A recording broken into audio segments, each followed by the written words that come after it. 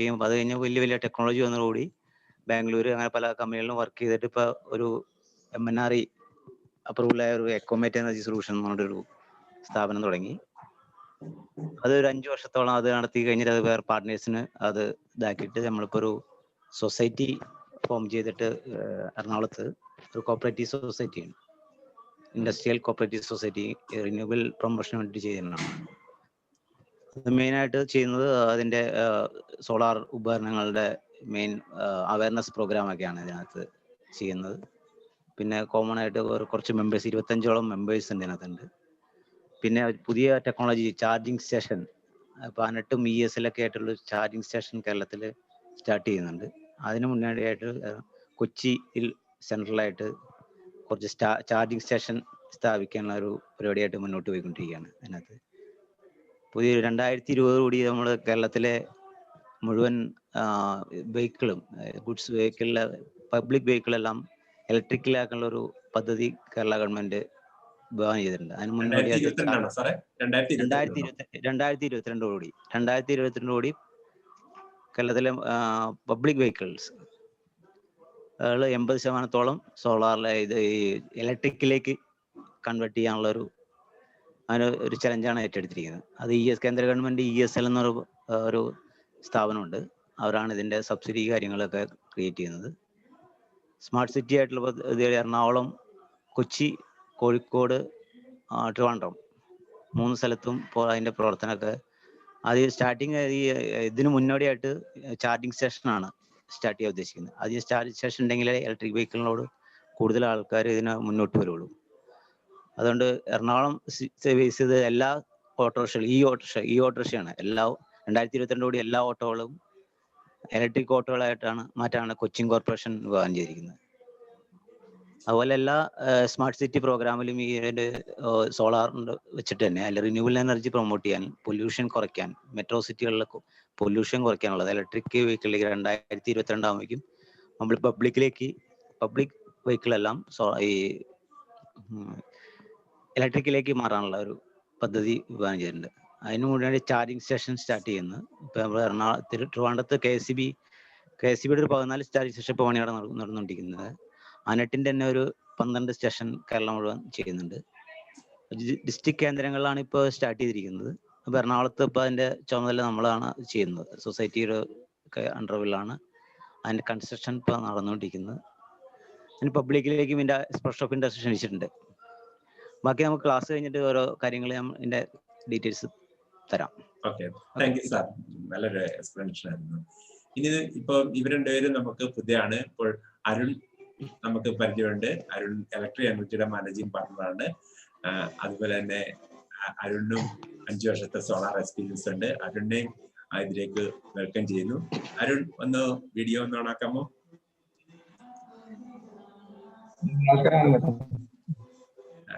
അരുണിന് സ്വാഗതം.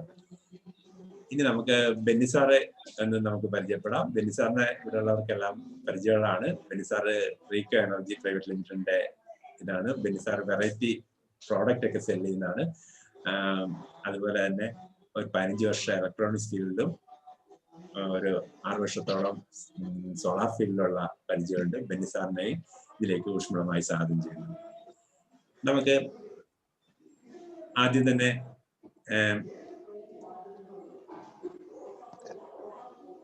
ഈ നെടുമ്പാശ്ശേരി എയർപോർട്ടിന്റെ അതിന്റെ പ്രോജക്ട് ഡിസൈനും അതിന്റെ ഇൻസ്റ്റലേഷനുമായിട്ട് ബന്ധപ്പെട്ട് എന്തൊക്കെ കാര്യങ്ങളാണ് ചെയ്തിരിക്കുന്നത്, ആദ്യം തമ്പി സാറിൽ നിന്ന് നമുക്ക് അതിന്റെ ഒരു വിവരണം നമുക്ക് കേൾക്കാം. Thampi sir, welcome. എല്ലാവർക്കും നമസ്കാരം. സാറ് പ്രോജക്റ്റിന്റെ ഡിസൈൻ ഡീറ്റെയിൽസ് ഒന്ന് ഷെയർ ചെയ്താൽ നന്നായിരുന്നു. അതിനകത്ത് വരുന്നത് ആക്ച്വലി ആ പ്രോജക്റ്റ് എന്താണ്, ഇത് ശരിക്കും പറഞ്ഞാൽ സിയാലിന്റെ വേറൊരു ഭാഗത്തുണ്ടായിരുന്ന കംപ്ലീറ്റ് സോളാർ സിസ്റ്റം ഈ ഫ്ലഡിന്റെ പ്രോബ്ലം കൊണ്ട് അത് നേരെ കൊണ്ടുവന്ന അതേ എക്യുപ്മെന്റ് തന്നെ വേറെ സ്ഥലത്തേക്ക് മാറ്റി സ്ഥാപിക്കുകയാണ് ചെയ്തിരിക്കുന്നത്. അപ്പൊ അതിനകത്ത് ഇതല്ല സാറേ ഒരു പ്രിന്റഡ് ഇതുണ്ട്, പ്രിന്റഡ് ആയിട്ടുള്ള ഒരെണ്ണം. അതെ, ഇതിനകത്ത് അവർ പറഞ്ഞിരിക്കുന്നത് 5.7 മെഗാവാട്ടിന്റെ പ്രോജക്റ്റ് ആണത്. അത് ആക്ച്വലി ഇത് ഗ്രിഡിലേക്ക് കണക്ട് ചെയ്യാനാണ്, KSEBിയുടെ ഗ്രിഡിലേക്ക്. അപ്പൊ അതിന് ഞാൻ സ്റ്റാർട്ട് ചെയ്തിരിക്കുന്നത് ഒരു ബെയറൽ ലാൻഡ്, ഇത് സോളാർ സ്റ്റാർട്ട് ചെയ്യുന്നതിന് മുമ്പുള്ള ഒരു ലാൻഡ് ഞാൻ അതിനകത്ത് കാണിച്ചിട്ടുണ്ട് ഒരു പിക്ചറിൽ. ഇത് സോറി, അതിനു മുമ്പത്തത് ഇതാണ് ആ ബെയറൽ ലാൻഡ്. ഇതായിരുന്നു ഈ ലാൻഡ്. നമ്മളത് കംപ്ലീറ്റ് ഗ്രേഡിങ്ങും കാര്യങ്ങളും ഒക്കെ ചെയ്ത് അതിനകത്ത് വാട്ടർ ക്ലോഗിങ്ങോ ഒന്നും മഴ പെയ്താലും വരാത്ത രീതിയിലാക്കിയിട്ട് വേണം ആ ഒരു പ്രോജക്റ്റ് കംപ്ലീറ്റ് ആക്കാനുണ്ടായിരുന്നത്.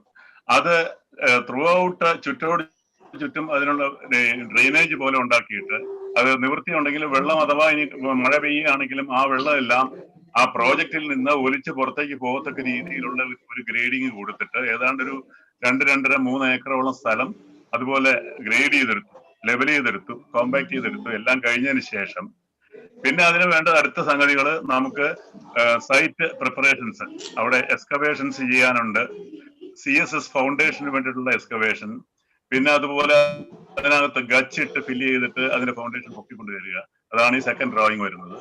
പിന്നെ അത് കഴിഞ്ഞിട്ട് പിന്നെ ഇത് HT കേബിളും LT കേബിളും കംപ്ലീറ്റ് നമ്മൾ ലേ ചെയ്യുന്നതിന് മുമ്പ് തന്നെ നമ്മളത് ഹൈപ്പോടെസ്റ്റ് ചെയ്ത്, ഇത് HT കേബിൾ ഹൈപ്പോടെസ്റ്റും LT കേബിള് മെഗർ ചെയ്ത് അത് ക്ലിയർ ആക്കുക.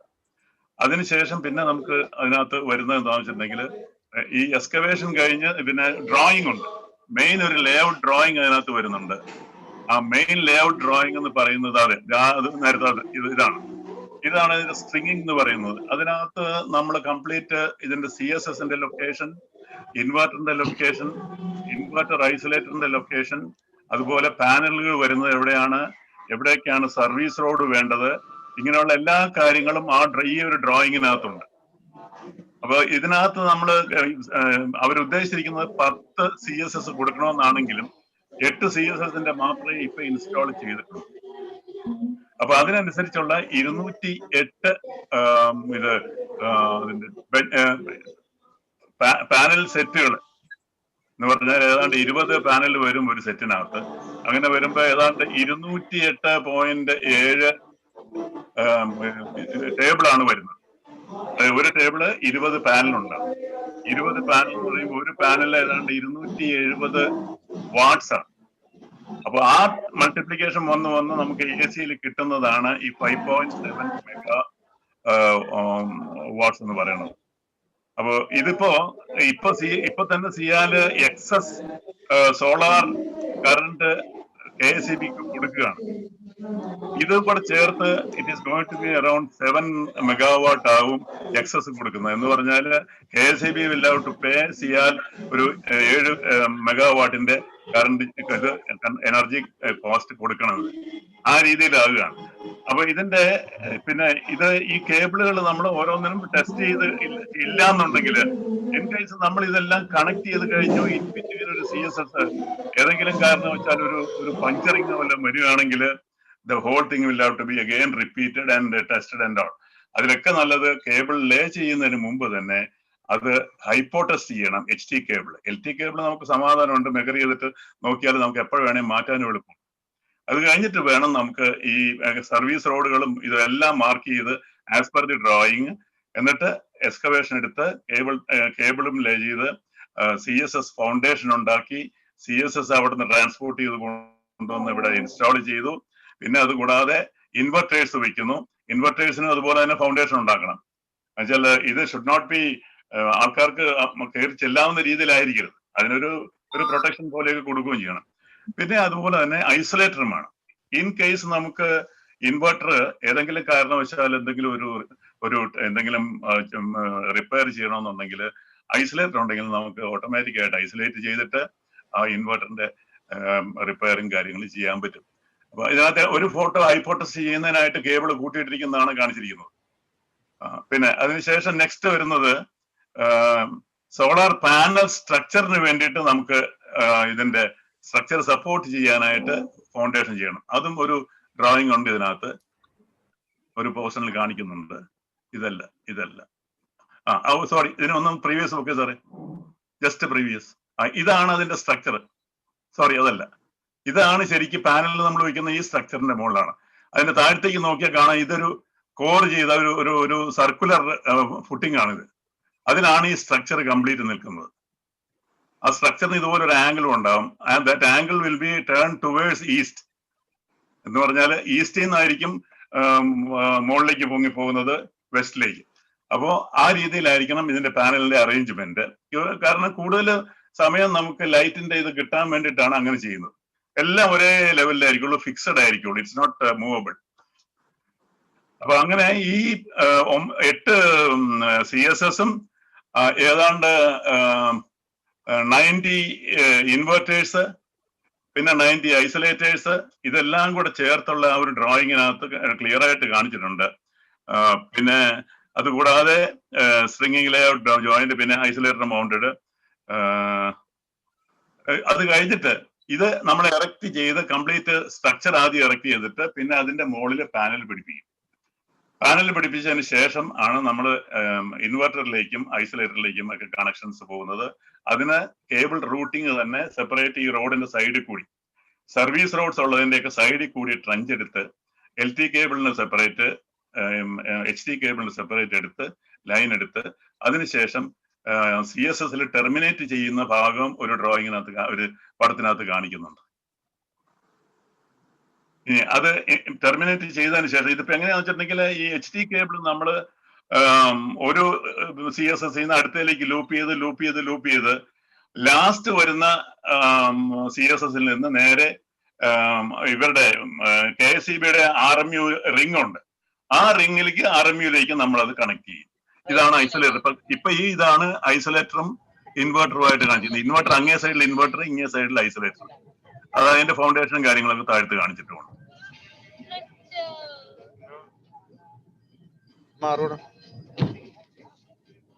പിന്നെ ഇതിനകത്ത് വേറെ 1-2 ഐറ്റംസ് കൂടെ ഞാൻ ഇതിനകത്ത് കാണിച്ചിട്ടുണ്ട്. അതൊക്കെ ഇതിനകത്ത് യൂസ്ഫുൾ ആണ്.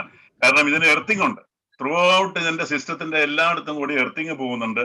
ആ എർത്തിങ്ങില് നമ്മൾ കൊടുക്കേണ്ടത് ഏതാണ്ട് അവിടെ ആ കംപ്ലീറ്റ് ഏരിയക്കകത്ത് നമ്മൾ ഒരു 50 എർപ്പിറ്റ് കൊടുത്തിട്ടുണ്ട് with pipe and everything, complete system. അതായത് മെയിൻ്റനൻസ് ഫ്രീ ആയിട്ടുള്ള എർത്തിങ് വർക്കാണ് അവിടെ ചെയ്തിരിക്കുന്നത്.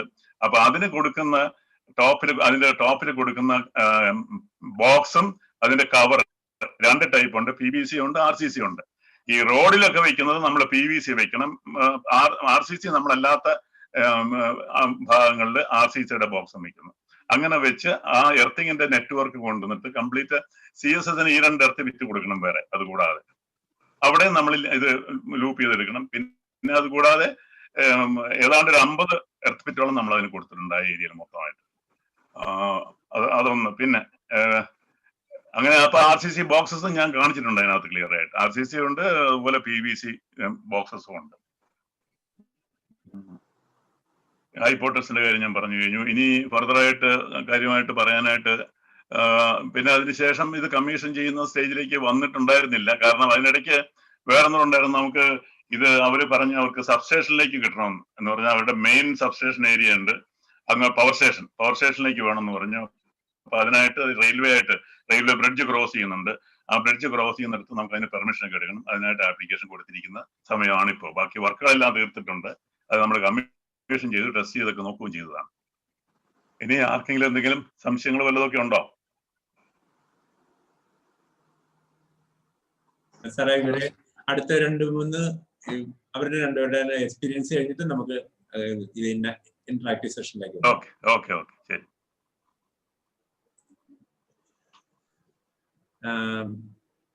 അരുണിന്റെ ഒരു എക്സ്പീരിയൻസ് ഒന്ന് ഷെയർ ചെയ്യാമോ ഇതിന്റെ ഇൻസ്റ്റലേഷനുമായിട്ട് ബന്ധപ്പെട്ട്? ഇൻസ്റ്റലേഷനിൽ ഞാൻ പറഞ്ഞില്ല, ഇപ്പം എനിക്ക് വന്നിരിക്കുന്നത് 2 എക്സ്പീരിയൻസ്, ഒന്ന് ഇന്ത്യയിലും പിന്നെ ഒന്ന് പുറത്ത് ദുബായിലുമാണ്. അപ്പൊ നമുക്ക് 2 ഓൾമോസ്റ്റ് 2 തരത്തിലാണ് ഇൻസ്റ്റലേഷന്റെ. എല്ലാം ബേസിക് ഒന്ന് തന്നെയാണ്, പക്ഷെ 2 തരത്തിൽ വന്നിട്ടുണ്ട്. ഇൻസ്റ്റലേഷന്റെ ഒരു മെത്തേഡ് 2 തരത്തിൽ വന്നിട്ടുണ്ട്. പിന്നെ നമുക്കിവിടെ ഇൻസ്റ്റലേഷനിൽ കോമൺ ആയിട്ട് ഇപ്പം ഇന്ന് നമ്മൾ ഇൻസ്റ്റലേഷനെ പറ്റിയാണ് കണ്ണൻ ഇത് എന്റെ ഒരു ഇത് പറയാനാണ്, എങ്ങനെയാണ് പറഞ്ഞേക്കുന്നത് എനിക്ക് മനസ്സിലായില്ല. ഇൻസ്റ്റലേഷന് അരുണിന് എന്തെങ്കിലും ഫേസ് ചെയ്ത പ്രോബ്ലം, അത് പരിഹരിച്ച വിധങ്ങളെ. ഇൻസ്റ്റലേഷന് പ്രോബ്ലം എന്ന് പറഞ്ഞു കഴിഞ്ഞാല് ഞാൻ വന്നേക്കുന്ന മെത്തേഡ് എന്ന് പറഞ്ഞു കഴിഞ്ഞാല് ഒരു താഴെ ലെവലിൽ നിന്ന് വന്നതാണ്. കാരണം അതായത് ഞാൻ സബ് കോൺട്രാക്ട് എടുത്തിട്ട് വന്നു. ആദ്യത്തെ മെത്തേഡ് എന്ന് പറഞ്ഞു കഴിഞ്ഞാൽ സബ് കോൺട്രാക്ട് എടുത്ത് ചെയ്തു. അതായത് ഒരു പണി എടുത്ത് ചെയ്തു, അത് കഴിഞ്ഞ് പണി എടുപ്പിച്ചു, അത് കഴിഞ്ഞ് പിന്നെ സ്വന്തമായിട്ട് പണി ചെയ്തു, അങ്ങനെ പിന്നെ കൺസൾട്ടന്റ് ആയിട്ട് പിന്നെ വർക്ക് ചെയ്തു. അപ്പൊ ആ ഒരു ലെവലിൽ അങ്ങനെ തന്നെ വരണമെന്ന് പറഞ്ഞുകൊണ്ട് വന്നതാ. അപ്പൊ അതുകൊണ്ട് എനിക്കിപ്പോ ഇതിനകത്തിൽ നമ്മൾ പൊതുവെ ഇപ്പൊ ഫേസ് ചെയ്തുകൊണ്ടിരിക്കുന്ന കുറെ പ്രോബ്ലംസിനെ പറ്റി അന്ന് തൊട്ട് ധാരണയുണ്ട്, അത് റെക്ടിഫൈ ചെയ്യും. ഇപ്പൊ ഉദാഹരണമായിട്ട് പറയുവാണെങ്കിൽ നമ്മൾ ഇൻസ്റ്റലേഷൻ സൈഡിൽ ഏറ്റവും കൂടുതൽ കണ്ടേക്കുന്നതാണ് പ്രോപ്പറായിട്ട് പാനൽസ് ഒന്നും, അതായത് പാനൽസ് ഇപ്പൊ നമ്മൾ ആദ്യം തൊട്ട് മണ്ട തൊട്ട് എടുക്കുവാണെങ്കിൽ പാനൽസിന്റെ സ്ട്രക്ചറിൽ പാനൽ അലൈൻ ചെയ്ത് വെക്കുന്നത് പലതും പല ഇതിൽ അലൈൻ ചെയ്ത് വെക്കും. ചിലത് വെക്കുന്ന മെത്തേഡ്, സ്ട്രക്ചറിലോട്ട് ഈ പാനൽ വെക്കുന്ന മെത്തേഡ്, അതായത് ഇൻസ്റ്റാൾ ചെയ്യുന്ന മെത്തേഡ്, പിന്നെ പാനൽ ലൂപ്പ് ചെയ്യുന്ന മെത്തേഡ്, അതായത് വയർ ഹാങ് ചെയ്തിരിക്കുക, കേബിൾ കണക്ട് ചെയ്യുന്ന കേബിൾസ് ഹാങ് ചെയ്ത് വരുന്നു, അതിലൊന്നും പ്രോപ്പറായിട്ട് ഒരു കെയറും കൊടുക്കാതെ ചെയ്യുന്നു. പിന്നെ പാനൽ ഹാൻഡിൽ ചെയ്യുന്ന രീതി, കാരണം നമുക്ക് അതിനെപ്പറ്റി സത്യം പറഞ്ഞു കഴിഞ്ഞാൽ പാനൽ ഹാൻഡിൽ ചെയ്യുന്നതിന്റെ രീതിയോ, അല്ലെ ഇപ്പൊ ഒരു 2 നില കെട്ടിടം അല്ലെ ഒരു 3 നില കെട്ടിടത്തിന്റെ അല്ലെ ഒരു ഷീറ്റിന്റെ മണ്ടയ്ക്ക് ഈ പാനൽ എങ്ങനെ വലിച്ചു കയറ്റുന്നു, ആ പാനൽ ഹാൻഡിൽ ചെയ്യുന്നതിന്റെ രീതി, പിന്നെ വന്നേക്കുന്നത് DC കേബിളിങ് റൂട്ടിങ്. അപ്പൊ റൂട്ടിങ് നമ്മൾ പുറത്ത് ചെയ്യുമ്പോഴത്തേക്കിനും ഒരു ഐസൊലേഷൻ സാധാരണ ഇതിൽ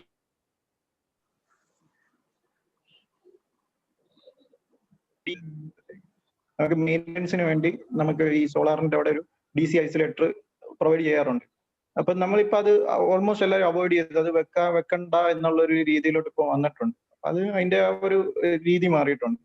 ഇപ്പൊ താഴെ തന്നെ ഒരു MCBയും ഒരു ഫ്യൂസും SPDയും കൂടെ വെച്ചിട്ട് ഇൻവെർട്ടറിന്റെ അടുത്ത് തന്നെ SPD വെക്കണം. അപ്പൊ മണ്ടയ്ക്ക് ഒരു ഐസൊലേഷൻ നമുക്ക് വേണമെങ്കിൽ മെയിൻ്റനൻസിന്റെ സമയത്താണ് ആക്ച്വലി ഇതൊക്കെ വേണ്ടത്. നമ്മളൊരു ഇൻസ്റ്റലേഷൻ ചെയ്യുമ്പോഴത്തേക്കിന് സാധാരണ രീതിയിൽ ഒരു 25 ഇയേഴ്സ് നോക്കുമ്പോഴത്തേക്കിന് നമ്മൾ പ്രധാനമായിട്ടും നോക്കേണ്ടത് നമുക്ക് മെയിൻ്റനൻസ് ആണ്. കാരണം ഈ 25 വർഷത്തേക്കിന് അല്ലെങ്കിൽ ഒരു 15 അല്ലെങ്കിൽ ഒരു 20 വർഷത്തേക്കിന് നമുക്ക് കയറി മെയിൻ്റനൻസ് ചെയ്യേണ്ടതാണ്. അപ്പൊ അതുകൂടെ കണ്ടിട്ട് ഇൻസ്റ്റാൾ ചെയ്യുന്നവരുടെ ഒരു ഇത് കുറവാണ്. അങ്ങനെയുള്ളൊരു അത് ഒരു സ്ട്രക്ചർ.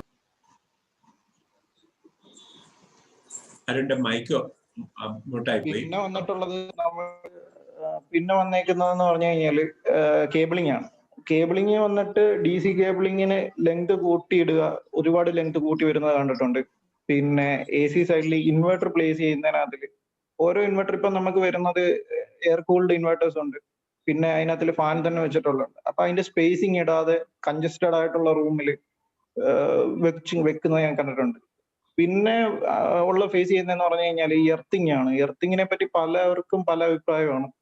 പലരും ഇപ്പൊ ലൈറ്റ്നിങ് അറസ്റ്ററും AC-യും DC എല്ലാം ഒരുമിച്ച് കൊടുക്കുന്നവരെ കണ്ടിട്ടുണ്ട്. DC-ക്ക് സെപ്പറേറ്റ് അടിച്ചു കൊടുക്കുന്നവരെ കണ്ടിട്ടുണ്ട്. പിന്നെ വന്നിട്ട് നമുക്ക് 2 തരത്തിലും, അതായത് AC സൈഡിലും DC സൈഡിലും 2 എർത്ത് വെച്ച് അടിക്കുന്നവരുണ്ട്. ലൈറ്റ്നിങ്ങിലും 3 എർത്ത് അടിക്കുന്നവരെ കണ്ടിട്ടുണ്ട്. അപ്പൊ അങ്ങനെ കുറെ പേർക്ക് ഇതിനെപ്പറ്റി ഒരു കറക്റ്റായിട്ട് ഒരു ഗൈഡൻസ് കിട്ടാതെ വരുന്നുണ്ട്. പിന്നെ ഒന്നുമില്ലാതെ ഒരു പാക്കേജ് ആയിട്ട് മേടിച്ച് ഇൻസ്റ്റാൾ ചെയ്യുന്നവരെ കണ്ടിട്ടുണ്ട്. അപ്പൊ ഇതൊക്കെയാണ് പൊതുവെ. ഇപ്പം ആക്ച്വലി എല്ലാവരും പറയും ഓൺ ഗ്രിഡ് എന്ന് പറയുന്ന സാധനം മെയിൻ്റനൻസ് ഫ്രീ ആണെന്ന് ഓൾമോസ്റ്റ് ഒരു ധാരണ ഇപ്പം ഓൾമോസ്റ്റ് ഉണ്ട്. പക്ഷെ എൻ്റെ ഒരു എക്സ്പീരിയൻസ് വെച്ചിട്ട് നമുക്ക് ഓൺ ഗ്രിഡ് അത്ര വലിയ കോംപ്ലിക്കേറ്റഡ് അല്ലാതെ തോന്നുന്നതെന്ന് വെച്ച് കഴിഞ്ഞാൽ ആ വീട്ടിൽ പവർ ഇൻട്രപ്ഷൻ വരില്ല. കാരണം ഈ ഓൺ ഗ്രിഡ് ഒരിക്കലും അവരുടെ പവറിനെ ബാധിക്കാത്തതുകൊണ്ട് നമുക്കത് വലിയൊരു കംപ്ലൈന്റ് ആയിട്ട്, കസ്റ്റമറിനെ സംബന്ധിച്ചിടത്തോളം അത് വലിയൊരു പ്രോബ്ലം ആയിട്ട് നമുക്ക് മാറുന്നത്. പക്ഷെ കംപ്ലൈന്റ് റേഷ്യോ സ്വാഭാവികമായിട്ടും കൂടി വരുന്നുണ്ട് ഇപ്പൊ. കാരണം അതിനനുസരിച്ച് കംപ്ലൈന്റ് റേഷ്യോ ഭയങ്കരമായിട്ട് കൂടുന്നുണ്ട് ഇപ്പൊ. ഈ ഒരു 6 മാസം കഴിഞ്ഞാൽ ഇപ്പൊ ഇവിടെ പിന്നെയും ആക്റ്റീവ് ആയിട്ട്. അപ്പൊ 6 മാസം കൊണ്ട് നമ്മൾ ഫേസ് ചെയ്യുമ്പോഴത്തേക്കും കംപ്ലൈന്റ് റേഷ്യോ ഓൺ ഗ്രിഡിന് കൂടുന്നുണ്ട്. അതെല്ലാം ഒരു ഇൻസ്റ്റലേഷന്റെ ഒരു ക്വാളിറ്റി കാരണമാകാം എന്നാണ് എൻ്റെ ഒരു കണക്കുകൂടൽ. ആ ഒരു ക്വാളിറ്റി കാരണം ഈ പറഞ്ഞേക്കുന്ന കംപ്ലൈന്റ് റേഷ്യോ കൂടാനായിട്ട് ഒരുപാട് ചാൻസ് ഉണ്ട്. കാരണം 4 വർഷം മുമ്പ് വെച്ച പാനൽസ് പോലും ഇന്ന് മൈക്രോ ക്രാക്കും പിന്നെ കേബിൾസിനകത്തിലുള്ള പ്രശ്നവും അങ്ങനെയുള്ള ഒരുപാട് പ്രശ്നം വന്ന് എനിക്ക് മാറേണ്ടതായിട്ട് വന്നിട്ടുണ്ട്. അത് അപ്പൊ ഈ പാനൽസിന്റെ കാര്യം എടുത്തപ്പോൾ എനിക്ക് മനസ്സിലായതെന്ന് വെച്ച് കഴിഞ്ഞാൽ ഇൻസ്റ്റലേഷൻ സമയത്ത് അത് ഹാൻഡിൽ ചെയ്തതിന്റെ ഒരു കുഴപ്പം കൊണ്ട് ഒരുപാട് ക്രാക്സും മറ്റുള്ള കാര്യങ്ങളൊക്കെ വന്നിട്ടുണ്ട്. അപ്പം ആ ഒരു എഫക്റ്റ് 4 വർഷമാണ് സത്യം പറഞ്ഞു കഴിഞ്ഞാൽ ആ ഇൻസ്റ്റലേഷന്റെ ക്വാളിറ്റി കാരണം നമുക്ക് ഇത് ചെയ്തേക്കാം. അപ്പൊ അതൊക്കെയാണ് പൊതുവെ ഞാൻ ഫേസ് ചെയ്തിട്ടുള്ള കണ്ടുകൊണ്ടിരിക്കുന്ന കുറച്ച് കാര്യങ്ങൾ. പിന്നെ ഇനിയിപ്പോ വരാൻ പോകുന്നതെന്ന് വെച്ചാൽ ലൈനിനകത്തിൽ ഡിമാൻഡ് ഇല്ലാത്ത ഒരു സിറ്റുവേഷനും വരുന്നുണ്ട്. ലൈനിനകത്തിൽ ഇത് റാമ്പപ്പും ഇൻവെർട്ടറിന്റെ റാമ്പപ്പ് ചെയ്യുന്നതിന്റെ ഒരു കുറച്ച് പ്രോബ്ലംസ് നമ്മൾ ഫേസ് ചെയ്യുന്നുണ്ട്. ഇതൊക്കെയാണ് പൊതുവെ ഞാൻ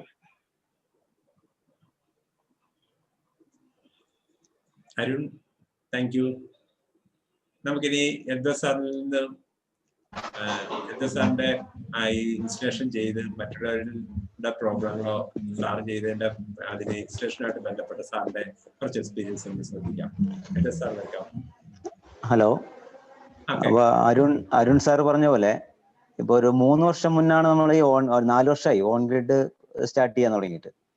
അന്ന് 4 വർഷം മുന്നേ നമ്മൾ ഓൺ ഗ്രിഡ് സ്റ്റാർട്ട് ചെയ്യുമ്പോൾ ഈ കമ്പനികൾ പറഞ്ഞിരിക്കുന്നത് ഒരു 99% ഇൻവെർട്ടർ കംപ്ലൈന്റ് വരില്ല എന്നുള്ള കൺസെപ്റ്റാണ് നമ്മുടെ കയ്യിൽ ഉണ്ടായിരുന്നത്. അതുകൊണ്ട് നമ്മൾ വളരെ കംപ്ലൈന്റ് ഫ്രീ ആണല്ലോ എന്നിട്ടാണ് ഓൺ ഗ്രിഡിലേക്ക് പോകാൻ പോയത്. ഇപ്പോഴാണ് ഇപ്പൊ 3 വർഷം കഴിഞ്ഞപ്പോഴാണ് ഈ കംപ്ലൈൻസ് ഒക്കെ ഇത് ഓരോന്നോരോന്ന് വന്നു തുടങ്ങിയത്. കംപ്ലൈൻസ് കൂടുതലും വരുന്നത് ഇൻസ്റ്റലേഷൻ പാർട്ടാണ്. നമ്മൾ അന്ന് അത്ര ഇൻസ്റ്റലേഷൻ പാർട്ട് അത്ര ശ്രദ്ധിച്ചിരുന്നില്ല. ഇത് വെച്ച് കഴിഞ്ഞാൽ അധികം പാനൽ ക്ലീനിങ് മാത്രം മതി എന്നുള്ള കൺസെപ്റ്റ് ആയിരുന്നു എല്ലാവർക്കും ഉണ്ടായിരുന്നത്. ആ പാനൽ മാത്രം ക്ലീനിങ് ഒരു ആളുകളെ ഏൽപ്പിക്കുകയും അല്ലെങ്കിൽ കസ്റ്റമറോട് പറയുകയും ചെയ്തിട്ടുണ്ടായിരുന്നു. ഇപ്പോൾ ഓരോ പ്രശ്നം കംപ്ലൈന്റ് വന്നു തുടങ്ങിയപ്പോൾ നമ്മളത് റെക്ടിഫൈ ചെയ്യാൻ തുടങ്ങിയപ്പോൾ പ്രോബ്ലം 90% ഇൻവെർട്ടറിനല്ല, ഇൻവെർട്ടറിന് ഫിറ്റ് ചെയ്യുമ്പോൾ ഇൻസ്റ്റലേഷൻ ചെയ്യുമ്പോൾ ഉണ്ടാകുന്ന കുറെ പ്രോബ്ലം കൊണ്ടാണ്. അതിന്റെ കേബിൾ സൈസ് ചെയ്യുന്ന പ്രോബ്ലം കൊണ്ടും ഇത് കറക്റ്റായിട്ട് മൗണ്ട് ചെയ്യാത്തതുകൊണ്ടും ഇത് മോഡ്യൂൾ ഹാൻഡിൽ ചെയ്യുന്നതിന്റെ പ്രശ്നം കൊണ്ടൊക്കെയാണ് മോഡ്യൂൾ കംപ്ലൈന്റ് വരുന്നതും. അതുപോലെ ഇൻവെർട്ടർ കംപ്ലൈന്റ് വന്നത്, ഇൻവെർട്ടറിന്റെ DC സൈഡൊക്കെ ലൂസ് കണക്ഷൻ ആണെങ്കിൽ ഹൈ വോൾട്ടേജ് മെറ്റീരിയൽസ് ആണ് യൂസ് ചെയ്യുക, ഹൈ വോൾട്ടേജ് കണക്ടേഴ്സ് ആണ് വരുന്നത്. അതിൽ ലൂസ് കണക്ഷൻ ഉണ്ടെങ്കിലും എന്തെങ്കിലും ആർക്ക് ചെയ്ത് കഴിഞ്ഞാൽ ഭയങ്കര തീപിടുത്തത്തിന് ചാൻസ് ഉണ്ട്. അതാണ് കൂടുതൽ ഇപ്പോൾ ഇൻസ്റ്റലേഷൻ ബേസിലുള്ള കുറെ മെറ്റീരിയലിന്റെ കംപ്ലൈന്റ് ആണ് നമുക്ക് ഇതുവരെ കൂടുതൽ കിട്ടിയിരിക്കുന്നത്. ഒരു 10% ആണ് ഈ inverter complaint, inverter software complaint ആയിട്ടും ഒക്കെ സർജ് പോയിട്ടും അങ്ങനെയുള്ള പ്രശ്നങ്ങൾ വരുന്നത്. കൂടുതൽ വരുന്നത് ഇൻസ്റ്റലേഷൻ പാർട്ടാണ്. ഇപ്പൊ നമ്മൾ പോയിക്കുന്ന സാധനം ഇൻസ്റ്റലേഷൻ കമ്പനി വിളിക്കുമ്പോൾ അല്ല, ഇൻസ്റ്റലേഷൻ ആദ്യം പോയി നോക്കും നമ്മൾ ഇൻവെർട്ടറിന്റെ ഫോൾട്ട് ആണോ, അത് ഏതെങ്കിലും സർജ് SPD വെച്ചിട്ടുണ്ട്, DC സൈഡിൽ SPD വെക്കുന്നുണ്ട്, AC സൈഡിൽ SPD വെക്കുന്നുണ്ട്. ഈ സർജ് പോയിട്ടുണ്ടെങ്കിൽ പോലും നമ്മൾ മാറ്റാറില്ല, നമ്മൾ അറിയാറില്ല ഈ സർജ് പോയിട്ടുണ്ടോ എന്ന്. അത് SPD വർക്ക് ചെയ്യുന്നുണ്ടോ എന്ന് ഇൻസ്റ്റാൾ ചെയ്ത് കഴിഞ്ഞ് 2-3 മാസത്തിനുള്ളിൽ നോക്കാല്ലാതെ പിന്നെ അത് ശ്രദ്ധിക്കാറില്ല. പിന്നെയാണ് സർജ് പോയിട്ടുണ്ടാവും, സർജും പോയിട്ട് വീണ്ടും ലൈറ്റ്നിങ് വന്നിട്ട് വീണ്ടും മെഷീനിലേക്ക് സിസ്റ്റം വന്നിട്ടുണ്ട്. അപ്പോൾ പീരിയോഡിക് ആയിട്ട് ഇപ്പൊ സർജ് നോക്കേണ്ടിയിരിക്കുന്നു. 2-3 മാസത്തിനിടയ്ക്ക് സർജ് പ്രൊട്ടക്ഷൻ, അതിൽ ലൂസ് കണക്ഷൻസ് എന്തെങ്കിലും ഈ ജംഗ്ഷൻ ബോക്സിൽ ലൂസ് കണക്ഷൻ ഉള്ള ചാൻസ് ഒക്കെ ഉണ്ട്. ഒരു 1-2 വർഷം കഴിയുമ്പോൾ ഈ സ്ക്രൂസ് ഒക്കെ ലൂസ് ആവും, തന്നെ ലൂസ് ആവണ ടൈറ്റ് ആയില്ലെങ്കിൽ ഇത് ലൂസ് ആവണ പ്രശ്നങ്ങളൊക്കെ വരുന്നുണ്ട്. അതുപോലെ MC4ന്റെ കണക്ടേഴ്സ് കംപ്ലൈന്റ് വരുന്നുണ്ട്. MC4ന്റെ ക്വാളിറ്റി നമുക്ക് അത്ര ഏത് കമ്പനി എത്ര ക്വാളിറ്റി എന്ന് നമുക്ക് മനസ്സിലാക്കാൻ നേരിട്ട് കണ്ടാൽ മനസ്സിലാക്കാൻ കിട്ടുന്ന മെറ്റീരിയലിന്റെ MC4 വെച്ചിട്ടാണ് ഇപ്പൊ എല്ലാവരും ചെയ്യുന്നത്. അതിന്റെ ഒരു ക്വാളിറ്റി ഒന്നും ഏതാണ് നല്ല കമ്പനി ഒന്നും അന്ന് നമുക്ക് 2-3 വർഷം മുന്നൊന്നും നമുക്ക് മനസ്സിലായിട്ടുണ്ടായിരുന്നില്ല. അന്ന് ഈ മാർക്കറ്റിൽ കിട്ടുന്ന MC4 വെച്ചാൽ കമ്പനി തരുന്ന MC4 വെച്ചിട്ടാണ് ചെയ്യുന്നത്. ആ MC4 ഒക്കെ ഇപ്പൊ പുറത്ത് ഇതിന്റെ ടെമ്പറേച്ചർ കൊണ്ടും ഇതിന്റെ അറ്റ്മോസ്ഫിയർ കൊണ്ടും ഡാമേജ് ആയിട്ടുണ്ട്. അതുകൊണ്ട് ഇത് കുറച്ച് അത് MC4 ഇളക്കാൻ പറ്റാത്ത അവസ്ഥ തന്നെ വന്നിരിക്കുന്നത്. കട്ടി കളഞ്ഞിട്ട് പുതിയ MC4 ഇട്ട് കൊടുക്കുകയാണ്. ക്വാളിറ്റി ഇല്ലാത്തതുകൊണ്ട്, MC4ന്റെ ക്വാളിറ്റി ഇല്ലാത്തതുകൊണ്ടും കംപ്ലൈന്റ്, ഈ കണക്ടേഴ്സിന്റെ കംപ്ലൈന്റ് കൊണ്ട് വരുന്നുണ്ട്, സ്പാർക്കിങ് വരുന്നുണ്ട്. അതൊക്കെ നമ്മൾ ശ്രദ്ധിക്കേണ്ട കാര്യങ്ങളാണ്. പിന്നെ നമ്മൾ കറക്റ്റായിട്ട് ടൂൾസ്, അതായത് നമ്മൾ ഇൻസ്റ്റലേഷന് പോകുമ്പോൾ ഒരു ടൂൾസ് കൃത്യമായ അതിന്റെ കറക്റ്റായ ടൂൾസ് അത്യാവശ്യമായിട്ട് കൊണ്ടുപോകണം. അത്യാവശ്യം ആ ടൂൾസ് ഉപയോഗിച്ചിട്ട് മാത്രമേ നമ്മൾ ഈ ഇൻസ്റ്റലേഷൻ പ്രവൃത്തി ചെയ്യാവൂ. എന്നാലേ ഇത് ടൈറ്റായി നിൽക്കുള്ളൂ. ഒരു 5 വർഷത്തേക്കെങ്കിലും മിനിമം 5 വർഷം പീരിയോഡിക് മെയിൻ്റെനൻസ് നമുക്ക് ലൂസായ ഒരു പ്രശ്നം കൊണ്ട് സിസ്റ്റം കംപ്ലൈന്റ് വരാനോ അതിനെ എഫക്ട് ചെയ്യാനോ സാധിക്കണം. നമ്മൾ അതിൻ്റെതായ കറക്റ്റായ ടൂൾസ് ഇതിനകത്ത് പ്രത്യേകമാണ്. ഇതിന് വേണ്ട MC4ന്റെ റിമൂവർ, MC4 കണക്ട് ചെയ്യാനുള്ള ക്രിമ്പിംഗ് ടൂൾസ്, പ്ലെയർ, സ്പാനർ, അങ്ങനെയുള്ള ഇതെല്ലാം കൃത്യമായ. അതുപോലെ ഇൻസ്റ്റലേഷൻ ചെയ്ത് കഴിഞ്ഞാൽ നമ്മൾ എർത്തിങ് നമ്മൾ ശ്രദ്ധിക്കാറില്ല വെച്ചാൽ നമ്മൾ എർത്തിങ് ചെയ്യും, AC സൈഡ് എർത്ത് ചെയ്യും, DC സൈഡ് എർത്ത് ചെയ്യും. പക്ഷെ എർത്തിങ് കറക്റ്റ് ആയെന്ന് നമ്മൾ ആരും നോക്കാറില്ല. ഭൂരിഭാഗം ആളുകളും എർത്തിങ് വെച്ചിട്ട് നോക്കാറില്ല. നമ്മൾ ടെസ്റ്റിങ് മാത്രം മീറ്റർ വെച്ച് നോക്കും, ജസ്റ്റ് കണ്ടിന്യൂറ്റി ഉണ്ട്, ഓക്കെ, അതാ ചെയ്യണം എല്ലാം. അതുപോലെ പാനൽസ് എല്ലാം ലൂപ്പ് ചെയ്തിട്ട് എർത്തിങ് പോയിന്റ് എല്ലാം പാനലിൽ ഇന്റർകണക്ട് ചെയ്തിട്ട് എർത്ത് ചെയ്യണമെന്നാണ്.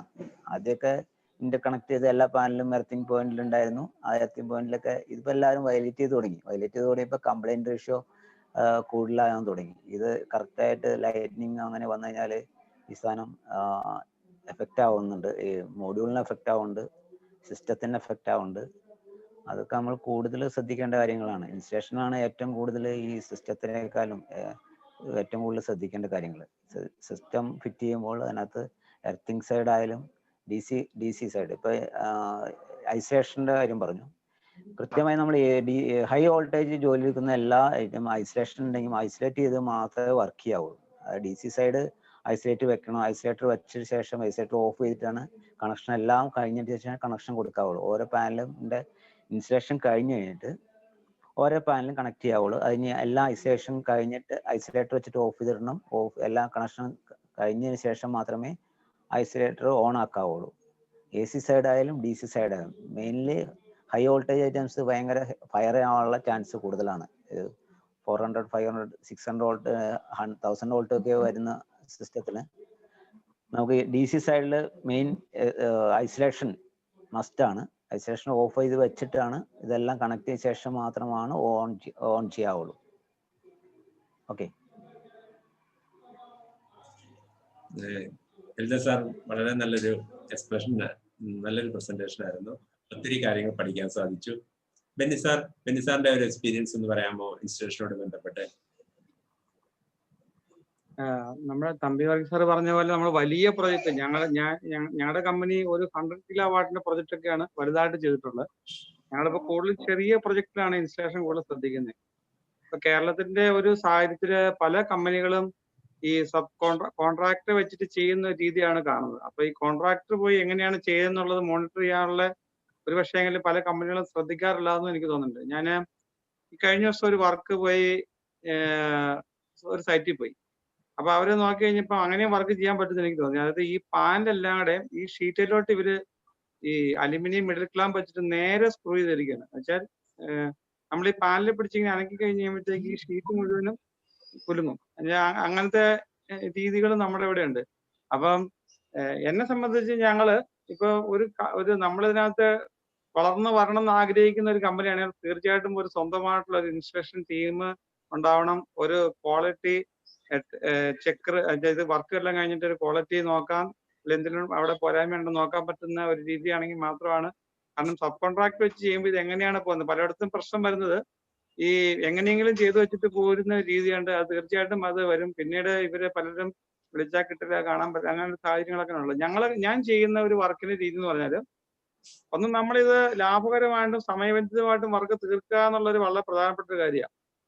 ഇപ്പം എനിക്കൊരു 5 കിലോവാട്ടിന്റെ ഒരു ഓർഡർ കിട്ടിക്കഴിഞ്ഞാൽ അതൊരു ഫ്ലാറ്റ് റൂഫ് ആയിട്ടുള്ള ഒരു ലെവൽ വാർക്ക് ആയിട്ടുള്ള ഒരു സ്ഥലമാണെങ്കിൽ ഞാൻ ഒരു 6 പേര് 7 പേരുടെ ഒരു ടീമാണ് ഈ വർക്ക് ചെയ്യാൻ വേണ്ടി. അപ്പൊ ഞങ്ങൾ തലേദിവസം തന്നെ കംപ്ലീറ്റ് A to Z ഇതിന്റെ മെറ്റീരിയൽ വണ്ടിയിൽ എടുത്തു വെക്കും. ഇത്തിരി ഒരു 50 കിലോമീറ്റർ 60 കിലോമീറ്റർ ദൂരമാണെങ്കിൽ ഞങ്ങൾ എല്ലാ തലേദിവസം എടുത്തു വെച്ച് കംപ്ലീറ്റ് എല്ലാ കമ്പൗണ്ട്സും അല്ലെ ഇതിന്റെ എല്ലാ പ്രൊഡക്റ്റ് ബിൽ ഓഫ് മെറ്റീരിയൽ എല്ലാം ഉണ്ടോ എന്ന് ഉറപ്പുവരുത്തും. എന്നിട്ട് രാവിലെ ഒരു ഏർലി മോർണിംഗിൽ തന്നെ ഈ വർക്ക് പോവുകയാണ്. അപ്പൊ ഒരു ദിവസം കൊണ്ട്, അങ്ങനെയാണെങ്കിൽ ഒരു ദിവസം കൊണ്ട് ഈ വർക്ക് നമുക്ക് ഫിനിഷ് ചെയ്യാൻ പറ്റും. 5 കിലോവാട്ട് വർക്ക് ഒരു ഫ്ലാറ്റ് റൂഫ് ആണെങ്കിൽ ഒരു ദിവസം കൊണ്ട് നമുക്ക് ഫിനിഷ് ചെയ്യാൻ പറ്റും. അപ്പൊ അതിന് നമുക്ക് അതിനുള്ള ഫ്ലാറ്റ് റൂഫ് ആണെങ്കിൽ സ്റ്റാൻഡേർഡ് അല്ല ഒരു കോമൺ സ്ട്രക്ചർ നമുക്കുണ്ട്. അത് കോൺക്രീറ്റ് ബ്ലോക്ക് വെച്ചിട്ട് അത് നമ്മൾ ഒട്ടിച്ച് നമ്മളത് ഒരു ടീം അതിനകത്ത് രാവിലെ എല്ലാവരും ഈ പാനല് സംഭവങ്ങളെല്ലാം ആദ്യത്തെ എല്ലാം മുകളിൽ കയറ്റും. അത് ഒരു 2 പേരുടെ 3 പേരുടെ ഒരു വർക്ക് കൊണ്ട് ഉച്ച വരെ തീർക്കൊണ്ട് ഈ പാനലിലെ വർക്കെല്ലാം നമുക്ക് തീർക്കാൻ പറ്റും. ബാക്കി ഓരോരുത്തരും ഒരു 6 പേര് 8 പേരുടെ ടീമാണെങ്കിൽ ഓരോരുത്തരും തിരിച്ച് വൈകുന്നേരം ആകുമ്പോഴത്തേക്കും വർക്ക് തരും. അപ്പൊ എർത്ത് ബീറ്റ് എടുക്കുക, അല്ലെങ്കിൽ അതിന്റെ ലൈൻ അടിക്കുക. ഒരാള് അതിനകത്ത് മെയിൻ ടെക്നീഷ്യൻ ആള് ഇൻവെർട്ടറിന്റെ ഇൻസ്റ്റലേഷൻ, അതിന്റെ വയറിങ് കാര്യങ്ങളൊക്കെ അവർ ചെയ്യുന്നു. അങ്ങനെ പോരുന്ന രീതിയാകുമ്പോൾ നമുക്ക് ഈ വർക്കും പ്രോഫിറ്റ് ആയിട്ട് ചെയ്യാൻ പറ്റും, ക്വാളിറ്റിയിൽ ചെയ്യാനും പറ്റും. അപ്പം അതിനെക്കുറിച്ച് നല്ല ധാരണയുള്ള ഒരാള് 2-3 ടീമിനകത്ത് ഉണ്ടായിരിക്കണം. ഞങ്ങള് ഇപ്പൊ ആഴ്ചയിൽ ഒരു 3 വർക്ക് 4 വർക്ക് ചെയ്യുന്ന രീതിയിലോട്ടായി. ഞങ്ങളിപ്പോ 2 ടീം ഒരേ സമയത്ത് വർക്ക് ചെയ്യുന്ന രീതിയിൽ പോകുന്ന തരുന്നുണ്ട്. അങ്ങനെ ചെയ്യുന്ന രീതിയാണ് നമുക്കുള്ളത്. പിന്നെ ഷീറ്റ് റൂഫിന്റെ പുറത്ത് ഒക്കെ ആണെങ്കിൽ ചിലപ്പോൾ 2 ദിവസം 3 ദിവസമൊക്കെ ചിലപ്പോൾ നീണ്ടുപോകും. അതിന്റെ മുകളിലാണ് നമുക്ക് ഇത് കയറാനും അല്ലെ വാക്വേ ഉണ്ടാക്കണം, അത് ക്ലീനിങ്ങിനുള്ള. ഇപ്പൊ മറ്റേ ഈ ഹോട്ട് ടിപ്പ് ഗാൽവനൈസ്ഡ് സ്ട്രക്ചർ ഒന്നും നമ്മൾ ഷീറ്റ് റൂഫിലൊന്നും വെക്കുക പ്രായോഗികമല്ല. കാരണം അതായത് സ്ട്രക്ചർ നമുക്ക് പല അതിന്റെ ഇൻക്ലിനേഷൻ അതിന്റെ ഡയറക്ഷൻ ഒന്നും നമുക്ക് ചിലപ്പം ഷീറ്റ് റൂഫിൽ ഈ നമ്മുടെ ഹോട്ട് ടിപ്പ് സ്ട്രക്ചറെ പറ്റില്ല. അപ്പൊ നമ്മളത് നമ്മുടെ നോർമൽ GI പൈപ്പ് അല്ല പൈപ്പ് ഉപയോഗിക്കേണ്ടി വരും. അപ്പൊ അത് FOC പെയിന്റ് നന്നായിട്ട് അടിച്ച് അത് FOC പെയിന്റും കൂടെ അടിച്ചാലാണ് അത് നമുക്ക് ഈ പറഞ്ഞ തന്നെ ഒരു 10-15 വർഷത്തേക്കെങ്കിലും ഒക്കെ ഇതൊരു തുരുമ്പെടുക്കാതെ ഉള്ള നിൽക്കുള്ളൂ. അതെല്ലാം പിന്നെ നമുക്ക് ക്ലീനിങ്ങിനുള്ള പ്രൊവിഷന് അവിടെ നമുക്ക് ഉണ്ടാവണം.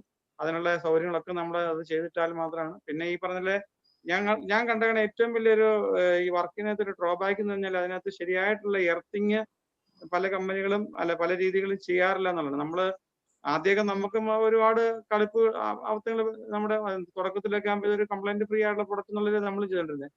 പക്ഷെ നമ്മൾ മനസ്സിലാക്കി കഴിഞ്ഞാൽ എർത്ത് പ്രോപ്പറായിട്ട് ചെയ്ത് കഴിഞ്ഞാൽ ഒരു പരിധി വരെ അവിടെ പ്രശ്നം ഉണ്ടാവില്ല എന്നുള്ളതാണ്. നമ്മൾ ശരിയായ രീതിയിൽ കുറച്ച് വലിയ എർത്ത് ബിറ്റ് അടിച്ച് നന്നായിട്ട് ചെയ്ത് നമ്മൾ ടൈപ്പ് 1+2 തന്നെ നമ്മൾ ഈ SPD വെക്കണം. അത് DC സൈഡും AC സൈഡും ഒക്കെ ശരിയായ രീതിയിൽ എർത്ത് ചെയ്ത് കഴിഞ്ഞാൽ ഒരു പരിധി വരെ അതൊരു നമുക്ക് കംപ്ലൈന്റ് ഫ്രീ ആയിട്ട് നമുക്ക് കിട്ടും. അതുപോലെ ആ ഒരു എല്ലാ രീതിയിലും അതിന്റെ ഒരു സ്റ്റാൻഡേർഡ് ചെയ്യുക. ഇതൊക്കെയാണ് ഞങ്ങൾ ഓരോ വർക്ക് ചെയ്യുമ്പോഴും ഞങ്ങൾ എന്തൊക്കെ പിന്നെ അവിടെ എന്തൊക്കെയാണ് കുറവുള്ളത്, അടുത്ത വർക്കിലോട്ട് കൂടുതൽ നമ്മളെ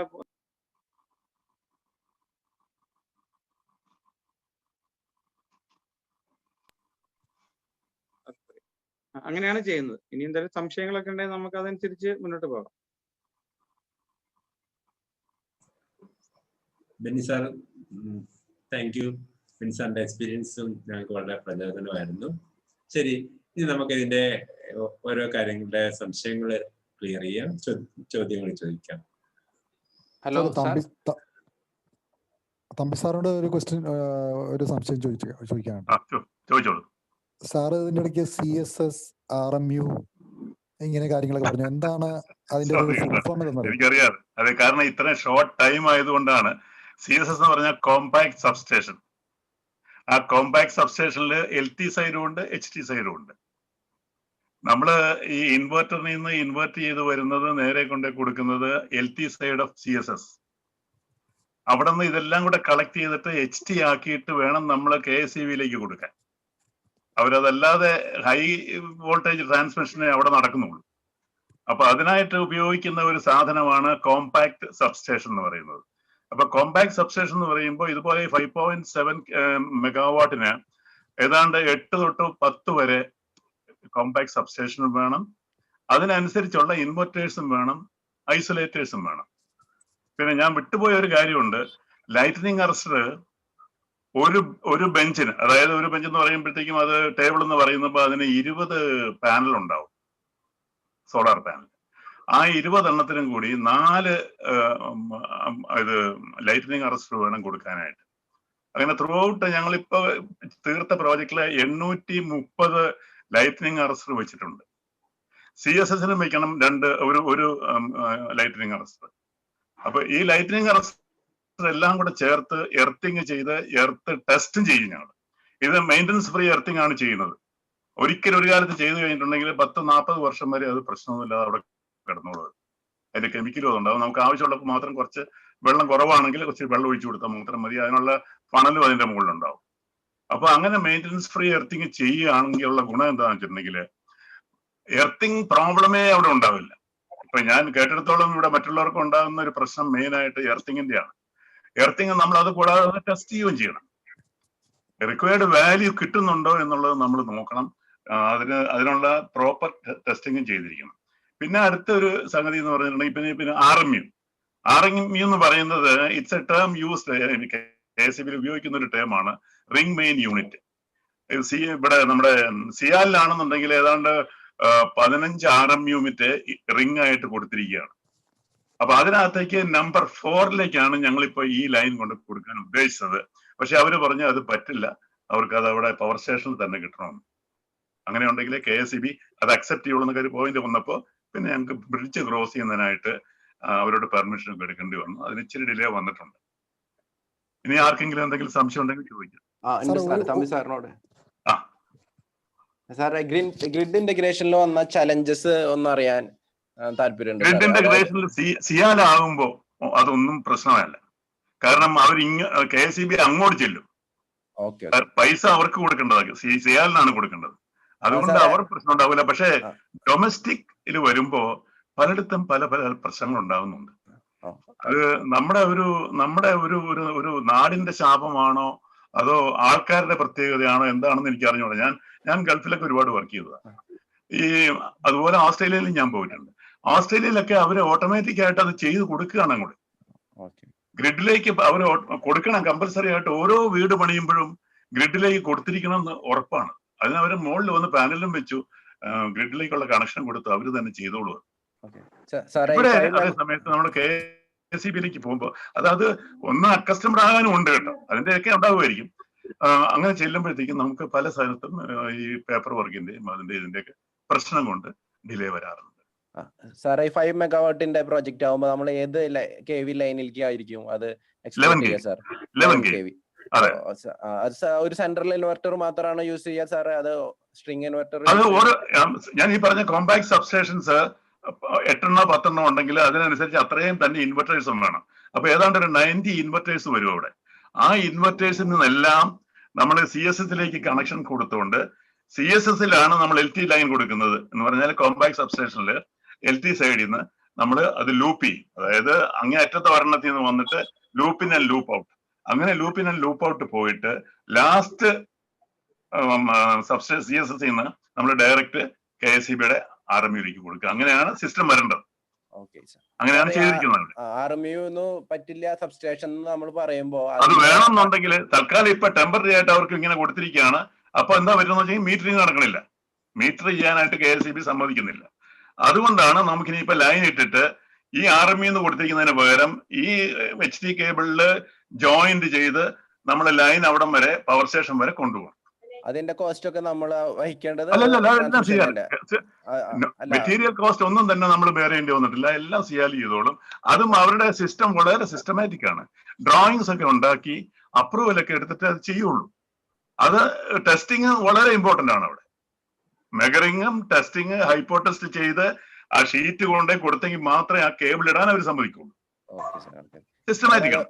അതേപോലെ പവർ ഇവാക്വേഷൻ റിവേഴ്സ് ഫ്ലോക്കുള്ള ചാൻസ് ഇത്ര വലിയ പ്രോജക്റ്റിൽ എങ്ങനെയാ സാർ ഹാൻഡിൽ ചെയ്യുക? എങ്ങനെ പവർ ഇവാക്വേഷന്റെയും പിന്നെ അതേപോലെ റിവേഴ്സ് നമ്മൾ പവർ ഫ്ലോ ചെയ്യും? KSEB അവർക്ക് ഹെൽപ്പ് ചെയ്യാൻ വരും. KSEBയുടെ ഒരു ഗ്യാങ് തന്നെ അവിടെ ഉണ്ട് അവർക്കായിട്ട്, സിയാലിനായിട്ട്. കാരണം പല പല സ്ഥലത്തും പ്രശ്നം ഉണ്ടായിക്കൊണ്ടിരിക്കുകയാണ്. അത് വലിയൊരു പ്രോജക്റ്റ് അല്ലേ. അപ്പൊ അതിനായിട്ടൊരു ഗ്രൂപ്പ് തന്നെ അവിടെ ഉണ്ട്. അവർ വർക്ക് ചെയ്യുന്ന ഓൾമോസ്റ്റ് ലൈക്ക് സിയാൽ സ്റ്റാഫാണ്. എപ്പോ വിളിച്ചാലും അവർ വരും, അവർ ഓഫ് ചെയ്ത് തരേണ്ടത് ഓഫ് ചെയ്ത് തരും, ചെയ്തു തരുന്നുണ്ട്. അതേ സമയത്ത് ഒരു നമ്മുടെ ഡൊമസ്റ്റിക് ആണെന്നുണ്ടെങ്കിൽ ഈ പറഞ്ഞ പല പല ബുദ്ധിമുട്ടുകളും.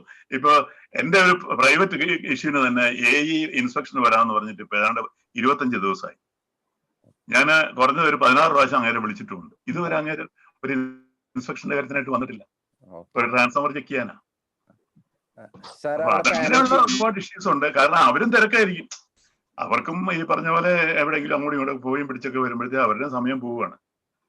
അപ്പൊ നമ്മൾ അവരെ കുറ്റം പറയാനൊന്നും പറ്റിയില്ല, നമ്മൾ അവരുടെ പുറകെ നിൽക്കുക. അങ്ങനെ നിന്ന് വരുമ്പോ ഒരു ഡൊമസ്റ്റിക് കണക്ഷൻ കിട്ടാനായിട്ട് എനിക്കറിയാം 6 മാസമായിട്ടും കിട്ടാത്ത കേസ് എനിക്കറിയാം. മുളന്തുരുത്തിയിൽ അങ്ങനെ ഒരു ഇഷ്യൂ ഉണ്ട്. സാറേ, ഒരു മെഗാവാട്ടിൽ എത്ര ലാൻഡ് വേണം? ഒരു മെഗാവാട്ടില് എത്ര ലാൻഡ്? അതായത് ടേബിളല്ലേ ഉദ്ദേശിക്കുന്നത്? അതെ. അതായത് 208 ഈ 5.7 മെഗാവാട്ടിന്. അപ്പൊ 208 ഇൻവേർട്ടർ വേണമെന്ന്, അല്ല സോറി 208 ബെഞ്ച് വേണമെന്ന് പറയുമ്പോഴത്തേക്ക് ഇൻറ്റു 20 അത്രയും പാനൽസ് വേണം. അതിന് എത്ര ഏക്കർ സ്ഥലം വേണ്ടി വരും? ഇതിപ്പോ ഒരു 3 ഏക്കർ സ്ഥലമുണ്ട് അവിടെ. 3 ഏക്കർ ഇഷ്ടംപോലെ അവിടെ സ്ഥലമുണ്ട്. അല്ല, 3 ഏക്കർ കൊണ്ട് നമുക്ക് 5 മെഗാവാട്ട് വരെ വെക്കാൻ പറ്റുമോ? കിട്ടും. അപ്പൊ അതെ, നമുക്ക് പോകുന്ന വഴിക്ക് കാണാം. നിങ്ങൾ ആരെങ്കിലും സിയാലിലേക്ക് പോകുന്നുണ്ടെങ്കിൽ ബ്രിഡ്ജിന്റെ മുകളിൽ നിന്ന് താഴത്തേക്ക് നോക്കിയാൽ ആ കാണുന്ന ഭാഗം പാടം പോലെ കുറെ സ്ഥലമുണ്ട്. ആ സ്ഥലം മുഴുവൻ ഇത് വെച്ചിരിക്കുകയാണ്. സാറ് ഉദ്ദേശിച്ചത് 1 മെഗാവാട്ടിന് എത്ര ഏരിയ വേണമെന്ന്, എത്ര ഏക്കർ വേണം? സാധാരണ 4-5 ഏക്കർ അല്ലേ നമുക്ക് വേണ്ടി വരുന്നത്? ഇത്രയും വേണ്ടി വരില്ല. 1 മെഗാവാട്ടിന് അത്രയും വേണ്ട. ഒരു 1.5 ഏക്കർ ഉണ്ടെങ്കിൽ നടക്കും.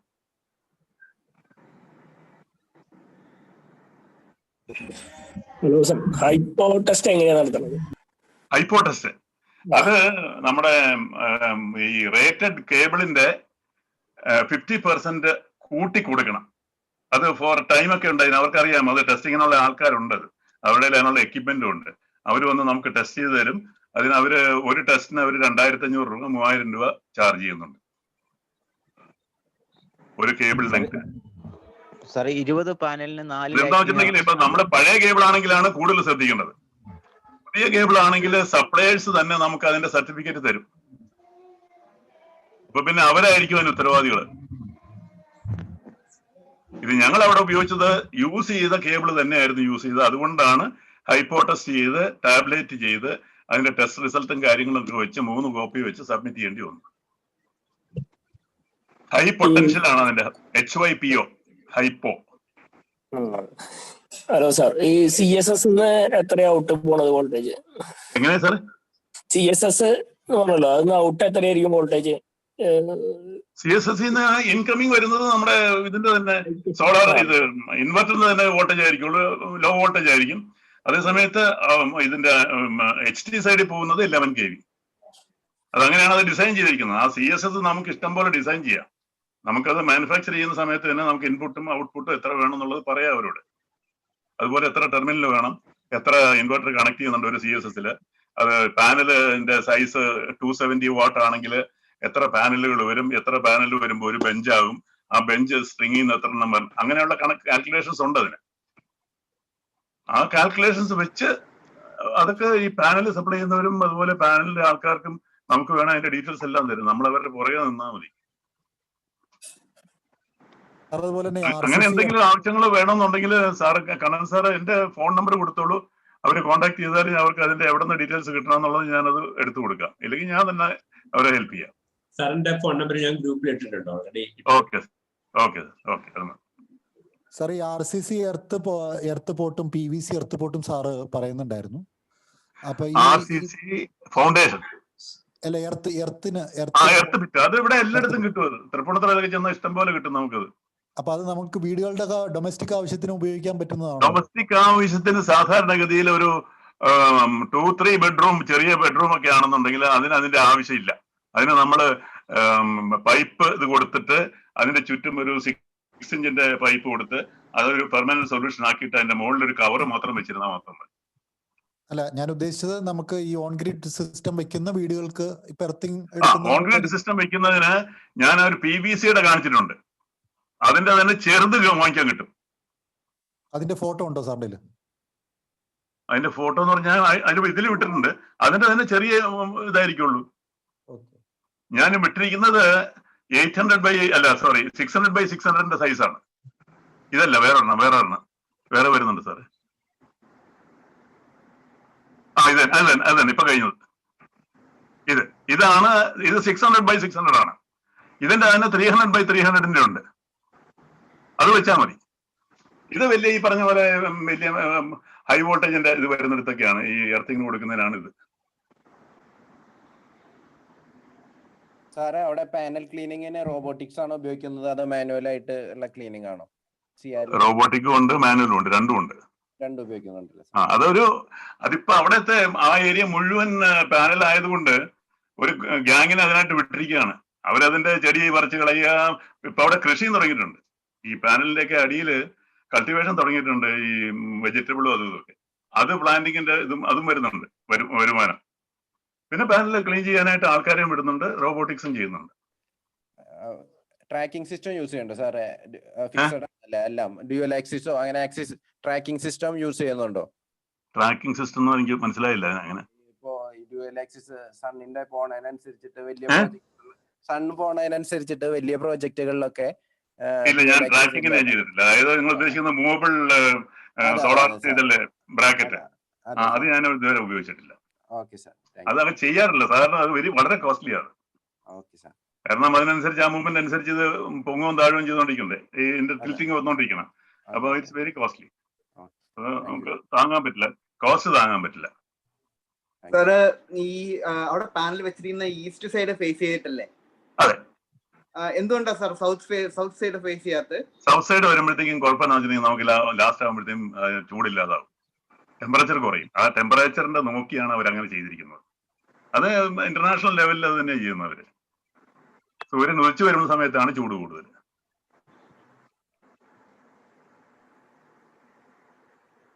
അത് എത്ര ആംഗിളിലാണ് വെക്കുന്നത്? ആംഗിൾ ഞാൻ ആ സ്ട്രക്ചറിൽ നോക്കിയാൽ കാണാം. അത് I think it is 15 degrees. അതുപോലെ നിലത്തുനിന്ന് എത്ര പൊക്കിയിട്ടാണ് പാനൽസ് വെക്കുന്നത്? നിലത്തുനിന്ന് ഇറ്റ് ഡിപ്പെൻസ്. നമുക്ക് അതിന്റെ അടി കൂടെ പോകണമെന്നുണ്ടെന്നുണ്ടെങ്കിൽ അതിനനുസരിച്ച് ഹൈറ്റ് കൊടുക്കണം.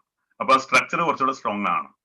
ഞാനിപ്പോ ഇത് എടുത്തിരിക്കുന്നത് എങ്ങനെയാ വെച്ചിട്ടുണ്ടെങ്കിൽ ഒരു 4 അടി ഹൈറ്റ് ഈ എന്റെ താഴ്ന്ന സ്ഥലത്തും പൊങ്ങിയ സ്ഥലത്ത് ഒരു 5-5.5 അടി. ഒരാൾക്ക് അതിന്റെ മുമ്പിൽ കൂടെ നടന്നു പോവാം, ബാക്കിൽ കൂടെ നടക്കാൻ പറ്റാത്ത രീതിയിലുള്ള ആ ഹൈറ്റ് ആണ് ഇതിന് കൊടുത്തത്. ഇതിനകത്ത് എല്ലാം മെഷർമെന്റ് എല്ലാം ഉണ്ട് അതില്.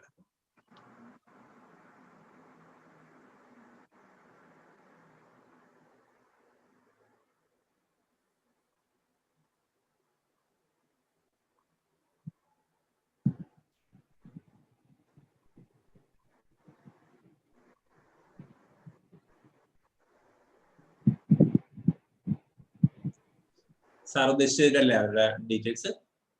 ഡീറ്റെയിൽസ് ഇതാണ് സാർ. അവിടെ 20 പാനലിന് 4 ലൈറ്റിംഗ് അറസ്റ്റ് ആണല്ലോ വെച്ചിരിക്കുന്നത് സാർ? അതെ. അത് ലൈറ്റിംഗ് അറസ്റ്റ് ഉദ്ദേശിക്കുന്നത് സ്പൈക്ക് അറസ്റ്റ് ആണോ സിംഗിൾ സ്പൈക്ക് ആണോ വെച്ചിരിക്കുന്നത്? സിംഗിൾ സ്പൈക്ക് ഞാൻ അതിന്റെ പടം ഇട്ടിട്ടുണ്ട്. അത് വെച്ചാൽ സിംഗിൾ സ്പൈക്ക് പടം കാണിച്ചിട്ടുണ്ട്. അതിന് ബ്രാക്കറ്റും ഉണ്ട്.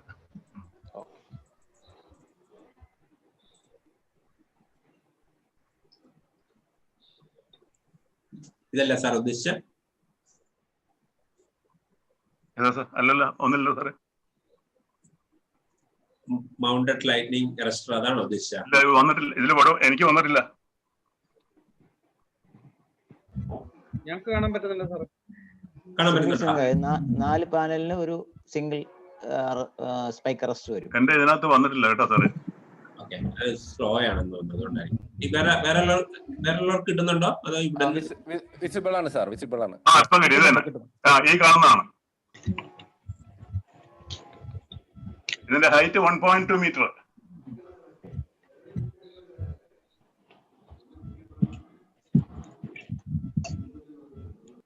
എന്റെ പോയിന്റഡ് ആയിരിക്കും. അതിന്റെ ഇടയ്ക്ക് സെന്ററിലല്ല, ഓൾമോസ്റ്റ് ഒരു 30 സെന്റിമീറ്ററിൽ ഒരു ഹോൾ ഇട്ടിട്ടുണ്ട് വിത്ത് ബോൾട്ട്.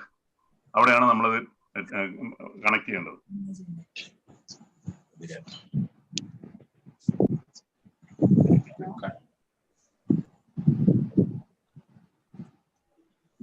ഓക്കെ, ഇനി വേറെ ക്വസ്റ്റ്യൻ ഉണ്ട് ചോദിച്ചോളൂ.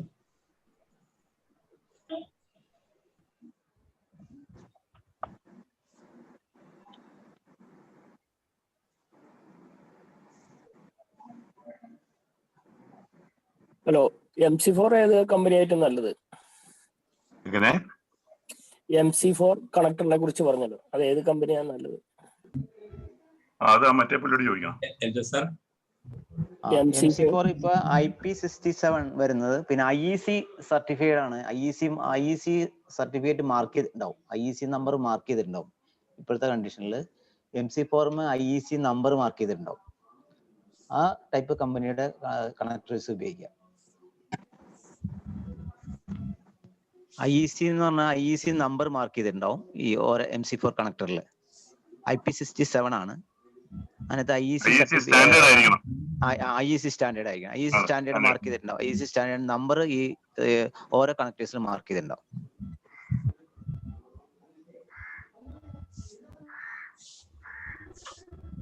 പിന്നെ ഈ പ്ലാസ്റ്റിക്കിന്റെ നമുക്ക് എർത്ത് ചേമ്പർ എന്ന് പറയുന്നത്, എർത്ത് ചേമ്പർ ഇപ്പം നോർമൽ വലിയ ഇലക്ട്രിക് ഷോപ്പുകളിലൊക്കെ അവൈലബിൾ ആണ്. എർത്ത് ചേമ്പർ അത് കിട്ടുന്ന സ്ഥലമൊക്കെ ഉണ്ട്. ഞാൻ നിങ്ങളെ ഫോണിൽ കോൺടാക്ട് ചെയ്യുമ്പോൾ ഞാൻ പറഞ്ഞുതരാം. നിങ്ങൾ അത് ട്രാഫിക് ഓടുന്ന ടൈപ്പുള്ള ഇതാണ്. ഈവൻ റോഡിന് നടുക്കാണെങ്കിൽ പോലും വണ്ടി ഓടിയാലും ഒന്നും പോകില്ല. അത് ടേക്ക് അബൌട്ട് നല്ല ലോഡ് എടുക്കുന്നതാ. 2 ടൺ വരെയൊക്കെ എടുക്കും. അത് നമ്മള് താഴെ കുഴിച്ചിടുകയല്ലേ, മണ്ണിൽ കുഴിച്ചിടേണ്ട സാധനമല്ലേ അത് സാർ? മണ്ണിൽ കുടിച്ച് അതിന്റെ ടോപ്പ് കവറ് റോഡിന് ലെവലോ അല്ലെങ്കിൽ ഗ്രൗണ്ടിന് ലെവലോ വെക്കാവുള്ളൂ. അപ്പൊ നമുക്ക് ആവശ്യമുള്ളപ്പോ മുകളിലത്തെ ലിഡ് മാത്രം യൂരിയാല് നമുക്കത് എന്തെങ്കിലും മെയിൻ്റെനൻസ് ചെയ്യണേ ചെയ്യാൻ പറ്റും. സാർ അവിടെ റോഡ് എർത്തിങ് ആണോ ചെയ്തത്? അല്ല, സർവീസ് റോഡുണ്ട്. ആ പാനൽ ഇരിക്കുന്നതിന്റെ അകത്ത് തന്നെ സർവീസ് റോഡുകളുണ്ട്. എർത്ത് റോഡ് ആണോ ചെയ്തത് അതോ പൈപ്പ് എർത്തിങ് ആണോ? Pipe earthing. ആ 40 mm പൈപ്പ് എർത്തിങ് തന്നെ വിത്ത് കെമിക്കൽ, മെയിൻ്റെനൻസ് ഫ്രീ കെമിക്കലും ആഡ് ചെയ്തിട്ടുണ്ട്. എത്ര മീറ്റർ താഴ്ചക്ക് പോയിട്ടുണ്ടാവും സാർ അതിനകത്ത്? 3 മീറ്റർ. താഴ്ച 3 മീറ്റർ.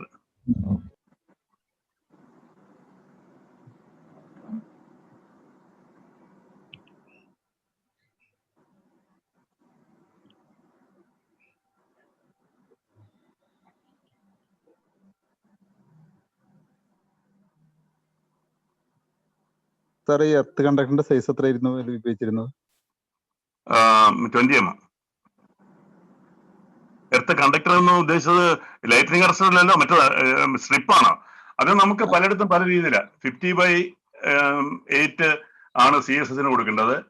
പിന്നെ 26/6 ആണ് ഇത് GA ആണ് മറ്റുള്ള റണ്ണിങ് ഇതിന് കൊടുക്കേണ്ടത്. പിന്നെ ഇൻവേർട്ടറിനും ഐസൊലേറ്ററിനും ഒക്കെ കൊടുക്കേണ്ടത് 8 ഗേജിന്റെ ബെയർ കോപ്പർ വയർ.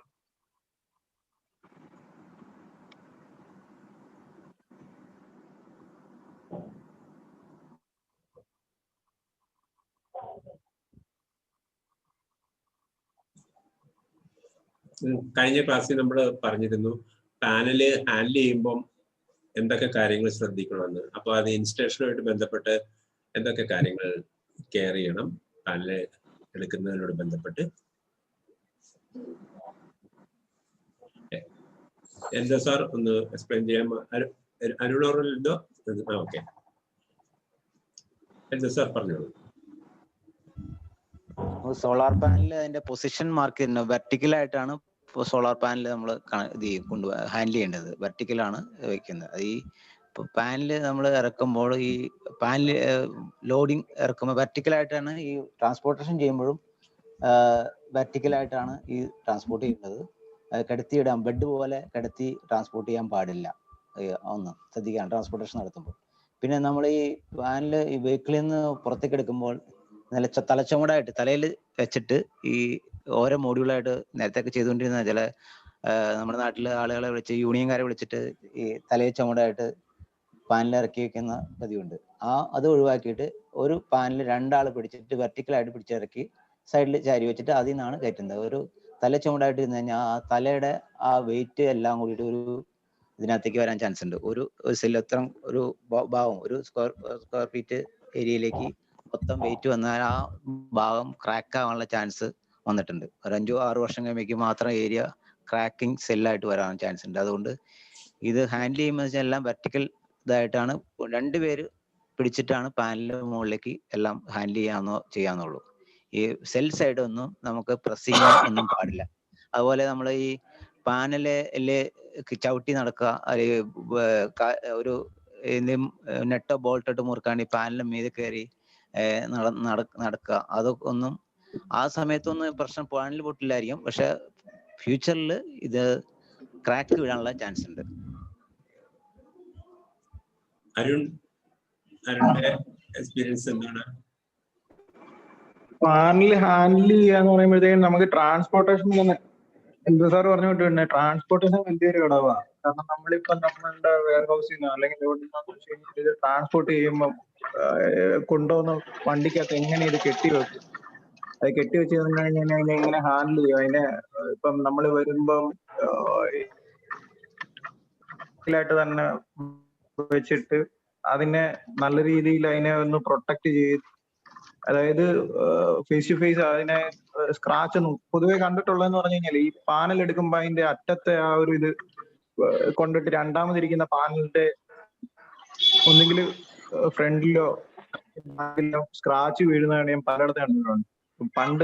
പണ്ട് കാലങ്ങളിൽ എന്റെ കയ്യിൽ നിന്നും വന്നിട്ടുണ്ട് അങ്ങനെ കുറച്ച് അബദ്ധങ്ങൾ വന്നിട്ടുണ്ട് ഒരു അറിവില്ലാത്ത ഒരു സമയത്ത്. അപ്പം അതിനനുസരിച്ച് ഫേസ് ടു ഫേസ് വെക്കാതെ പാനൽ അറേഞ്ച് ചെയ്ത് തിരിച്ച് പാനൽ അറേഞ്ച് ചെയ്ത് വെച്ചിട്ട്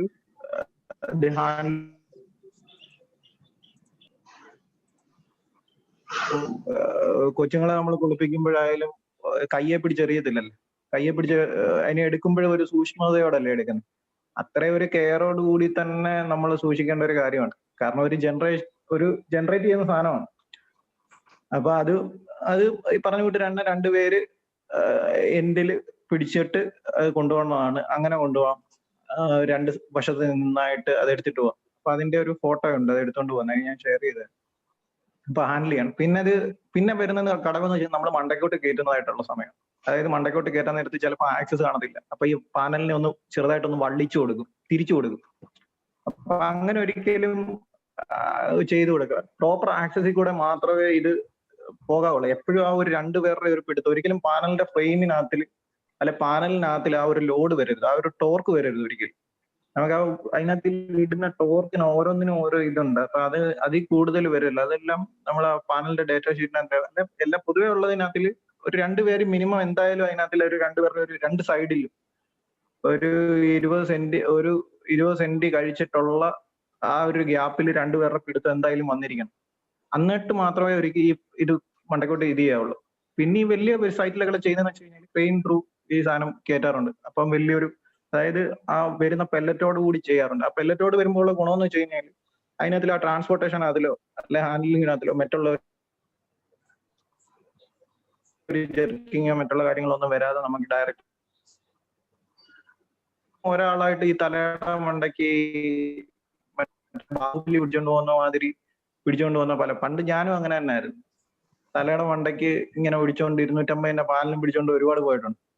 പിന്നെ തെറ്റത് നമ്മൾ തന്നെ തിരുത്തുന്നതെന്ന് പറഞ്ഞാൽ ഒരു 2 വർഷം ഒരു 3 വർഷം സമയമാകുമ്പോഴായിരിക്കും തിരുത്തുന്നത്. അപ്പോഴത്തേക്കിന് നമുക്ക് തിരുത്താനായിട്ട് അവിടെ തന്നെ പോയി തിരുത്തേണ്ടതായിട്ട് വരും. കാരണം കംപ്ലൈന്റ് വരും. അപ്പൊ ഞാനങ്ങനെ തിരുത്തിയിട്ടുള്ള ഒരാളായതുകൊണ്ടായി പറയുന്നത്. ഞാനും അങ്ങനെ ഒരുപാട് ചെയ്തിട്ടുണ്ട്, അറിവില്ലായ്മ കൊണ്ട് ചെയ്തിട്ടുണ്ട്. മാത്രമല്ല വെക്കുമ്പോഴും അതിനൊക്കെ ഒരുപാട് നമുക്ക് പിന്നീട് ഞാൻ വെച്ചല്ല, വേറെ ചിലർ വെച്ചതിന്റെ ഷീറ്റിന്റെ മണ്ടയ്ക്ക് വെച്ച് ഒരുവിധപ്പെട്ട നല്ല ബ്രാൻഡഡ് അല്ലാത്ത പാനൽസ് ഒരുപാട് പോയതായിട്ട് ഞാൻ കണ്ടിട്ടുണ്ട്. ഇപ്പൊ അങ്ങനെ ഒരു 10 കിലോവാട്ടോളം നമ്മൾ ഡിസ്മാൻഡിൽ ചെയ്യേണ്ടി വന്നിട്ടുണ്ട്. നമ്മളുടെ അല്ല, വേറെ പുറത്തുനിന്നുള്ള ഒരു ഇത് ഡിസ്മാൻഡിൽ ചെയ്ത് മൊത്തത്തിൽ കംപ്ലൈന്റ് ആയിപ്പോയി. അതായത് ഈ പറഞ്ഞ ഷീറ്റിനോട് ഒട്ടിപ്പിടിച്ച് വെച്ചിരുന്നതാണ്. അതിപ്പോ ഓൾമോസ്റ്റ് ഒരു 5 വർഷമായി. 5 വർഷം ആയപ്പോഴത്തേക്കിനാണ് ഈ കംപ്ലൈന്റ് വന്നേക്കുന്നത്. അപ്പൊ ഇനിയിപ്പോ ഇന്ന് വെച്ചവര് നമുക്ക് നാളെ അറിയാൻ പോവുകയാണ്. കാരണം ഇപ്പൊ പറഞ്ഞോട്ട് ഈ 3 വർഷം ആയതേ ഉള്ളൂ, ഇനിയും കിടക്കുവാണ്. അതൊരു 7 വർഷം മുമ്പുള്ളതാണ് ഈ ഷീറ്റിനോട് ചേർന്ന് വെച്ചിരിക്കുന്നത്. അപ്പൊ അതിനെക്കുറിച്ച് ഞാനൊരു സ്റ്റഡി നടത്തിയപ്പോഴത്തേക്കും ഹീറ്റിന്റെ ഒരു പ്രശ്നം കൊണ്ട് മാത്രമല്ല, അലൂമിനിയം ആയതുകൊണ്ട് തന്നെ കണ്ടക്ടർ മൊത്തത്തിൽ ചൂടാകും. മാത്രമല്ല ഈ ഹീറ്റിനെ ഒരിടത്ത് മാത്രമായിട്ടായിരിക്കത്തില്ല കോൺസെൻട്രേറ്റ് ചെയ്യുന്നത്. മൊത്തത്തിൽ ഇത് ഒരു ലോഹം ആയതുകൊണ്ട് തന്നെ മൊത്തത്തിൽ ഈ ഹീറ്റിനെ അങ്ങ് സ്പ്രെഡ് ചെയ്യും. അപ്പൊ ഈ പാനലിന്റെ അടിയിൽ സർക്കുലേഷൻ ഇല്ലെങ്കിൽ ഈ ഒരു പ്രോബ്ലം വരാൻ എന്തായാലും ചാൻസ് ഉണ്ട്. അപ്പം നമ്മൾ അങ്ങനെ ഈ പാനലിനകത്തിൽ പ്രശ്നമുണ്ട്. പിന്നെ വലിച്ചെടുത്ത് ഈ സാധനം വെക്കുന്നത്, കാരണം നമ്മൾ ഇപ്പം ഉദാഹരണം പറയുവാണെങ്കിൽ നമ്മൾ ഈ സ്ട്രക്ചറിലോട്ട് ഈ പാനൽ വെക്കുന്നു.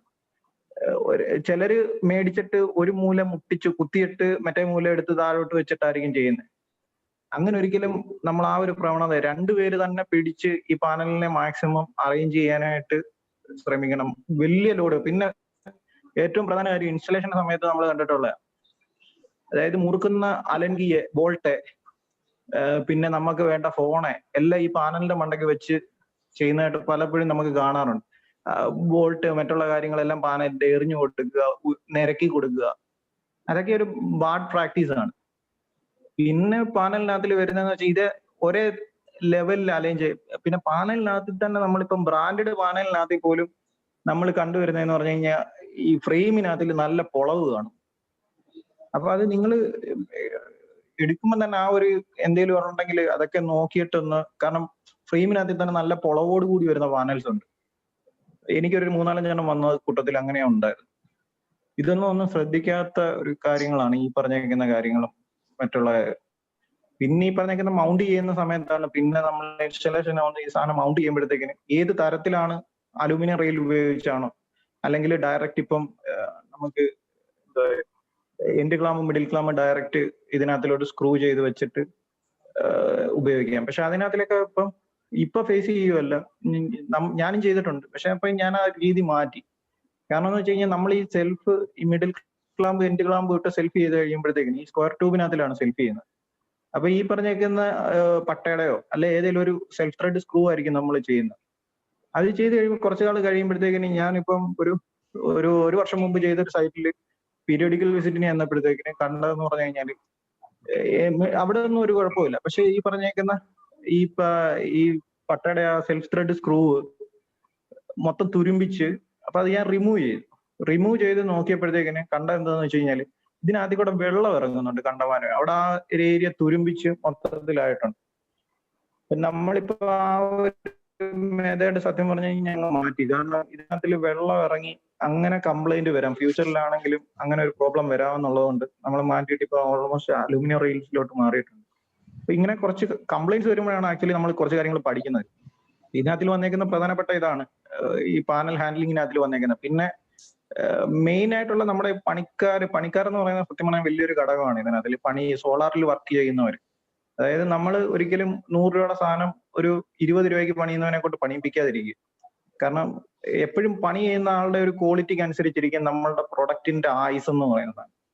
കാരണം അവൻ ഈ സാധനത്തിനെ ഹാൻഡിൽ ചെയ്യുന്ന രീതി, അവന്റെ ആ ഫിനിഷിങ്, അവന്റെ ആ വർക്കിലുള്ള ഒരു ഇത്, അതൊക്കെ വലിയ ഘടകമാണ്. അപ്പൊ നമുക്ക് നല്ലൊരു വർക്ക് ചെയ്യുന്ന ഒരാളെ കിട്ടുക എന്ന് പറഞ്ഞു കഴിഞ്ഞാൽ അവനെ ആ രീതിയിൽ ബിൽഡ് ചെയ്തെടുക്കുക എന്ന് പറഞ്ഞു കഴിഞ്ഞാൽ വലിയൊരു ഘടകമാണ്. അവനെ ട്രീറ്റ് ചെയ്യുന്ന രീതി, അപ്പൊ അത് വലിയൊരു ഘടകം. അത് ഈ ഇൻസ്റ്റലേഷൻ അതിൽ പ്രധാനപ്പെട്ട ഘടകം. ഞാൻ ഇത് ചെയ്തുകൊണ്ടായി പറയുന്നത്. ഈ സബ് കോൺട്രാക്ട് ഞാനും എടുത്ത് ചെയ്തിട്ടുണ്ട് പണ്ട്. അപ്പം അന്ന് ഞാൻ എത്രത്തോളം കെയർലെസ് ആയിരുന്നെന്ന് എനിക്ക് നന്നായിട്ട് അറിയാം. കാരണം തുടക്ക സമയമാണ്, എനിക്കറിയാം അതിനകത്തിൽ എന്തൊക്കെ പോരാഴികൾ നമ്മൾ ചെയ്തിട്ടുണ്ടെന്ന് നന്നായിട്ട് അറിയാം. അപ്പൊ അത്രത്തോളം നമ്മൾ ഒരിക്കലും നമ്മളുടെ ഫുൾ ഡെഡിക്കേഷൻ ഒരിക്കലും അതിനകത്ത് കാണിക്കുന്നില്ല. അപ്പൊ അതിനകത്തിൽ നമ്മൾ കോംപ്രമൈസിന് ഭയങ്കരമായിട്ട് ശ്രമിക്കും. കാരണം നമുക്ക് അറിയാവുന്ന കാര്യത്തിലെ കോംപ്രമൈസ് ചെയ്തുള്ളൂ. അപ്പൊ ഈ പറഞ്ഞുകൊണ്ട് പാനൽ ഹാൻഡിൽ ചെയ്യുന്നതിന് ഞാൻ ഒരാളെ കൂടെ വിളിച്ച് 2 സൈഡിലൂടെ പൊക്കി കഴിഞ്ഞു കഴിഞ്ഞാൽ ഇപ്പൊ നമുക്ക് പൊതുവെ ഉള്ള റേറ്റ് എന്ന് പറഞ്ഞു കഴിഞ്ഞാൽ ചെയ്യാൻ 6000 രൂപ. ഞാൻ ആ സ്ഥാനത്ത് ഒരു 2 പേരെ കൊണ്ട് പാനൽ പൊക്കി മണ്ടയ്ക്ക് കയറ്റി വെച്ച് എല്ലാം ചെയ്ത് പൈപ്പ് അടിച്ച് തീർന്നു കഴിഞ്ഞാൽ എത്ര രൂപ കിട്ടാനാണ്? അപ്പം അങ്ങനെയുള്ള കുറച്ച് കാര്യങ്ങൾ ഭയങ്കരമായിട്ട് ഇമ്പോർട്ടന്റ് ആണ്. ഇതിനകത്ത് ശ്രദ്ധിക്കേണ്ട പ്രധാന ഘടകങ്ങളാണ്.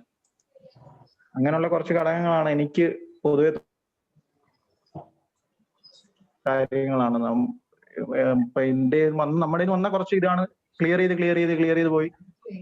ഈ ഒരു ഇത്രയും വർഷം കൊണ്ട് നമ്മൾ ആ ഒരു ഇപ്പോഴും ചെയ്തുകൊണ്ടിരിക്കുന്ന പലതും തെറ്റാന്ന് പറഞ്ഞ് നമ്മൾ മാറ്റുന്നുണ്ട്. അപ്പൊ അത് ഇങ്ങനത്തെയാണ് കുറച്ച് കാര്യങ്ങൾ വന്നേക്കുന്നത്. കാരണം നമ്മൾ ചെയ്യുന്ന ഇൻസ്റ്റലേഷനെ ബേസ് ചെയ്തിരിക്കും നമ്മുടെ സർവീസിന് പോകേണ്ട ആ ഒരു സമയവും, പിന്നെ നമുക്ക് അതിന്റെ ആ ഒരു ലൈഫ് എന്ന് പറയുന്നത് നമ്മളുടെ ആ ഒരു ഇൻസ്റ്റലേഷൻ ആണ്. ഇപ്പൊ ഒരു എക്യുപ്മെന്റ് ആണെങ്കിൽ പോലും, ഇപ്പൊ ഉദാഹരണം പറയുകയാണെങ്കിൽ നമ്മൾ എത്ര വലിയ പ്രീമിയം ഇൻവേർട്ടേഴ്സ് മേടിച്ചു വെച്ചു, പ്രീമിയം പാനൽസ് യൂസ് ചെയ്തു, ഒരു ലോസ് കോണ്ടാക്ട് മതി വെക്കുന്ന. ഇപ്പം ചിലർ കാണും എൻഡില് ഫെറൂളൊന്നും വിടാതെ ലെഗ് ഒന്നും ഇടാതെ നമുക്ക് കയറ്റിയിട്ട് ടൈറ്റ് ചെയ്തിട്ട് പോകും. ചിലര് ഇതിടാതെ വരുമ്പോഴത്തേക്കിന് ഇതിങ്ങനെ പൂ വിരിഞ്ഞ മാതിരി വിരിഞ്ഞിരിക്കും അകത്തോട്ട് കയറ്റി അതിനകത്തിൽ മതി ഒരു ഇതടിച്ച് മൊത്തത്തില് കത്തിപ്പോവാനായിട്ട്. അപ്പൊ അതെല്ലാം ശ്രദ്ധിച്ച് ഓരോ കാര്യത്തിന് നമ്മൾ ആക്ച്വലി ഈ പറയുന്ന ഇൻസ്റ്റലേഷന് മുമ്പ് നമ്മൾ ഒരു ചെക്ക് ലിസ്റ്റ് ഉണ്ടാക്കുക, ഇൻസ്പെക്ഷൻ ലിസ്റ്റ് ഉണ്ടാക്കുക, ഫൈനലി കമ്മീഷൻ ചെയ്യുന്നതിന് മുമ്പ് അതിന്റെ ഒരു പ്രൊസീജിയർ ഉണ്ട്. അത് ഞാൻ പറഞ്ഞുതരാം. ആ ഒരു പ്രൊസീജിയർ ഫോളോ ചെയ്യുവാണെങ്കിൽ നമുക്ക് ആ ഒരു പ്രൊജക്റ്റിൽ നമുക്ക് നമ്മളവർക്ക് ഒരു 1000 രൂപ നഷ്ടം വരുമെന്ന്, പക്ഷെ നമുക്കൊരു 2000 രൂപയോളം സേവ് ചെയ്യാൻ പറ്റും. അതായത് നമ്മൾ പ്രതീക്ഷിക്കുന്നതിന്റെ ഇരട്ടി നമുക്ക് സേവ് ചെയ്യാൻ പറ്റും. അത് ആ ഒരു ചെക്ക് ലിസ്റ്റ് സിസ്റ്റമാറ്റിക് ആയിട്ട് പോവുകയാണെങ്കിൽ എപ്പോഴും ഒരു പ്രൊജക്ട് ഭയങ്കര ലാഭകരമായിരിക്കും. മറിച്ച് നമ്മൾ ലാഭം നോക്കി അൺസിസ്റ്റമാറ്റിക് ആയിട്ട് പോവുകയാണെങ്കിൽ നമുക്ക് എപ്പോഴും അതൊരു ഇരട്ടി നഷ്ടത്തിലേക്ക് വരും. ഇപ്പോഴല്ല, കാരണം നമ്മൾ എന്തായാലും ഇറങ്ങി തിരിച്ചത് ഉടനെ വൈൻഡപ്പ് ചെയ്യാനല്ല.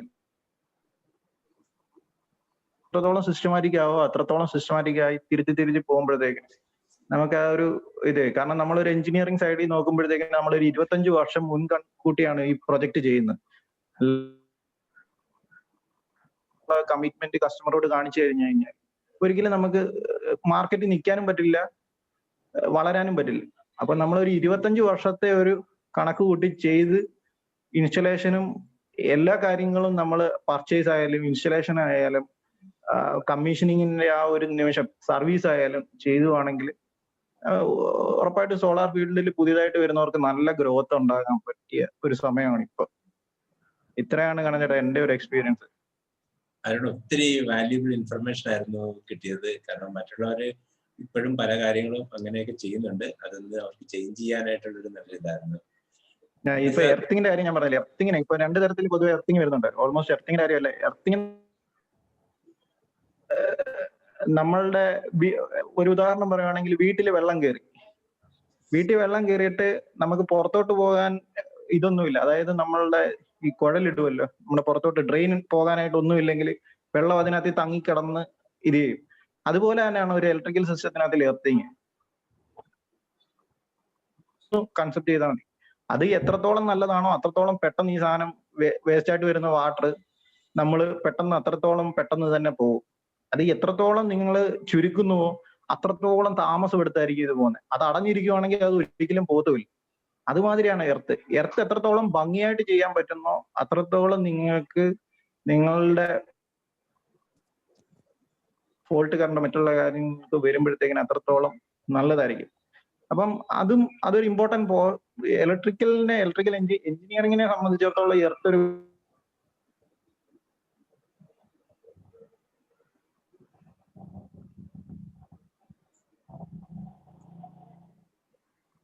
ഓക്കെ കാണണം ചേട്ടാ. ഇത്രയും കാര്യങ്ങളാണ് ഞാൻ പറയാൻ ഉദ്ദേശിച്ചത്. Okay, thanks. നല്ലൊരു ഇൻഫർമേഷൻ ആയിരുന്നു. നമുക്ക് ബെനിസാറിന്റെ എക്സ്പീരിയൻസ് ഇവിടെ നോക്കാം. ഇൻസ്റ്റലേഷനോട് ഈ പാനൽ പലപ്പോഴും നമ്മളെ ഈ സ്ക്വയർ പൈപ്പ് ഒക്കെ ഉപയോഗിക്കുന്നവർക്ക് ഒരിക്കലും ഇത് തുളയ്ക്കുകയോ അല്ലെങ്കിൽ ഈ സെൽഫ് സ്ക്രൂ വെക്കുകയോ ചെയ്ത് കഴിഞ്ഞാൽ അരുൺ പറഞ്ഞ പോലെ തന്നെ തീർച്ചയായിട്ടും അത് പ്രശ്നമാകും. ഇപ്പൊ അതിന് നമുക്ക് പൈപ്പ് തുളയ്ക്കാതെ SS-ന്റെ ജെ ബോൾട്ട് വാങ്ങിക്കാൻ കിട്ടുന്നുണ്ട്.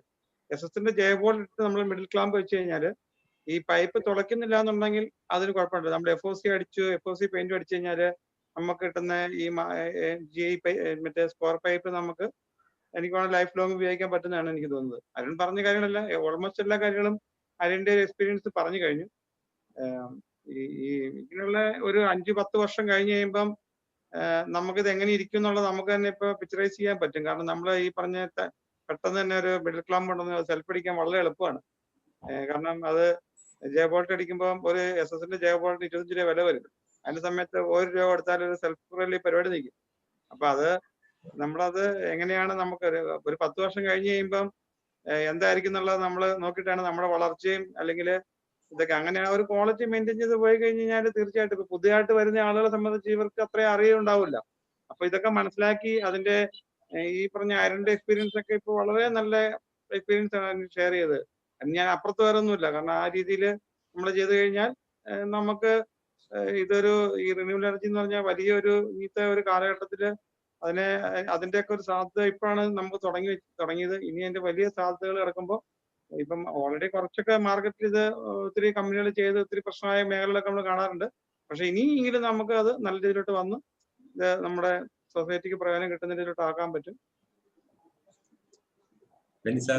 ഒരുപാട് തുടക്കത്തിലെ ഇത് ഇപ്പൊ ഇങ്ങനെ തുരുമ്പെടുത്ത് പോകും മണ്ടത്തരങ്ങൾ പറ്റിയിട്ടുണ്ട്. അത് നമ്മൾ കഴിഞ്ഞ ദിവസം ഒരു സൈറ്റില് ഞാൻ ഈ ഒരു 4 പാനൽ വെച്ചിരിക്കുന്ന ഒരു സൈറ്റില് ഈ സ്ക്വയർ പൈപ്പിന്റെ അടിയിൽ ഇങ്ങനെ വെള്ളം കെട്ടിക്കിടന്നിട്ടേ കഴിഞ്ഞ കാറ്റത്ത് അത് എടുത്തു കളഞ്ഞാൽ ഇപ്പൊ ഈ വെള്ളം അവിടെ കെട്ടിക്കിടന്ന് സ്ക്വയർ പൈപ്പിന്റെ ചോട്ട് വെള്ളം കെട്ടിക്കിടന്നു കഴിഞ്ഞാല് 4 വർഷം അല്ലെ 5 വർഷം കഴിയുമ്പോൾ തുരുമ്പെടുത്ത് പോകുന്നുള്ള കാര്യം നമുക്ക് മനസ്സിലായി. അപ്പൊ അങ്ങനെ വെള്ളം കെട്ടിക്കിടക്കാനുള്ള സാഹചര്യം ഉണ്ടാവരുത്. അതുപോലെ അന്നൊക്കെ നമ്മൾ ഈ അലുമിനിയം പെയിന്റ് ഒക്കെ ആയിരുന്നു ഉപയോഗിച്ചിരുന്നത്. അതെന്നൊക്കെ കഴിഞ്ഞാൽ 2 വർഷം 3 വർഷം കഴിയുമ്പോഴത്തേക്കൊക്കെ പോകും. അപ്പൊ അത് കൃത്യമായിട്ട് FOC പെയിന്റ് അടിച്ച് FOC പ്രൈമറും പെയിന്റും ഒക്കെ നന്നായിട്ട് അടിച്ചു കഴിഞ്ഞാൽ കുഴപ്പമില്ല. അപ്പൊ നമ്മള് ഇത് ആദ്യമേ 2-3 വർഷം കഴിയുമ്പോഴാണ് നമുക്ക് ഇതിന്റെയൊക്കെ പ്രശ്നങ്ങൾ ഫേസ് ചെയ്ത് വരുള്ളൂ. Okay Benny sir, thank you. Thampi sir, അവിടുത്തെ പാനലൊക്കെ എങ്ങനെ ഹാൻഡിൽ ചെയ്യുന്നു? അതിന്റെ മെത്തേഡ് എന്തൊക്കെയാണ്? അതെല്ലാം കംപ്ലീറ്റ് പൗഡർ കോട്ടഡ്, അത് ഫാക്ടറി ടെസ്റ്റഡ് ആണ് വരുന്നത്. അവർ ഈവൻ പൗഡർ കോട്ടിങ്ങിന്റെ തിക്നെസ് വരെ മെഷർമെന്റ് എടുത്തിട്ട് അവർ സർട്ടിഫൈ ചെയ്ത് വിടുകയുള്ളൂ. അപ്പൊ അങ്ങനെ വന്ന പാനലുകൾക്കൊന്നും തന്നെ പ്രോബ്ലംസ് ഇതുവരെ ഞങ്ങൾ ഫേസ് ചെയ്തിട്ടില്ല. പിന്നെ ഈ റുട്ടീൻ മെയിൻ്റെനൻസ് ചെയ്യുന്ന സമയത്ത് എവിടെയെങ്കിലും എന്തെങ്കിലും യാതൊരു കാരണവശാലും പെയിന്റ് അടിച്ച് ഞാൻ വിടൂല. പൗഡർ കോട്ടിംഗ് മസ്റ്റ് ആണ്. അതിന്റെ മിനിമം തിക്നെസ്സും അളന്നെടുത്തിട്ട് ചെക്ക് ചെയ്തിട്ട് സാധനങ്ങൾ കൊണ്ടുവരുള്ളൂ. അപ്പൊ അതുകൊണ്ട് ആ ഒരു പ്രശ്നം അവിടെ ഇതുവരെ വന്നിട്ടില്ല. അത് തമ്പി സാറേ, നമ്മുടെ ഈ ചെറിയ 3 കിലോവാട്ട് 5 കിലോവാട്ടിന്റെ ഒക്കെ പ്രൊജക്ട് ചെയ്യുമ്പോഴേ നമുക്കിപ്പോ ഷീറ്റ് പ്രൂഫ് ഒക്കെ ആണെങ്കിൽ നമുക്ക് ഇപ്പോഴത്തെ സാഹചര്യത്തിൽ നമുക്ക് ഇങ്ങനെ മറ്റേ അതെ സാറ് ശരിയാണ്. സാറ് പറഞ്ഞ പോയിന്റ് ശരിയാണ്. മാർക്കറ്റ് അതുപോലെ അങ്ങോട്ട് ഡള്ളാവുകയാണ്. അപ്പൊ കോസ്റ്റ് വൈസ് നമുക്ക് താങ്ങാൻ പറ്റില്ല. ശരിയാണ്, ഐ അണ്ടർസ്റ്റാൻഡ്. ഇപ്പൊ നമ്മൾ കൊട്ടേഷൻ കൊടുക്കുകയാണ്, അടുത്ത ആള് കൊണ്ടുവന്ന് നമ്മൾ കൊടുക്കുന്നതിന്റെ പകുതി കാശിന് കൊട്ടേഷൻ കൊടുത്തിട്ട് പോകും. അപ്പൊ അവൻ ചെയ്യാൻ പോകുന്നത് ഈ തോന്നിവാസമാണ്. അല്ലാതെ നമ്മൾ സിൻസിയർ ആയിട്ട് ഇതിനകത്ത് നിന്ന് കഴിഞ്ഞാല്. പക്ഷെ ഒരു കാര്യമുള്ളത്, നമ്മൾ ഇപ്പൊ ശ്രദ്ധിക്കുകയാണെങ്കിൽ ഈ പൗഡർ കോട്ടിംഗ് എന്ന് പറഞ്ഞാൽ ഇച്ചിരി കോസ്റ്റ് കൂടുതലേ ഉള്ളൂ, വലിയ വ്യത്യാസമൊന്നുമില്ല. അത് ചെയ്ത് നമ്മൾ കൊണ്ടുവന്ന് വെക്കുകയാണെങ്കിൽ ആ സ്ട്രക്ചർ അവിടെ ലാസ്റ്റ് ചെയ്യും. പിന്നെ ഒന്നുള്ളത്, വെള്ളക്കെട്ട് വരരുത്. നമ്മുടെ ഇലക്ട്രിക്കൽ എക്യുപ്മെന്റ് വെക്കുന്ന ഭാഗത്തൊന്നും തന്നെ വെള്ളം കെട്ടാൻ പാടില്ല. അത് ഓൾവേസ് അതിന്റെ എർത്തിങ്ങിന് വരെ പ്രോബ്ലം ഉണ്ടാവും. അവിടെ പാനൽ എങ്ങനെ ഹാൻഡിൽ ചെയ്തത് സാർ? പാനലൊക്കെ അവര് ക്രെയിനിൽ ലോഡ് ചെയ്ത് ടിപ്പറിലാക്കിയിട്ട് അവിടെ കൊണ്ടുവന്ന് അൺലോഡ് ചെയ്യുക. രണ്ടിടത്തും ഇത് ഉപയോഗിച്ച് കറക്റ്റ് ആ ഫൗണ്ടേഷനിലേക്ക് കൊണ്ടുവന്ന് ഇരുത്തുകയാണ് ക്രെയിനിൽ. അതേ സമ്മതിക്കുള്ളൂ അവര്, അല്ലാതെ ഹാൻഡിൽ ചെയ്യാനായിട്ട് അവർ സമ്മതിക്കില്ല. ഈ എൽദോ സാർ പറഞ്ഞല്ലേ, ഇത് വെർട്ടിക്കലായിട്ട് ഹാൻഡിൽ ചെയ്യുന്നത്. നമ്മൾ പിടിച്ചിട്ട് വന്ന് 2 പേര് പിടിച്ചിട്ട് വന്നുള്ള നിർബന്ധമാണ്. എനിക്കും ഒക്കെ അനുഭവം ഉണ്ടായിട്ടുണ്ട്. അല്ലാണ്ട് എടുത്ത് ആദ്യമേ തല വെച്ചുകൊണ്ട് പോകുന്നിടത്തൊക്കെ പല സ്ഥലങ്ങളിൽ നമ്മൾ ഈ മൈക്രോ ക്രാക്ക് കണ്ടിട്ടുണ്ട്. ഇപ്പൊ അതിന്റെ ഒരു പ്രധാനപ്പെട്ട കാര്യം മനസ്സിലാക്കി വന്നത് ഈ ഹാൻഡിൽ ചെയ്യുന്നതിനുള്ള പ്രശ്നം തന്നെയാണ്. അപ്പൊ അത് വളരെ മാൻ പവറിന്റെ കപ്പാസിറ്റി, അവർ ചെയ്യുന്ന വർക്കിന്റെ കപ്പാസിറ്റി, അതാണ് ഏറ്റവും ഇമ്പോർട്ടന്റ്. ഈ പറഞ്ഞില്ല, ഇപ്പൊ ടെർമിനൽ ടൈറ്റ് ചെയ്യണമെന്നൊക്കെ പറഞ്ഞു, അത് ടൈറ്റ് ചെയ്യുന്നതെന്ന് പറഞ്ഞിട്ടുണ്ടെങ്കിൽ പകുതി പേരും ചെയ്യില്ല. അത് പെട്ടെന്ന് പണി തീർത്തിട്ട് പോരാനായിട്ട് ആ കൊടുക്കേണ്ട ടോർക്ക് കൊടുത്തു കാണില്ല. ആ ടോർക്ക് കൊടുത്തില്ല എന്നുണ്ടെങ്കിൽ ഒരു വർഷത്തിനകം തന്നെ ഇത് നമ്മൾ ഈ കറണ്ട് പോകുന്നിടത്ത് എല്ലാം തന്നെ ചെറിയ വൈബ്രേഷൻ ഉണ്ടാവും. ആ വൈബ്രേഷൻ കൊണ്ട് അതിന്റെ സ്ക്രൂ ലൂസായി വരും. അപ്പൊ അങ്ങനെ ലൂസ് ആകാതിരിക്കാൻ ഒരു പർട്ടിക്കുലർ ടോർക്ക് കൊടുത്തെങ്കിലേ ലൂസ് ആകാതിരിക്കുള്ളൂ. അതാണ് എന്റെ ഒരു എക്സ്പീരിയൻസ്. അതായത് ഓരോ ഇൻവെർട്ടറിന്റെ അതിന്റേതായ ടോർക്കും കാര്യങ്ങളും ടോർക്ക് കറക്റ്റ് ആയിരിക്കണം. അതിന് ഈ റാച്ചറ്റ് എന്ന് പറയുന്ന സാധനം വരുന്നുണ്ട്. അതിനെ കറക്റ്റ് ടോർക്ക് നമുക്ക് കൊടുക്കാൻ പറ്റുമോ? റെഡിമെയ്ഡ് റാച്ചറ്റ് എടുത്തു കഴിഞ്ഞിട്ടുണ്ടെങ്കിൽ അതിന് നമ്മളെ കൊടുക്കുന്ന ഫോഴ്സ് കറക്റ്റ് ആയിട്ട് വരുമോ? ഒരു ട്രിപ്പ് ഒന്ന് കോയമ്പത്തൂർക്ക് പോയാൽ വാറണ്ടി കൊടുക്കുന്നത് 25 വർഷമാണ് മോഡ്യൂളിന് വാറണ്ടി കമ്പനികൾ കൊടുക്കുന്നത്. പക്ഷെ മൈക്രോ ക്രാക്കിന് വാറണ്ടി കൊടുക്കുന്നില്ല. എന്ന് വെച്ചാൽ നമ്മൾ ഈ സോളാർ പാനലെല്ലാം മൗണ്ടിങ് ഹോൾ ഉണ്ടാവും. ആ മൗണ്ടിങ് ഹോള് നോക്കിയിട്ട് സ്ട്രക്ചർ ഡിസൈൻ ചെയ്യാവുള്ളൂ. ആ മൗണ്ടിങ് ഹോളിന്റെ താഴെ ഫോഴ്സ് മൗണ്ടിങ് ഹോളിന്റെ താഴെ വരണം, അല്ലെങ്കിൽ മൈക്രോ ക്രാക്ക് വരും. ഈ മോഡ്യൂളിന്റെ അല്ലെങ്കിൽ മോഡ്യൂൾ ബെൻഡ് ആയിട്ടിരുന്നാൽ 3, 4, 5 വർഷം കഴിഞ്ഞ് കഴിഞ്ഞാൽ ക്രാക്ക്, മോഡ്യൂളിന്റെ മൈക്രോ ക്രാക്സ് വരും. ഈ ക്രാക്ക് വന്നു കഴിഞ്ഞാൽ കമ്പനികൾ ഒരു കമ്പനിയും ഇതുവരെ വാറണ്ടി, മൈക്രോ ക്രാക്സിന് വാറണ്ടി ഇല്ല. അത് മോഡ്യൂൾ സ്ട്രക്ചർ ഡിസൈൻ ചെയ്യണതിന്റെയും അത് ഹാൻഡിൽ ചെയ്യുന്നതിന്റെ പ്രശ്നം കൊണ്ടാണ്. ഈ ഗേജ് കുറഞ്ഞ ഷീറ്റ് ഇട്ട് ചെയ്ത് കഴിഞ്ഞാല് പ്രോപ്പർ പൗഡർ കോട്ടിങ്ങോ അല്ല എന്നുണ്ടെങ്കിൽ ഈ പറഞ്ഞ ഷീറ്റ് ക്രാക്ക് ഉണ്ടാവും. അതായത് ഒരു പാനലിന്റെ 40 സെന്റിയിലാണ് നമുക്ക് ഇത് വരുന്നത്, അതിന്റെ ഒരു ഹോള് വരുന്നത്. 40 സെന്റി 35 സെന്റിയിലാണ് ഒരു ഹോള് വരുന്നത്. അപ്പൊ അതനുസരിച്ച് നമ്മൾ സ്ട്രക്ചറിൽ ഡിസൈൻ ചെയ്യുവാണെങ്കിൽ ആ കറക്റ്റ് ഹോൾ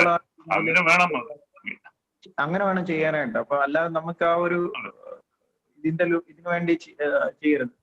അപ്പൊ അത് ചെയ്യാൻ പറ്റുന്നതെന്ന് പറഞ്ഞാൽ പുതിയ ഇതിലോട്ട് സോളാറിലോട്ട് വരുന്നവരെ സംബന്ധിച്ചിടത്തോളം നിങ്ങൾക്ക് ചെയ്യാൻ പറ്റുന്നത്, നിങ്ങൾ പലരും ചെയ്യാത്ത കാര്യം നിങ്ങൾ പുതിയതായിട്ട് വരുന്നവർ ചെയ്തു പോകേണ്ട കാരണം, നിങ്ങൾ എന്താണോ മെറ്റീരിയൽ അവിടെ യൂസ് ചെയ്യുന്നത് ആ A to Z data sheet അതെടുത്ത് വെക്കുക. നിങ്ങൾ ചെയ്ത് തുടങ്ങാൻ പോകണം, പഠിക്കാൻ പോകണം. അപ്പൊ നിങ്ങൾ സിസ്റ്റമാറ്റിക് ആയിട്ട് A to Z, ഈവൻ നിങ്ങൾ ഉപയോഗിക്കുന്ന ഇപ്പൊ നിങ്ങൾ AJB ആയാലും ACDB ആയാലും റെഡിമെയ്ഡ് മേടിക്കുകയാണ്, നിങ്ങൾക്ക് അതിന്റെ ഒരു ഡേറ്റ ഷീറ്റ് മേടിച്ച് എന്താണെന്നുള്ള കാര്യം പഠിച്ചതിന് ശേഷം മാത്രമേ നിങ്ങൾ ആ ഒരു ഇൻസ്റ്റലേഷൻ പുതിയതായിട്ട് ചെയ്യുവാണെങ്കിൽ പോകാവുള്ളതാണ് എന്റെ ഒരു അഭിപ്രായം. കാരണം അപ്പൊ നിങ്ങൾക്ക് നല്ല രീതിയിൽ വളർച്ചയുണ്ട്. നമ്മൾ ഒരു തെറ്റ് പറ്റി പഠിക്കുന്നതിനേക്കാളും നല്ലതാണ് തെറ്റ് വരാതെ അതിനെ നേരത്തെ പഠിച്ച് ചെയ്തത്. കാരണം ഇത് എനിക്ക് പറ്റിയോണ്ടാണ് ഞാൻ ഈ പറഞ്ഞത്. കാരണം ഞാൻ അതിന് പഠിച്ച ഒരുപാട് പ്രയോജനം കിട്ടും. നിങ്ങൾ ഈ ഇൻവെർട്ടറിന്റെ ഡേറ്റ ഷീറ്റ് എടുത്ത് അതിന്റെ സ്പെക്ക് അതിന്റെ ആ ഒരു എടുത്തു കഴിഞ്ഞ് കഴിഞ്ഞാൽ അതിനകത്തിൽ അവര് കുറെ റെക്കമെൻഡേഷനും കാര്യങ്ങളും എല്ലാം പറയുന്നുണ്ട്. അപ്പൊ അതെല്ലാം പ്രോപ്പറായിട്ട് ഫോളോ ചെയ്ത് നമ്മളൊരു ഇൻസ്റ്റലേഷനെ പോവുകയാണെങ്കിൽ, ഒരു പ്രോപ്പറായിട്ട് നല്ലൊരു ബെറ്റർ പ്രാക്ടീസ് എന്ന് പറഞ്ഞ രീതിയിലോട്ട് പോവുകയാണെങ്കിൽ തീർച്ചയായിട്ടും നിങ്ങൾക്ക് നല്ല വളർച്ച വരും. കാരണം അതിനെ കോസ്റ്റ് വെച്ച് നിങ്ങൾ നോക്കുകയും ചെയ്യരുത്. കാരണം അത് കസ്റ്റമറിനെ ബോധ്യപ്പെടുത്തി കൊടുക്കണം. വേറെ ഒരാളെ ഇൻസ്റ്റലേഷൻ, നമ്മുടെ ഒരു ഇൻസ്റ്റലേഷൻ വെച്ച് കമ്പയർ ചെയ്തിട്ട് കോസ്റ്റിനെ നിങ്ങൾ കാണിച്ചു കൊടുക്കേണ്ടതായിട്ട് വരും. കാരണം ഇപ്പൊ ഫെറൂൾ യൂസ് ചെയ്ത് ഓരോ സ്ട്രിങ്ങിനെയും തിരിയുന്നുണ്ട്, മാർക്കിങ് കൊടുത്ത് തിരിക്കുന്നുണ്ട്, എർത്തിന്റെ മെത്തേഡ്, എർത്തിങ്ങിന്റെ മെത്തേഡ്, സ്ട്രക്ചറിന്റെ മെത്തേഡ്, യൂസ് ചെയ്യുന്ന വർക്ക്മാൻഷിപ്പിന്റെ, അതായത് നിങ്ങളുടെ കൂടെ ഉള്ള ടെക്നീഷ്യന്മാരുടെ ക്വാളിഫിക്കേഷൻ വരെ നിങ്ങൾക്ക് ഈ പ്രൊജക്ടിനകത്തിൽ എൻലാർജ് ചെയ്ത് കാണിക്കാൻ പറ്റും.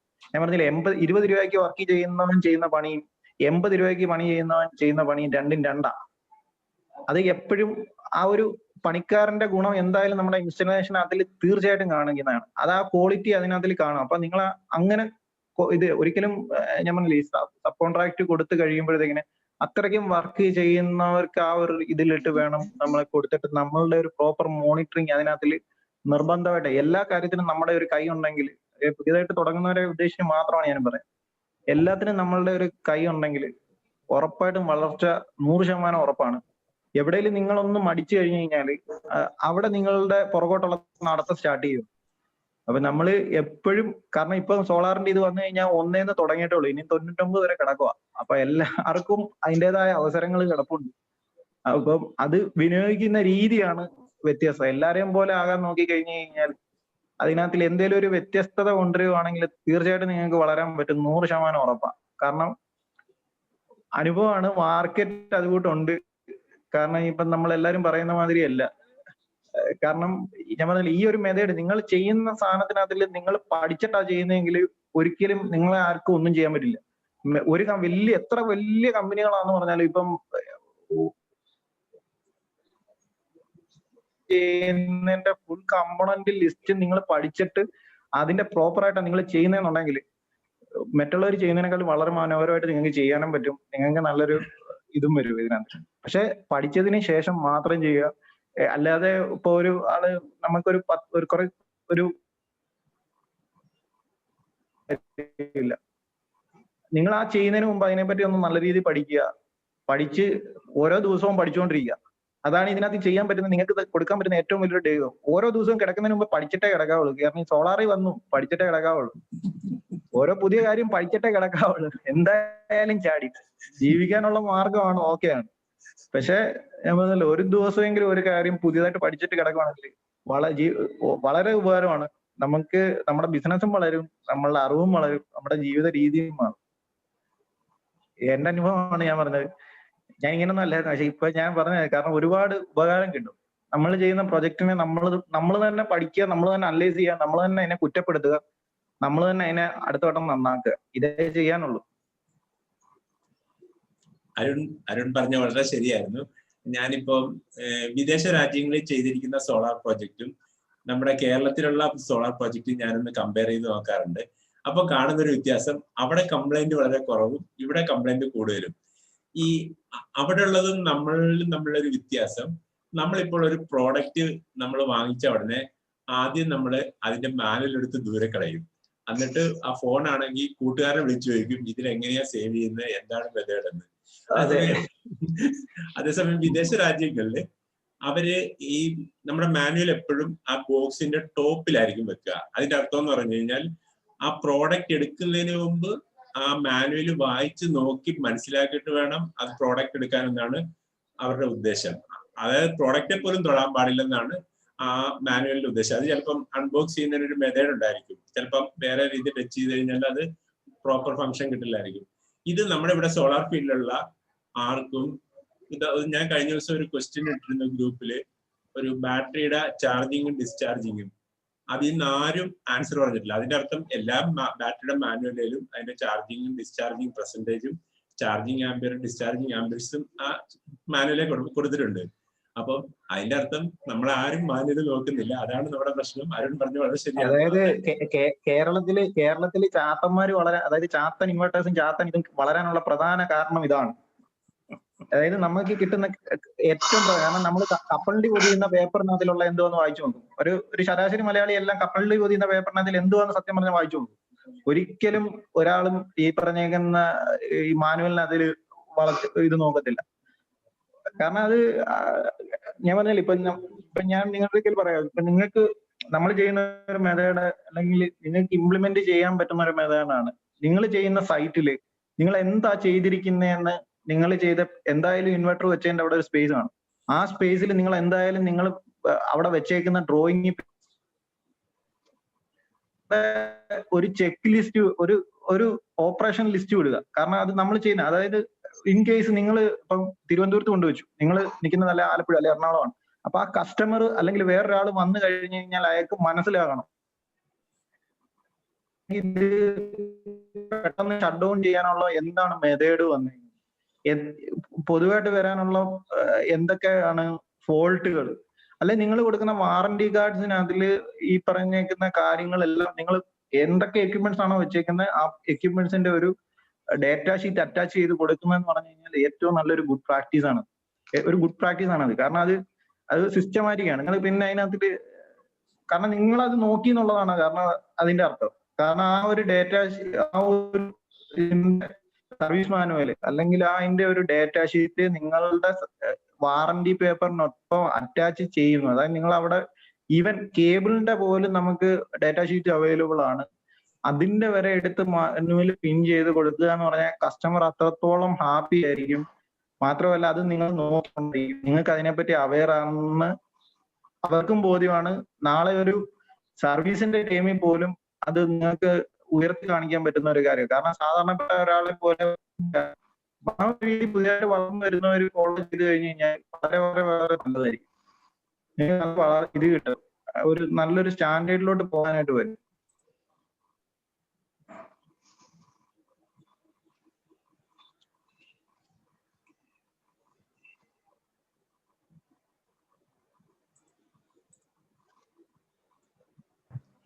എന്തെങ്കിലും ക്വസ്റ്റ്യൻ ഉണ്ടെങ്കിൽ ചോദിക്കാം.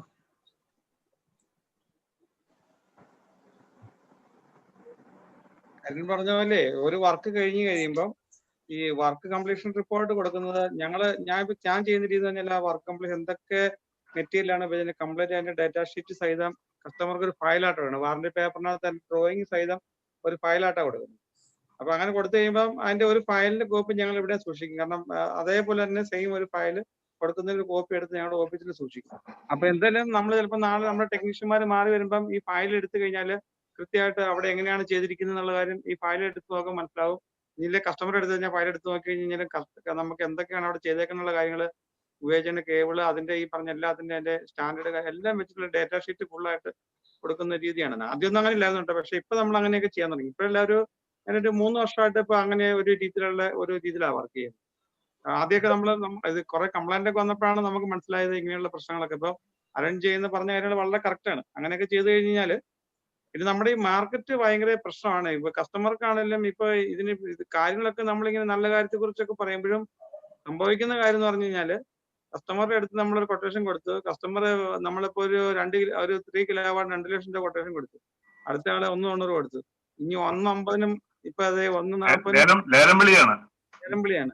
അപ്പൊ ഇത് വർക്ക് എടുക്കുന്ന ആളെ സംബന്ധിച്ച് അവർക്ക് ഇത് എങ്ങനെയെങ്കിലും ഒരു 10,000 അല്ലെങ്കിൽ ഒരു 15,000 മാർജിൻ എടുക്കാൻ വേണ്ടിയിട്ട് തത്രപ്പാടിന്റെ ഇടയ്ക്ക് ഈ കാര്യങ്ങളൊന്നും സംഭവിക്കുന്നില്ല എന്നുള്ള ഒരു വാസ്തുതയാണ്. പക്ഷെ നമ്മളത് ചെയ്യേണ്ട കേസ് എന്ന് കഴിഞ്ഞാൽ 10 വർക്ക് വന്നു കഴിഞ്ഞാൽ ഇപ്പൊ എന്നെ ഒരു എക്സ്പീരിയൻസ് ഞാൻ 10 വർക്ക് എടുക്കില്ല. 5 വർക്ക് നമുക്ക് അതിനകത്ത് 10 വർക്ക് എടുക്കാൻ ഞാൻ നോക്കില്ല. 5 വർക്ക് അത്യാവശ്യം മാർജിൻ എടുത്ത് പ്രത്യേകിച്ച് ഒരു വർക്ക് ഒരു 30% മാർജിൻ ഉണ്ടെങ്കിൽ മാത്രമാണ് ഒരു ഓൺ ഗ്രിഡ് വർക്ക് ഈ പറഞ്ഞ ഒരു 5 വർഷം അല്ലെങ്കിൽ 10 വർഷം വാറന്റിയിൽ ചെയ്യാൻ പറ്റുള്ളൂ. അപ്പൊ ആ ഒരു മാർജിൻ എടുത്ത് ക്വാളിറ്റി കൊടുത്ത് അങ്ങനെ കാര്യങ്ങൾ പറഞ്ഞ് മനസ്സിലാക്കി കൊടുത്ത് ഒരു വർക്ക് എടുത്താൽ മാത്രമാണ് കസ്റ്റമറും ആ ഒരു റിലേഷൻഷിപ്പ് നമുക്ക് ഇതൊരു ലൈഫ് ലോങ് റിലേഷൻഷിപ്പ് ആണ്. കാരണം 25 വർഷത്തെ വാറന്റി എന്ന് പറഞ്ഞാൽ അതൊരു ഒരു ലൈഫ്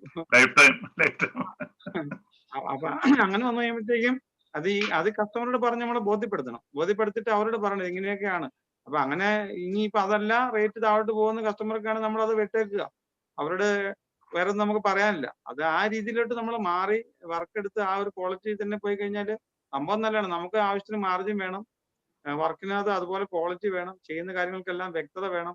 അങ്ങനെയൊക്കെ ആണെങ്കിലാണ് സംഭവം നമുക്ക് മുന്നോട്ട് പോകുള്ളൂ. ഇതിപ്പോ എല്ലാ പ്രശ്നം എന്ന് പറഞ്ഞാല് ഇപ്പൊ അത് നമ്മൾ കൊട്ടേഷൻ കൊടുത്തു, പിന്നെ ലേലം വിളിയാണ്. ലേലം വിളിച്ച് ലാസ്റ്റ് ഞാനിപ്പോ കഴിഞ്ഞ ദിവസം ഞാൻ ഒരു 3 കിലോവാട്ട് ചെയ്ത ഒരു സൈറ്റില് ഈ ഷീറ്റ് സ്ക്രൂ ചെയ്ത് വെച്ചിരിക്കുന്ന കാര്യം. അപ്പൊ നമ്മുടെ ഒരു വർക്ക് ഈ കസ്റ്റമർ നമ്മളെ തൊട്ടടുത്ത് ഞങ്ങൾ വേറൊരു പ്രൊജക്ട് ചെയ്തു. അപ്പൊ അത് വന്ന് കണ്ടു കഴിഞ്ഞപ്പോ നമ്മുടെ വർക്കും അതും കണ്ടു കഴിഞ്ഞപ്പോൾ പുള്ളി ഭയങ്കരമായിട്ട് വ്യത്യാസം. അപ്പൊ എന്നെ വിളിച്ചു. അപ്പൊ പുള്ളിക്ക് ഒരു ഇലക്ട്രിക് കാർ മേടിച്ച് കഴിഞ്ഞപ്പോൾ പുള്ളി അത് 8 കിലോവാട്ട് അപ്ഗ്രേഡ് ചെയ്യണം. അപ്പൊ ഞാനത് ഞാൻ ബൈബാക്ക് പുള്ളി 2 ലക്ഷം രൂപ പുള്ളി ചെയ്ത പ്രൊജക്ട് ഞാനത് 1 ലക്ഷം രൂപയ്ക്ക് ബൈബാക്ക് ചെയ്തിട്ടാണ് ഞാനിപ്പോ അത് ആ വർക്ക് എനിക്ക് എടുത്തേക്കണം. അപ്പൊ അങ്ങനെ കാരണം അവിടെ ഈ എർത്ത് നമ്മുടെ മറ്റേ ഇതുകൂടെ എർത്ത് വരെ ആണി അടിച്ചിട്ട് പുള്ളി നല്ല ഒന്നാം തന്നെ ഒരു ടൈലിട്ടേക്കണേ, ഫ്രണ്ടിൽ ടൈലിട്ടേക്കണേ നമ്മുടെ അതില് ഈ ടൈലിന് ഇടയ്ക്കൂടെ ആണി അടിച്ചിട്ട് ഈ ആണിയിൽ ഇങ്ങനെ ചുറ്റിട്ടാണ് എർത്ത് കമ്പി താഴോട്ട് കൊണ്ടുവന്നത്. ഞാൻ അപ്പൊ അങ്ങനെ ചെയ്ത വിദ്വാന്മാരുണ്ട്. അപ്പൊ ഞാൻ പറഞ്ഞത് ആരും കുറ്റപ്പെടുത്താൻ പറ്റില്ല, പക്ഷെ അങ്ങനെ ചെയ്യരുത്. കാരണം നമ്മൾ ചെയ്യുന്ന സ്റ്റാൻഡേർഡ്. അപ്പൊ നോക്കി കഴിഞ്ഞപ്പോഴത്തേക്കും ഞാൻ ഈ ഷീറ്റിന്റെ മുകളിൽ ഞാനിപ്പോ ഒരു 5 വർഷം മുമ്പ് വെറുതെ ഒരു ഷീറ്റിന്റെ മുകളിൽ ഒരു 10 വാട്ടിന്റെ പാനല് വേറൊരു ആവശ്യമുണ്ട്, റിലേ വർക്ക് ചെയ്യാൻ ചെറിയൊരു ആവശ്യമുണ്ട് ചുമ്മാ ഇട്ടിരുന്നു. അപ്പൊ ഈ 5 യാദൃച്ഛമായിട്ട് കഴിഞ്ഞ ദിവസം എടുത്തു നോക്കിയപ്പോൾ അതിനകത്ത് ഈ ബാക്ക് ഷീറ്റ് എല്ലാം കൂടെ പൊടിഞ്ഞു പോയിട്ട് അതിനകത്ത് സംഭവം ഇല്ല. ഇതിന്റെ ഈ ചൂട് കൊണ്ട് വെച്ചാൽ ഇതിന്റെ ബാക്ക് ഷീറ്റിലാകും. അത്രയും ബ്രാൻഡഡ് ആയിട്ടുള്ള കമ്പനി ഒന്നും ആയിരിക്കില്ല. എങ്കിൽ പോലും അത് കഴിഞ്ഞോട്ട് നമ്മൾ ഒരിക്കലും ഈ അനട്ട് പറയുന്ന സ്റ്റാൻഡേർഡ് 30 സെന്റിമീറ്റർ പൊക്കി വെക്കണം. ഈ 30 സെന്റിമീറ്റർ 40 സെന്റിമീറ്റർ പൊക്കി തന്നെ വെക്കണം. അതിനകത്ത് എയർ സർക്കുലേഷൻ ഉണ്ടാവണം. അതിനകത്ത് അല്ലെങ്കിൽ ഒന്ന് ഇതിന്റെ പ്രൊഡക്ഷനിൽ ബാധിക്കുന്നുള്ള ഒരു കാര്യം. രണ്ടാമത് ഈ പറഞ്ഞ 5-10 വർഷം കഴിയുമ്പോഴത്തേക്കും ഈ ഷീറ്റിനുള്ള അടിയിലത്തെ ബാക്ക് ഷീറ്റിന്റെ ഒക്കെ അകത്തുനിന്ന് നമുക്ക് പറയാൻ പറ്റത്തില്ല. അപ്പൊ പൊക്കി വെക്കണം. ഷീറ്റിന് ഇന്റേണൽ ഹീറ്റിംഗും ഉണ്ടാവും. ഇന്റേണൽ ഹീറ്റിംഗ് ഉണ്ടാവും. സർക്കുലേഷനിലേ കുറയുള്ളൂ. അപ്പൊ അത് വളരെ പ്രധാനപ്പെട്ട കാര്യമാണ്. ഷീറ്റിന് മുകളിൽ പൊക്കി തന്നെ വെക്കണം. ഷീറ്റിലോട്ട് കടത്തിയിടുന്ന മെത്തേഡ് കംപ്ലീറ്റ് നമ്മൾ ഒഴിവാക്കണം. അപ്പൊ പൊക്കി വയ്ക്കുമ്പോൾ ചെലവ് കൂടും. കാരണം അതിന് മുകളിലോട്ട് വേറെ ഫ്രെയിം അടിച്ച് നമ്മൾ 30 സെന്റിമീറ്റർ പൊക്കി വെക്കുന്ന പറയുമ്പോൾ അത് കുറച്ച് വർക്കുണ്ട്. അപ്പൊ ഇപ്പൊ ഈ ഷീറ്റിലോട്ട് വെറുതെ മിഡിൽ ക്ലാമ്പ് വെച്ച് സ്ക്രൂ ചെയ്യാന്ന് പറഞ്ഞാല് അത് വളരെ എളുപ്പമാണ്. കാരണം അതിനകത്ത് ഒരു ഫാബ്രിക്കേഷൻ വർക്കിന്റെ ഒരു കാര്യം വരുന്നില്ല. അപ്പൊ അത് അങ്ങനെ അതിലോട്ട് നമ്മൾ ആ ഒരു ക്വാളിറ്റിയിലോട്ട് പോയില്ലെങ്കിൽ ഇത് ഈ ഇൻട്രസ്റ്റ് ഇനിയും ഒരു പ്രശ്നത്തിലോട്ടൊക്കെ ഇനി അടുത്ത അതാണ് അതിനെന്താ ചെയ്യേണ്ടതെന്നുള്ളതാണ് ആലോചിക്കേണ്ടത്. ഈവൻ ഗവൺമെന്റ് ലെവലിൽ വരെ ഒരു തേർഡ് പാർട്ടി ഇൻസ്പെക്ഷൻ വരെ വെക്കേണ്ടതാണെന്നുള്ളതാണ് എന്റെ ഒരു അഭിപ്രായം. തീർച്ചയായിട്ടും ചെയ്യണം. തേർഡ് പാർട്ടി ഇപ്പൊ ഈ ഇലക്ട്രീഷ്യന്മാർ വന്നിട്ട് ഇപ്പൊ നമ്മുടെ അടുത്ത് തന്നെ പല ഇലക്ട്രീഷ്യന്മാർ എന്ന് വെച്ചാൽ അവര് പറഞ്ഞു ഞങ്ങൾ ഇതേ കസ്റ്റമറെ കൊണ്ട് വരാം, അവർക്ക് ഈ കസ്റ്റമർക്ക് ഈ പറഞ്ഞ പ്രൊഡക്റ്റിലാണ് ബില്ല് ചെയ്ത് കൊടുക്കും, കമ്മീഷൻ കൊടുക്കും. അപ്പൊ ഇവർ കമ്മീഷൻ ചോദിക്കണേ എത്ര 50,000 രൂപ 40,000. ഞാൻ പറഞ്ഞോളാം അതുകൊണ്ട് പരിപാടി ഇവിടെ ഇല്ലാന്ന് പറഞ്ഞ് നമ്മൾ വിടൂല. വേറെ എന്ന് വെച്ച് കഴിഞ്ഞാൽ അങ്ങനെ വർക്കിന്റെ രീതിയിൽ നമ്മള് ഈ പ്രൊജക്ട് പോയിട്ട് ഇപ്പൊ പ്രൊഡക്റ്റ് ആയി ഒരു സാധനം മേടിച്ചു അതിന് കമ്മീഷൻ മേടിച്ച് ഇലക്ട്രീഷ്യന്മാർ എങ്ങനെയും പിടിപ്പിച്ചു കൊടുത്ത് കസ്റ്റമർ നോക്കുമ്പോൾ നഷ്ടമായിക്കോളൂ. കാരണം ഇതിന്റെ തലവേദന മുഴുവൻ നമ്മൾ ഏറ്റെടുക്കേണ്ടി വരും. നമ്മുടെ പേര് ചീത്തയാവും.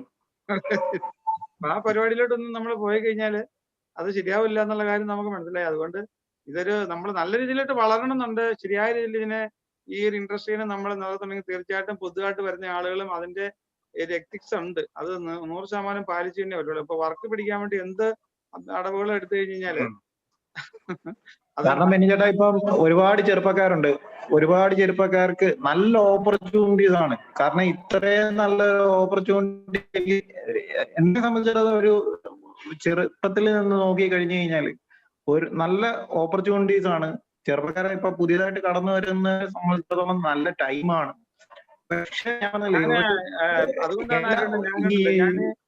ഒരാള് കാരണം നമുക്കാണെങ്കിൽ ഇപ്പൊ മൊത്തത്തിലുള്ള വിശ്വാസ്യത പോയി കഴിഞ്ഞു കഴിഞ്ഞാൽ ഇപ്പൊ ചിലർ ചെയ്യുന്നത് പോരായെന്ന് പറഞ്ഞ് കഴിഞ്ഞാൽ കസ്റ്റമർ ബാക്കിയുള്ളവരോടെല്ലാം ചെയ്യണമെന്ന് ആഗ്രഹം ഉള്ളവരോടെല്ലാം പറയും അത് നീ സോളാറാ കളിപ്പീരാടാ, അത് നടക്കില്ലെന്ന് പറയും. കാരണം നമ്മൾ പൊതുവെ ചെയ്യുന്നതിനകത്തിൽ ഒരു സ്റ്റാൻഡേർഡ് കീപ്പ് ചെയ്ത് എല്ലാവരും ആ ഒരു മെത്തേഡിൽ പോവുകയാണെങ്കിൽ നല്ല രീതിയിൽ ഞാൻ പറഞ്ഞ ഈ ഗ്രൂപ്പ് കൊണ്ട് അങ്ങനെ ചില ഗുണങ്ങൾ കിട്ടുമെന്നാണ് എന്റെ ഒരു പ്രതീക്ഷ. പുതിയതായിട്ട് വരുന്നവർക്ക് നല്ലൊരു അറിവ് ഈ ഒരു മേഖലയിൽ കൂടെ കിട്ടും. കാരണം ഇത് പറഞ്ഞു കൊടുക്കാതിരിക്കുന്ന ഒരുപാട് പേർ.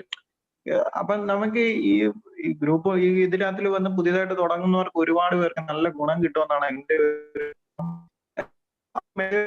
ചെയ്യുവാണെങ്കിൽ ഉറപ്പായിട്ടും അവർക്ക് ആ ഒരു ഗൈഡൻസിൽ പോയി കഴിഞ്ഞു കഴിഞ്ഞാൽ എനിക്ക് തോന്നുന്നു നല്ല രീതിയിൽ മുന്നോട്ട് പോകുന്നുണ്ട്. കാരണം ഒരു സംശയം ചോദിച്ചോട്ടെ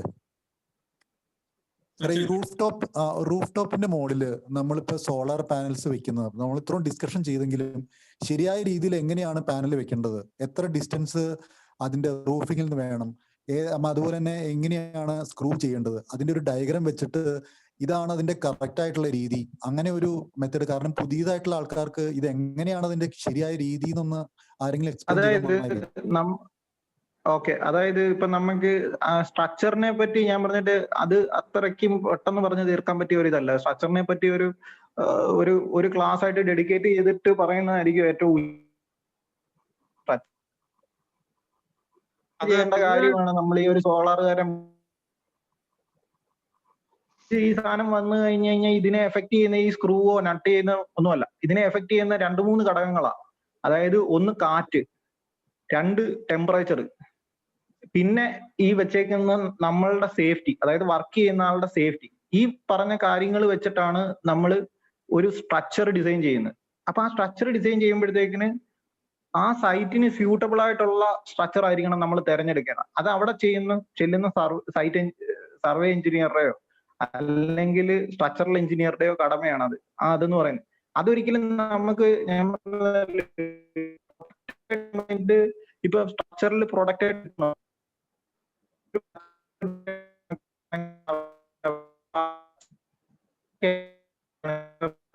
അതിൽ മെൻഷൻ ചെയ്തിട്ടുണ്ടായിരിക്കാം ഇതെങ്ങനെയാണ് ഉള്ളിരിക്കുന്നത്, എങ്ങനെയാണ്. നിങ്ങൾക്ക് റെഡിമെയ്ഡ് ആണെങ്കിൽ നിങ്ങൾക്ക് ഒന്നുകൊണ്ടും ചെയ്യേണ്ട, കൊണ്ടുപോകാൻ.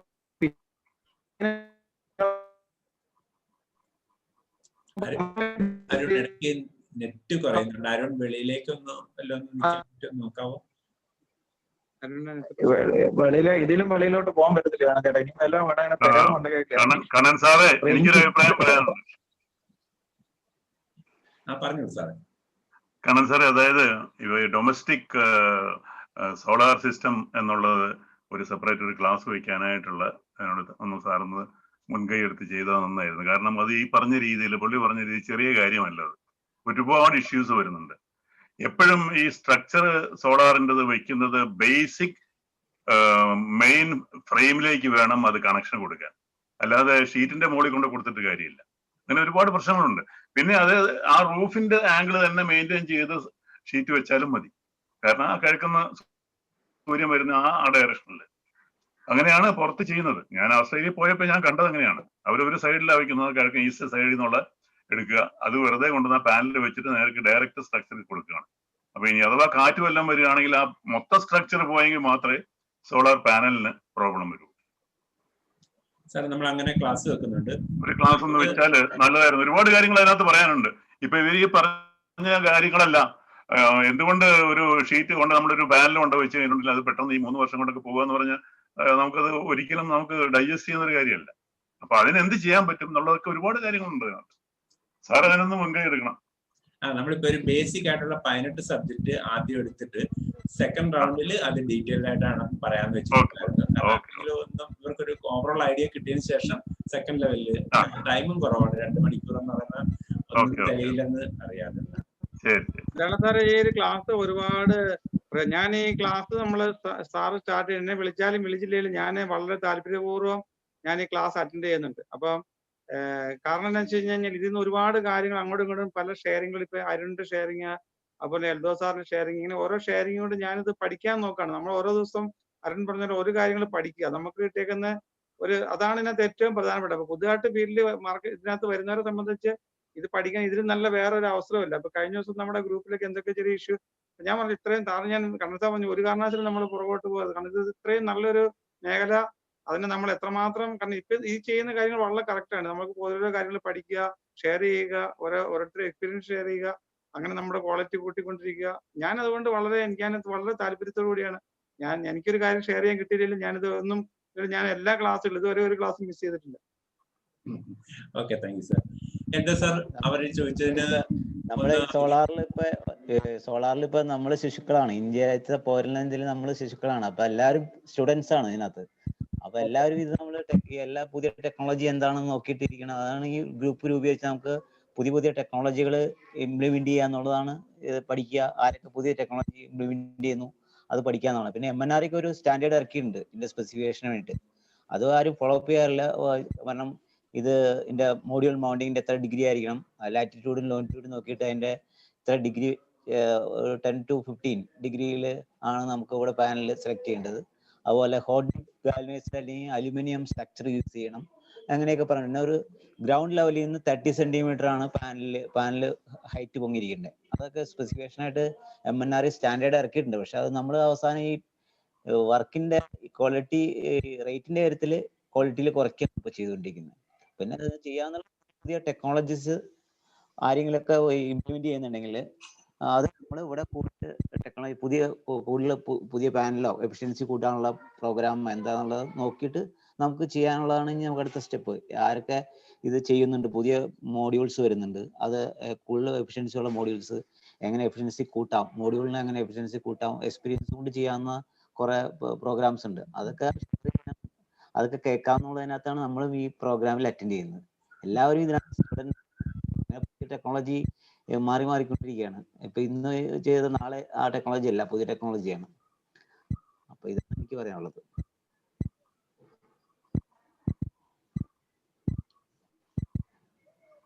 Okay sir. Okay, thank you sir. അവർക്ക് പിന്നെ എന്താണ് ഒരു വീടിന്റെ എന്തൊക്കെ കാര്യങ്ങൾ ശ്രദ്ധിക്കണം, എങ്ങനെയാണ് അതിന്റെ സ്ട്രക്ചർ മൗണ്ടിങ് എന്താ സാർ, അതൊക്കെ കുറച്ചുകൂടെ ഒന്ന് വിശദീകരിച്ചു കൊടുക്കാൻ കഴിയുമോ? സ്ട്രക്ചർ മൗണ്ടിങ് നമ്മൾ നോക്കുമ്പോൾ ആദ്യം ഫീസിബിലിറ്റി സർവേ ആണ് ആദ്യം ചെയ്യേണ്ടത്.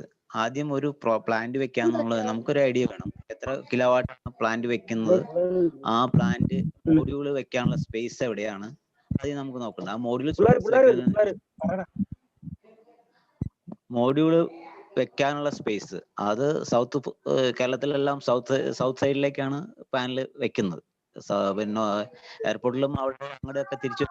കേരളത്തിൽ പൊതുവേ ഉള്ളത് സൗത്ത് സൈഡിലേക്കാണ് കൂടുതൽ നമുക്ക് പാത്ത് വരുന്നത്. സൗത്തിലേക്ക് ഇംഗ്ലണ്ട് വെക്കുന്നത് ഒരു 10 to 15 ഡിഗ്രിയിലാണ് കേരളത്തിലെ ഒരു ആംഗിൾ സെലക്ട് ചെയ്യുന്നത്.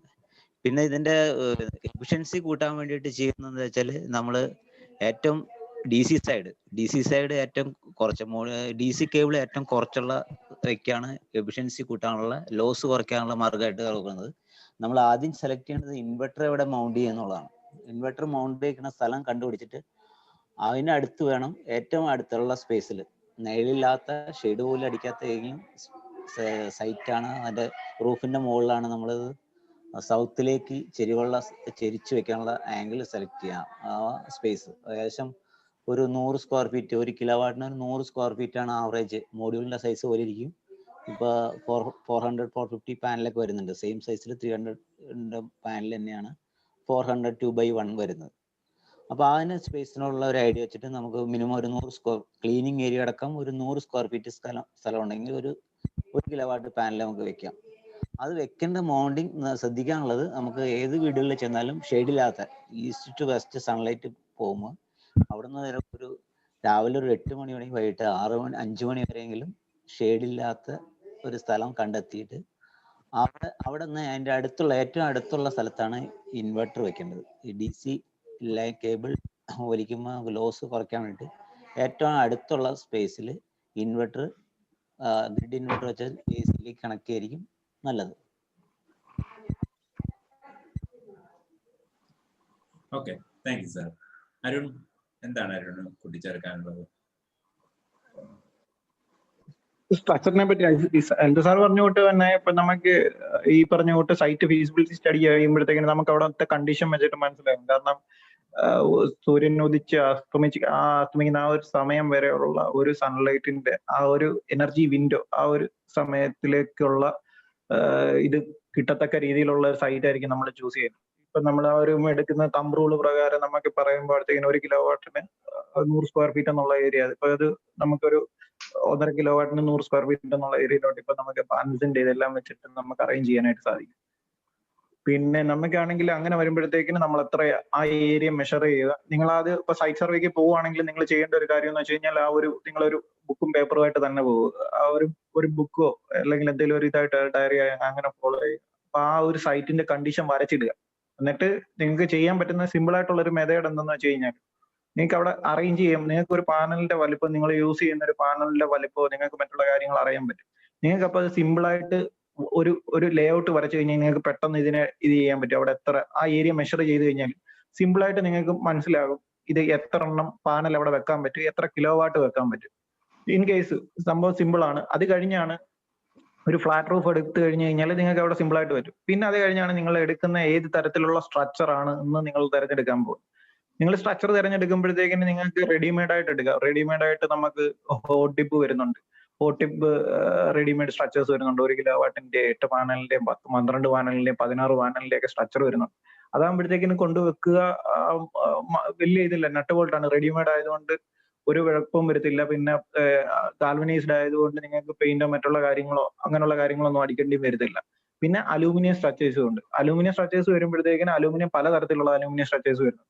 എല്ലാം ഇന്ന് മാർക്കറ്റിൽ ഓൾറെഡി അവൈലബിൾ ആണ്. ഇനി നിങ്ങൾ ഇത് ചെയ്യാൻ പോകണം, അതായത് നിങ്ങൾ തന്നെ ഫാബ്രിക്കേറ്ററെ കൊണ്ടുവന്ന് നിങ്ങൾ ഫാബ്രിക്കേറ്റ് ചെയ്യാൻ പോകണം. ആ ഫാബ്രിക്കേറ്റ് ചെയ്യുന്ന സമയത്ത് നിങ്ങൾ എടുക്കുന്ന മെറ്റീരിയൽ റൗണ്ട് പൈപ്പ് ആണോ സ്ക്വയർ പൈപ്പ് ആണോ ഏതാണ് ബേസ് വരുന്നത്, അതെല്ലാം നിങ്ങളുടെ സ്ട്രക്ചറൽ ഡിസൈനിനെ ബേസ് ചെയ്തിരിക്കും. പിന്നെ ഇത് മൗണ്ട് ചെയ്യുന്ന രീതി, പാനൽ മൗണ്ട് ചെയ്യുന്ന രീതി നിങ്ങൾക്ക് നട്ട് ബോൾട്ട് ഇട്ട് ചെയ്യാം. കാരണം പാനലിന്റെ 35 mm ഓരോ ഇതുണ്ട്, അതായത് നമുക്ക് നട്ട് ബോൾട്ട് ചെയ്യാനുള്ള പ്രൊവിഷൻ ഉണ്ട്. അത് വെച്ചിട്ട് നിങ്ങൾക്ക് വേണമെങ്കിൽ സിമ്പിൾ ആയിട്ട് ഒരു ഈസി മെത്തേഡിൽ നട്ട് ബോൾട്ട് ചെയ്യാം. അതല്ല നിങ്ങൾക്ക് ഇച്ചിരിയും കൂടെ നല്ല രീതിയിൽ ചെയ്യണമെന്നുണ്ടെങ്കിൽ മിഡിൽ ക്ലാമ്പോ എൻഡ് ക്ലാമ്പോ ജെ ബോൾട്ട് ഇട്ട്, അതായത് ഈ പറയുന്നേക്കുന്ന സ്ക്വയർ ട്യൂബിനകത്ത് ജെ ബോൾട്ട് ഇട്ട് കഴിഞ്ഞ് കഴിഞ്ഞാൽ ഇതിന്റെ എൻഡ് മിഡിൽ ക്ലാമ്പിൽ വന്ന് നിൽക്കും. അത് നിങ്ങൾക്ക് സ്ക്രൂ ചെയ്ത് കഴിഞ്ഞ് കഴിഞ്ഞാൽ SS ഇട്ട് കഴിഞ്ഞ് കഴിഞ്ഞാൽ പിന്നെ ഞാൻ ഈ പറഞ്ഞ മാതിരിയുള്ള സെൽഫ് സ്ക്രൂ അടിക്കുമ്പോൾ ഉള്ള ആ ഒരു ഇത് മാറിക്കിട്ടും. രണ്ടാമത്തെ കാര്യം എന്ന് പറഞ്ഞു കഴിഞ്ഞാൽ ഇതിനെടുക്കുന്ന മെറ്റീരിയൽ ഏത് ഗേജിന്റെയാണ് നിങ്ങൾ ഉപയോഗിക്കേണ്ടത്. നിങ്ങൾ ഉപയോഗിക്കുന്ന ഇപ്പൊ നമുക്ക് വരുന്നത് GI വരുന്നുണ്ട്, GP വരുന്നുണ്ട്. നമ്മളുടെ കോസ്റ്റിംഗ് ഒക്കെ വെച്ചിട്ട് GI പോകുന്നതെന്ന് പറഞ്ഞു കഴിഞ്ഞാൽ ഇച്ചിരി കൂടെ എക്സ്പെൻസീവ് ആണ്. അപ്പൊ എല്ലാവരും പൊതുവെ ഉപയോഗിക്കുന്നതെന്ന് പറഞ്ഞു കഴിഞ്ഞാൽ GP എടുത്തിട്ട് അതിനകത്തിൽ എപ്പോക്സി അടിക്കുന്നു. എപ്പോക്സി അടിച്ചിട്ട് ചിലർ പെയിന്റും അടിക്കുന്നു. അപ്പൊ നമുക്ക് ഇപ്പൊ എപ്പോക്സി എടുത്താലും നിങ്ങൾക്ക് അതിന്റെ കൂടെ നമുക്ക് 300 രൂപ കൊടുത്തു കഴിഞ്ഞാൽ ഒരു സിങ്ക് കോട്ടിങ് സ്പ്രേ കിട്ടും. അതായത് സിങ്കിന്റെ ഒറിജിനൽ സിങ്ക് കിട്ടും. അത് ചെയ്ത് കഴിഞ്ഞ് കഴിഞ്ഞാൽ നിങ്ങൾക്ക് പിന്നെ അത്രത്തോളം ഉപകാരമാണ്. എപ്പോക്സി അടിച്ചില്ലെങ്കിൽ നിങ്ങൾക്ക് സിങ്ക് കോട്ട് ചെയ്ത് കഴിഞ്ഞാൽ വളരെ നല്ലതാണ്. അതാകുമ്പോഴത്തേക്കിനും നല്ല രീതിയിൽ അത് ഈട് നിന്നോളും, കുഴപ്പമൊന്നുമില്ല. അപ്പം ആ ഒരു രീതിയിൽ നിങ്ങൾ എടുക്കുന്ന മെറ്റീരിയലിന്റെ ക്വാളിറ്റി, 16 ഗേജ് 14 ഗേജ് വരുമ്പോഴത്തേക്കും ടാറ്റയുടെ വരും. 16 ഗേജ് പൊതുവെ എല്ലാവരും ഉപയോഗിക്കുന്ന 16 ഗേജ് ആയിരിക്കും. 16 ഗേജിന്റെ പൈപ്പ് എടുക്കും. പൈപ്പിനാകുമ്പോഴത്തേക്കും ഇച്ചിരി കൂടെ ബലം വരും. അല്ലെങ്കിൽ 2 സ്ക്വയറോ അതിന് 2.5 അല്ലെ അങ്ങനത്തെ ഓരോരുത്തരെ ബേസ് ചെയ്തിരിക്കും. അതൊക്കെ നമുക്ക് വരുന്ന പ്രൊജക്ടിന്റെ കോസ്റ്റിനെ അനുസരിച്ച് ഞാൻ പ്രധാന ഘടകം എന്ന് പറഞ്ഞു കഴിഞ്ഞാൽ നല്ല രീതിയിലുള്ള ഒരു സ്ട്രക്ചർ ചെയ്യണമെന്നുണ്ടെങ്കിൽ ഒരു 1 കിലോവാട്ട് സ്ട്രക്ചർ ചെയ്യണമെന്നുണ്ടെങ്കിൽ മിനിമം ഒരു 8000 രൂപയെങ്കിലും നല്ലൊരു സ്ട്രക്ചർ ചെയ്യാനാകും. അപ്പൊ ആ കോസ്റ്റിന് നമ്മളൊന്ന് കൂട്ടി നോക്കി കഴിഞ്ഞാൽ 5 കിലോവാട്ട് എടുക്കാനായിട്ട് എത്ര രൂപയാകും? 40,000 രൂപയാകും. ആ 40,000 രൂപയ്ക്കൊന്നും നമുക്ക് ഈ പറഞ്ഞ മാതിരി ഇപ്പോഴത്തെ സിറ്റുവേഷനിൽ ആരും ചെയ്യാനായിട്ട് മുതിരത്തില്ല. അപ്പോഴത്തേക്കിനും നമ്മൾ ഈ പറഞ്ഞേക്കുന്ന സാധാരണഗതിയിൽ സംഭവിച്ചുകൊണ്ടിരിക്കുന്നതും കണ്ടുകൊണ്ടിരിക്കുന്നതും പണ്ട് ഞാൻ ചെയ്തിട്ടുള്ളതുമായിട്ടുള്ള രീതി എന്ന് പറഞ്ഞാൽ മെറ്റീരിയലിനകത്ത് കോംപ്രമൈസ് ചെയ്യുകയാണ് ചെയ്യുക. കാരണം കസ്റ്റമർ ഒരിക്കലും ഒരു കസ്റ്റമറിൽ നിന്ന് നോക്കിക്കഴിഞ്ഞ് കഴിഞ്ഞാൽ കസ്റ്റമറിന് ഒരിക്കലും അത് 16 ഗേജാണോ 18 ഗേജാണോ എന്ന് നോക്കാനായിട്ട് സത്യം പറഞ്ഞു കഴിഞ്ഞാൽ ആരും വരാറില്ല. അപ്പൊ അങ്ങനെ നിങ്ങൾ ഒരിക്കലും ആ ഒരു ചീറ്റിംഗ് മെത്തേഡിലോട്ട് പോകാതെ 16 ഗേജ് തന്നെ അല്ലെങ്കിൽ 16ന് 14 ഗേജ് കൊടുക്കാൻ പറ്റുന്ന സ്ട്രക്ചറിനകത്തില്ല. അത് കാരണം നമ്മളുടെ പാനൽ മൗണ്ട് ചെയ്യുന്ന സാധനമാണ്, കാലാകാലം ഇരിക്കേണ്ട സാധനമാണ്. അപ്പൊ അതിൻ്റെതായ ക്വാളിറ്റിയിൽ ഒരിക്കലും കോംപ്രമൈസ് ചെയ്യാത്ത രീതിയിൽ നിങ്ങൾ സ്ട്രക്ചറിനെ തിരഞ്ഞെടുക്കുക. ഈ പറഞ്ഞേക്കുന്ന സ്ട്രക്ചറൽ മെറ്റീരിയൽ തിരഞ്ഞെടുക്കുക. അതിപ്പോ നമുക്ക് ലോക്കലായിട്ട് മാനുഫാക്ചർ ചെയ്ത് വരുന്നവരുണ്ട്. ഇപ്പൊ നമ്മുടെ സ്ക്വയർ ട്യൂബ് ഒക്കെ ആണെങ്കിൽ അത് ഷീറ്റ് ആയിരിക്കും വരുന്നത്. ഷീറ്റിന് ഇത് ചെയ്ത് പല കമ്പനീസ് ഉണ്ട്, ടാറ്റ, ഭൂഷൺ, അപ്പോളോ അങ്ങനെയുള്ള കുറെ കമ്പനീസ് കിടപ്പുണ്ട്. അപ്പൊ അതിനകത്തിൽ ബെറ്റർ ഏതാണോ നിങ്ങൾക്ക് കിട്ടുന്ന പ്രൈസിനൊട്ട് ഏതാണോ വെച്ച് ചെയ്യുക. പിന്നെ രണ്ടാമത്തെ പ്രധാന കാര്യം എന്ന് വെച്ച് കഴിഞ്ഞാൽ സ്ട്രക്ചറിന് പൂർണ്ണമായിട്ട് ഒരു ഡിസൈൻ നിങ്ങൾ, അതായത് സൈറ്റിൽ പോയി നിങ്ങൾ പ്ലാൻ ചെയ്ത് വർക്ക് ചെയ്യാതെ നിങ്ങൾ നേരത്തെ പ്രീ പ്ലാൻ ചെയ്ത് അതിന്റെ ഡ്രോയിങ് പ്രിപ്പയർ ചെയ്ത് എന്ത് മെറ്റീരിയൽ വെക്കുക, എത്ര ഫ്രണ്ട് കാലം എത്ര ബാക്ക് കാലം എത്ര അളവെടുക്കുക. അല്ലാതെ അവിടെ പോയി ചെന്നിട്ട് ഒരു കമ്പിയും വെച്ചിട്ട് ഇപ്പം ഞാൻ പറയാം ഒരു ചെയ്തുകൊണ്ടിരിക്കുന്ന ഒരു മെത്തേഡ് എന്ന് പറഞ്ഞു കഴിഞ്ഞാൽ ഇപ്പം കണ്ടുവരുന്ന ഒരു മെത്തേഡ് മൊബൈലിനകത്തിൽ നമുക്കിപ്പം ആക്സിലോമീറ്റർ ഉള്ളവരുടെ മൊബൈലിനകത്തിൽ ആംഗിൾ മീറ്റർ എന്ന് പറഞ്ഞിട്ടൊരു മീറ്റർ കിട്ടും. അപ്പൊ സൈഡിലോട്ട് ചെല്ലുന്നു, ഒരു കാല് വെക്കുന്നു, ഫ്രണ്ട് കാല് വെക്കുന്നു, ഇടയ്ക്ക് ഒരു ക്രോസ് ഒരു കുറുക് ഒരു വെച്ചിട്ട് ഈ മൊബൈലിനകത്തിൽ 14 ഡിഗ്രി 10 ഡിഗ്രി മാർക്ക് ചെയ്യുന്നു, കട്ട് ചെയ്യുന്നു, ബാക്കി വാട്ടർ ലെവൽ ചെയ്യുന്നു, വെക്കുന്നു. അപ്പൊ നിങ്ങൾ ആ ഒരു മെത്തേഡ് ഫോളോ ചെയ്ത് നിങ്ങൾ പ്രോപ്പറായിട്ട് ഒരു ഡ്രോയിങ് പ്രിപ്പയർ ചെയ്ത് ഓട്ടോകാർഡിന്റെ ഒരു ഡ്രോയിങ് പ്രിപ്പയർ ചെയ്ത് കഴിഞ്ഞാൽ കറക്റ്റ് ആംഗിൾ മെഷർ ചെയ്ത് ഫ്രണ്ട് കാലം എത്ര ബാക്ക് കാലം ഇത്ര, ആ ഒരു രീതിയിൽ നിങ്ങൾക്ക് കറക്റ്റ് ആയിട്ടുള്ള മെഷർ കിട്ടും നിങ്ങൾ ഫാബ്രിക്കേറ്റ് ചെയ്യാൻ പോവുകയാണെങ്കിൽ. എന്നിട്ട് നമ്മൾ ആ ഒരു മെറ്റീരിയൽ ലിസ്റ്റ് എടുക്കുക, മെറ്റീരിയലിന്റെ ക്വാണ്ടിറ്റി എടുക്കുക, ബിൽ ഓഫ് ക്വാണ്ടിറ്റി എടുക്കുക. ക്വാണ്ടിറ്റി എടുത്തു കഴിഞ്ഞാൽ നിങ്ങൾക്ക് കറക്റ്റ് ആയിട്ട് മനസ്സിലാവും ഒരു മീറ്റർ നമുക്ക് ഇപ്പം എത്രയാണ്, ഒരു ട്യൂബിന് എത്ര ട്യൂബ് നമുക്ക് ചെലവാകും. പിന്നെ വരുന്നതെന്ന് പറഞ്ഞു കഴിഞ്ഞാൽ മൂന്നാമത്തെ അല്ല ആദ്യത്തെ പ്രകടനം ചെയ്യുന്ന ആളുടെ വർക്ക് ചെയ്യുന്ന ഫാബ്രിക്കേറ്ററുടെ ക്വാളിറ്റി. ഇൻ കേസ് അയാൾ വെൽഡ് ചെയ്യുന്ന രീതി, കാരണം ഒരു 25 വർഷം നിൽക്കേണ്ടതാണ്. അപ്പൊ ആ രീതിയിൽ ഗ്യാപ്പ് ഒന്നും വിടാതെ നിങ്ങൾ ഫാബ്രിക്കേറ്റ് ചെയ്യുവാണെങ്കിൽ അതിനകത്തില് ഗ്യാപ്പ് ഒന്നും വീഴാത്ത രീതിയിൽ വെൽഡ് ചെയ്ത് പൂർണ്ണമായിട്ടും ഫുൾ വെൽഡ് ചെയ്യുക. രണ്ട് സൈഡിലും ടാക്ക് അടിച്ച് നിർത്തുന്ന പരിപാടിയുണ്ട്. ഫുൾ വെൽഡ് ചെയ്യാൻ ഒരു കാരണവശാലും വെള്ളം ഇറങ്ങാത്ത രീതിയിൽ, പൈപ്പിനകത്തിൽ വെള്ളം ഇറങ്ങാത്ത രീതിയിൽ നിങ്ങൾ ചെയ്യുക. മാത്രമല്ല നിങ്ങൾ ചെയ്യുമ്പോഴത്തേക്കിനും മണ്ടയ്ക്ക് ചിലപ്പം ഏറ്റവും എളുപ്പത്തിന് ആങ്കർ ബോൾട്ട് ചെയ്യാം. അപ്പൊ ആങ്കർ ബോൾട്ട് ചെയ്യുമ്പോഴത്തേക്കിനും ആങ്കർ ബോൾട്ടിനകത്തില് അതിനകത്തിൽ വെള്ളം ഇറങ്ങാനായിട്ട് ഭയങ്കരമായിട്ട് ചാൻസ് ഉണ്ട്. അപ്പം അത് ഒഴിവാക്കാനായിട്ട് നിങ്ങൾക്ക് പല മെത്തേഡും ചെയ്യാൻ പറ്റും. ഇപ്പൊ ആങ്കർ ബോൾട്ടിനകത്തിൽ നമുക്കാണെങ്കിൽ ഇടുന്ന ഒരു കെമിക്കൽ മേടിക്കാൻ കിട്ടും. അതിട്ട് കഴിഞ്ഞ് കഴിഞ്ഞാൽ നിങ്ങൾക്ക് പറയുന്നോട്ട് വാട്ടർ ലീക്കും മറ്റുള്ള കാര്യങ്ങളും വരില്ല. ആ പ്ലേറ്റിനെ നിങ്ങൾക്ക് സീൽ ചെയ്യാം. ആ വെക്കുന്ന പ്ലേറ്റിനെയും ആ ആങ്കർ ബോൾട്ടിനെയും MCയിലോ അല്ലെങ്കിൽ അതുകൂട്ടുള്ള അഡിസീവോ ഇട്ടിട്ട് നിങ്ങൾക്ക് സീൽ ചെയ്തിട്ട് അവിടെ ഒരു വാട്ടർ പ്രൂഫിംഗ് കോട്ടിംഗ് കൂടെ അടിച്ചു കഴിഞ്ഞാൽ പിന്നെ അതിന്റെ മണ്ടയ്ക്ക് ഒരു കോൺക്രീറ്റും കൂടെ ചെയ്ത് കഴിഞ്ഞാൽ സേഫ് ആണ്, അവിടെ കിടന്നോളും, പോത്തില്ല. അപ്പം എപ്പോഴും വാട്ടർ സീൽ ചെയ്യാനായിട്ട് പ്രധാനമായിട്ട് ശ്രദ്ധിക്കേണ്ട ഒരു കാരണമാണ്. കാരണം ഫ്യൂച്ചറിൽ അവരുടെ വീട്ടിൽ അതിനൊരു ചോർച്ചയ്ക്കോ അല്ലെങ്കിൽ മറ്റോ, കാരണം ഒരു പ്ലേറ്റിനകത്തിൽ 4 ഹോളാണ് വരുന്നത്, 4 ഇത് വരും. അപ്പൊ അതിനകത്തിലൊക്കെ ചോർച്ച ഉണ്ടാകാനുള്ള ഒരു ചാൻസ് ഉണ്ട്. അപ്പൊ ആ മിസ്റ്റേക്ക് ഒന്നും വരാത്ത രീതിയിൽ നിങ്ങൾ ഒരു ഗുഡ് പ്രാക്ടീസ് എന്നുള്ള രീതിയിൽ പോവുക.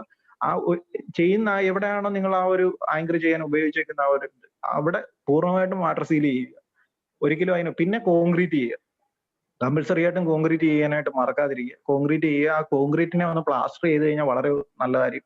അല്ലെങ്കിൽ അതിനെ മണ്ടയ്ക്ക് ഒരു ഫിക്സിറ്റിന്റെ ഒരു ഇത് കൂടെ അടിച്ചിട്ട് കഴിഞ്ഞ് കഴിഞ്ഞാൽ അവിടെ കിടന്നോളും. പിന്നെ വലിയ മെയിൻ്റനൻസോ മറ്റുള്ള കാര്യങ്ങളോ ഒന്നും ചെയ്യേണ്ട കാര്യമില്ല. നല്ല രീതിയിൽ ആ ഒരു ബ്ലോക്ക് ഒരു 30x30 ആ ഒരു രീതിയിൽ പോയി കഴിഞ്ഞാൽ ഈ പറഞ്ഞേക്കുന്ന സിമ്പിൾ ആയിട്ടുള്ള ഒരു സ്ട്രക്ചർ ചെയ്തെടുക്കാനായിട്ട് നിങ്ങൾക്ക് സാധിക്കും. പിന്നെ ഞാൻ പറഞ്ഞില്ലേ, ഈ പാനൽ മൗണ്ട് ചെയ്യുന്നത് നിങ്ങൾക്ക് പല മെത്തേഡുകളുണ്ട്.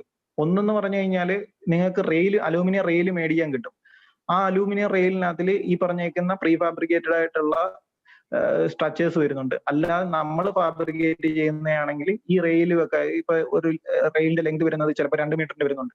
അപ്പൊ അതിനനുസരിച്ച് സ്പാൻ മാക്സിമം ഇത് തമ്മിലുള്ള ഒരു സ്പാന് 1.3ക്കും ഒരു 1.4 മണ്ടയ്ക്കോട്ട് ഒരു കാരണവശാലും കൂടാൻ അനുവദിക്കരുത്. അതായത് അല്ലെങ്കിൽ അത് സാധനം വള്ളാൻ ചാൻസ് ഉണ്ട്. അപ്പം നമ്മൾ മേടിക്കുന്ന മെറ്റീരിയലിന്റെ എത്രയാണോ അതിന് ഇത് കൊടുക്കാൻ പറ്റുന്നത്, അതിന്റെ കപ്പാസിറ്റി എത്രയാണെന്നുള്ള കാര്യങ്ങളെല്ലാം നിങ്ങൾ ചോദിച്ചറിയേണ്ടതായിട്ടുണ്ട്.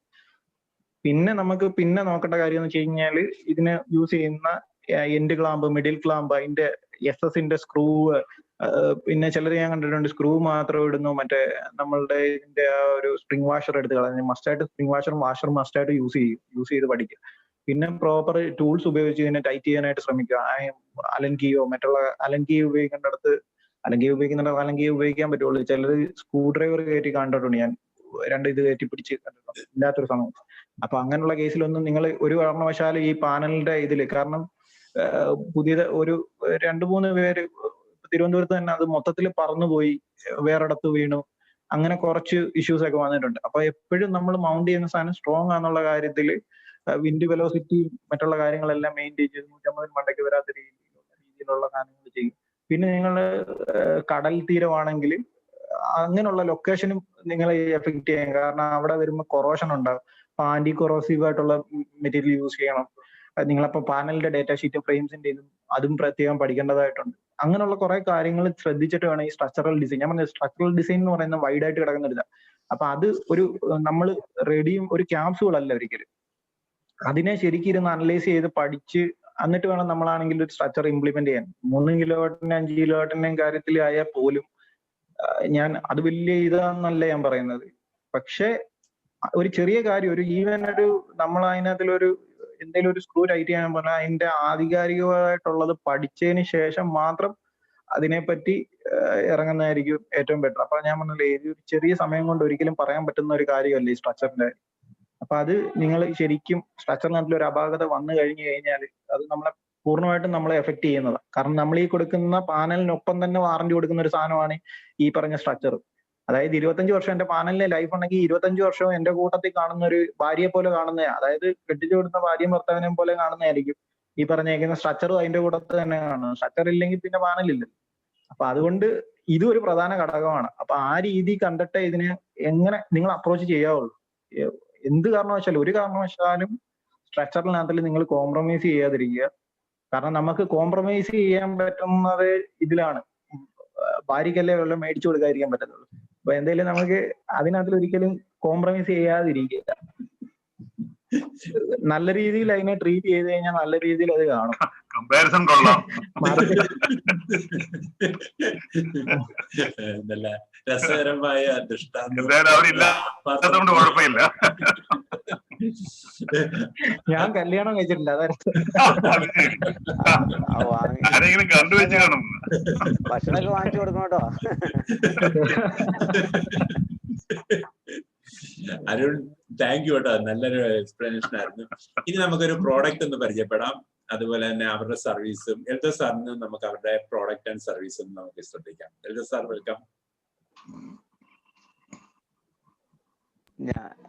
ഞാൻ ഇന്ന് പ്രൊഡക്റ്റിനെ ഒന്ന് ഡീറ്റെയിൽസ് ആയിട്ട് വന്നിട്ടില്ല, അടുത്ത ദിവസം ചെയ്തോളാം പ്രൊഡക്റ്റ്. സാർ ഇപ്പം ചെയ്യുന്ന കാര്യങ്ങളൊന്ന് പറഞ്ഞോളൂ. സാർ അത് നേരത്തെ പറഞ്ഞല്ലോ, അവസാനം പറയാന്ന് പറഞ്ഞല്ലോ, അതൊന്ന് പറഞ്ഞോളൂ. ഇപ്പൊ ചെയ്യുന്ന പ്രൊജക്ട് എന്ന് കഴിഞ്ഞാൽ ചാർജിങ് സ്റ്റേഷൻ ആണ്. ചാർജിങ് സ്റ്റേഷന്റെ ഒരു ഇലക്ട്രിക്കൽ വയറിങ്ങും അതിന്റെ കൺസ്ട്രക്ഷൻ ആണ് ഇപ്പൊ ചെയ്തുകൊണ്ടിരിക്കുന്നത്. അതിനകത്തൊരു സോളാർ സിസ്റ്റത്തിന്റെ വരുന്ന ഒരു 5 to 10 watt ആണ് അതിനകത്ത് വരുന്ന ഒരു ഇത്. 3 ചാർജറാണ്. ചാർജിങ് ഹബ്ബ് എന്നാ പറയുന്നത്, ചാർജിങ് ഹബ്ബ് എന്നാണ് പറയുന്നത്. 3 ചാർജർ ഉണ്ടാവും. 3 ചാർജറിൽ ഫാസ്റ്റ് ചാർജർ ഉണ്ട്, സ്ലോ ചാർജർ ഉണ്ട്. 3 ഫാസ്റ്റ് ചാർജറും അതിനകത്ത് ഒരേ ചാർജ് തന്നെ ഫാസ്റ്റ് ചാർജർ ആക്കാം, സ്ലോ ചാർജർ ആക്കാം. ഫാസ്റ്റ് ചാർജർ എന്ന് പറഞ്ഞാൽ ഒരു വെഹിക്കിള് നമുക്ക് അരമണിക്കൂർ കൊണ്ട് ചാർജ് തരും. മറ്റേ നോർമൽ ചാർജർ ആണെങ്കിൽ നമുക്ക് കാറിന്റെ ഒപ്പം കിട്ടുന്നത് ഒരു നോർമൽ ചാർജറാണ്, അത് 8 hours എടുക്കും ഫുൾ ചാർജ് ആകാൻ വേണ്ടിയിട്ട്. ഫാസ്റ്റ് ചാർജർ ആണെങ്കിൽ ½ an hour കൊണ്ട് ഒരു വെഹിക്കിൾ ചാർജ് ചെയ്തെടുക്കാം. അങ്ങനെ 3 ചാർജർ വെച്ചിട്ടുള്ള ഒരു ഹബ്ബാണ്, ചാർജിങ് സ്റ്റേഷനാണ് ഇപ്പോൾ ഡിസൈൻ ചെയ്തിരിക്കുന്നത്. അത് ESL എന്ന് പറഞ്ഞൊരു സെൻട്രൽ ഗവൺമെന്റ് സ്ഥാപനവും അനട്ടും തമ്മിലാണ് അത് പ്രൊജക്ട് ഇംപ്ലിമെന്റ് ചെയ്യുന്നത്. KSEB, ESL-ഉം KSEB തമ്മിൽ 2 ഇതാണ് ഇവിടെ പ്രൊജക്ട് ചെയ്യുന്നത്. അതിന് ഏകദേശം ഒരു 15 ലക്ഷത്തോളം ഒരു കോസ്റ്റ് എഫക്ട് ഇതാണ്. അതിന്റെ ഇൻവെസ്റ്റേഴ്സ് ഉണ്ട്, അതിന്റെ സബ്സിഡി സ്കീം ഉണ്ട്. നമ്മൾ ചെയ്യുന്നതെന്ന് വെച്ചാൽ അതിന്റെ ഇംപ്ലിമെന്റേഷൻ മാത്രം കിലോവാട്ടാണ് അതിന്റെ ലോഡ് വരുന്നത്. 80 കിലോവാട്ട്. 80 കിലോവാട്ട് പറഞ്ഞാൽ ഒരു ട്രാൻസ്ഫോമർ അഡീഷണൽ വേണം. അപ്പൊ അതിന്റെ ട്രാൻസ്ഫോമർ ഇറക്ഷൻ മുതൽ പുതിയ ട്രാൻസ്ഫോമർ HT കൺസ്യൂമർ ആണെങ്കിൽ ട്രാൻസ്ഫോമർ വേണ്ട, HT അല്ലാത്ത കൺസ്യൂമർ ആണെങ്കിൽ ഒരു ട്രാൻസ്ഫോമർ ഇറക്ഷൻ മുതൽ അതിന്റെ വയറിംഗ് മുതൽ ചെയ്യണം. ആ പ്രൊജക്ട്സ് ആണ് ഇപ്പൊ ഏറ്റെടുത്തിരിക്കുന്നത്. ഇപ്പൊ അത്യാവശ്യം വേറെ on grid off grid programme ഒക്കെ ഉണ്ടെങ്കിലും ഇപ്പൊ ഒരു കുറച്ച് നാളായിട്ട് ഈ ഫീൽഡിലാണ്. അതായത് ഈ 2020 ഒരു ജില്ലയിൽ 20 സ്റ്റേഷൻ എന്നതാണ് പ്ലാൻ ചെയ്യുന്നത്. ഒരു ജില്ലയിൽ, അത് കേരളത്തിലെ എല്ലാ മുനിസിപ്പാലിറ്റികളിലും മെയിൻ ടൗൺഷിപ്പിലെല്ലാം ചാർജിങ് സ്റ്റേഷൻ ആരംഭിക്കുക എന്നുള്ള ഒരു കൺസെപ്റ്റാണ്. 2022 ആകുമ്പോഴേക്കും ഫുൾ എല്ലാ മുനിസിപ്പാലിറ്റി പഞ്ചായത്തുകളിലും ചാർജിങ് സ്റ്റേഷൻ വരുന്നുള്ളതാണ്. അതായത് ഇലക്ട്രിക് വെഹിക്കിളിനെ പ്രൊമോട്ട് ചെയ്യാൻ വേണ്ടിയാണ്. ഇപ്പോൾ അവർ ചെയ്യുന്നത് ടാറ്റയും ഹുണ്ടായും ഒക്കെ കാറുകൾ ഇറക്കി തുടങ്ങിയിട്ടുണ്ട്.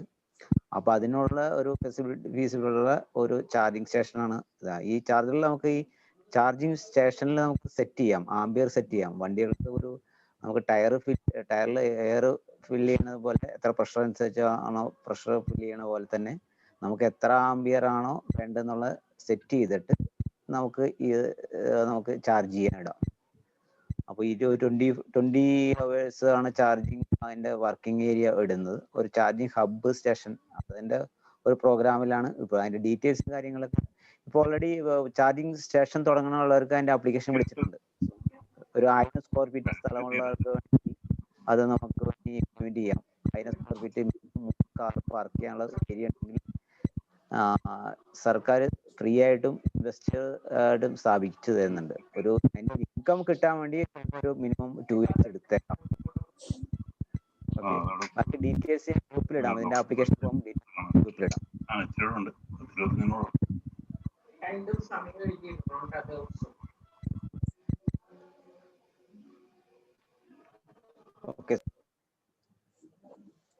Okay, thank you sir. ഇനി നിങ്ങൾക്ക് ക്ലാസ്സിനെ കുറിച്ചുള്ള സജഷൻസ്, എന്തെങ്കിലും മാറ്റം വരുത്തണോ, ഇനി ഒരു 4 മണി തൊട്ട് 6 മണി വരെ ആക്കണോ, അങ്ങനെയുള്ള ചേഞ്ചസും എല്ലാം വരുത്തണോ, അതും കൂടെ ഒന്ന് അറിയാൻ ആഗ്രഹമുണ്ട്. അല്ലെങ്കിൽ ഈ ക്ലാസിന്റെ രീതി അല്ലെങ്കിൽ അപ്ഗ്രേഡ് ചെയ്യാനായിട്ട് എന്തെങ്കിലും നിങ്ങൾക്ക് അഭിപ്രായങ്ങൾ അങ്ങനെ വല്ലതും ഉണ്ടെങ്കിലും പറയാം. അല്പസമയമുള്ളൂ.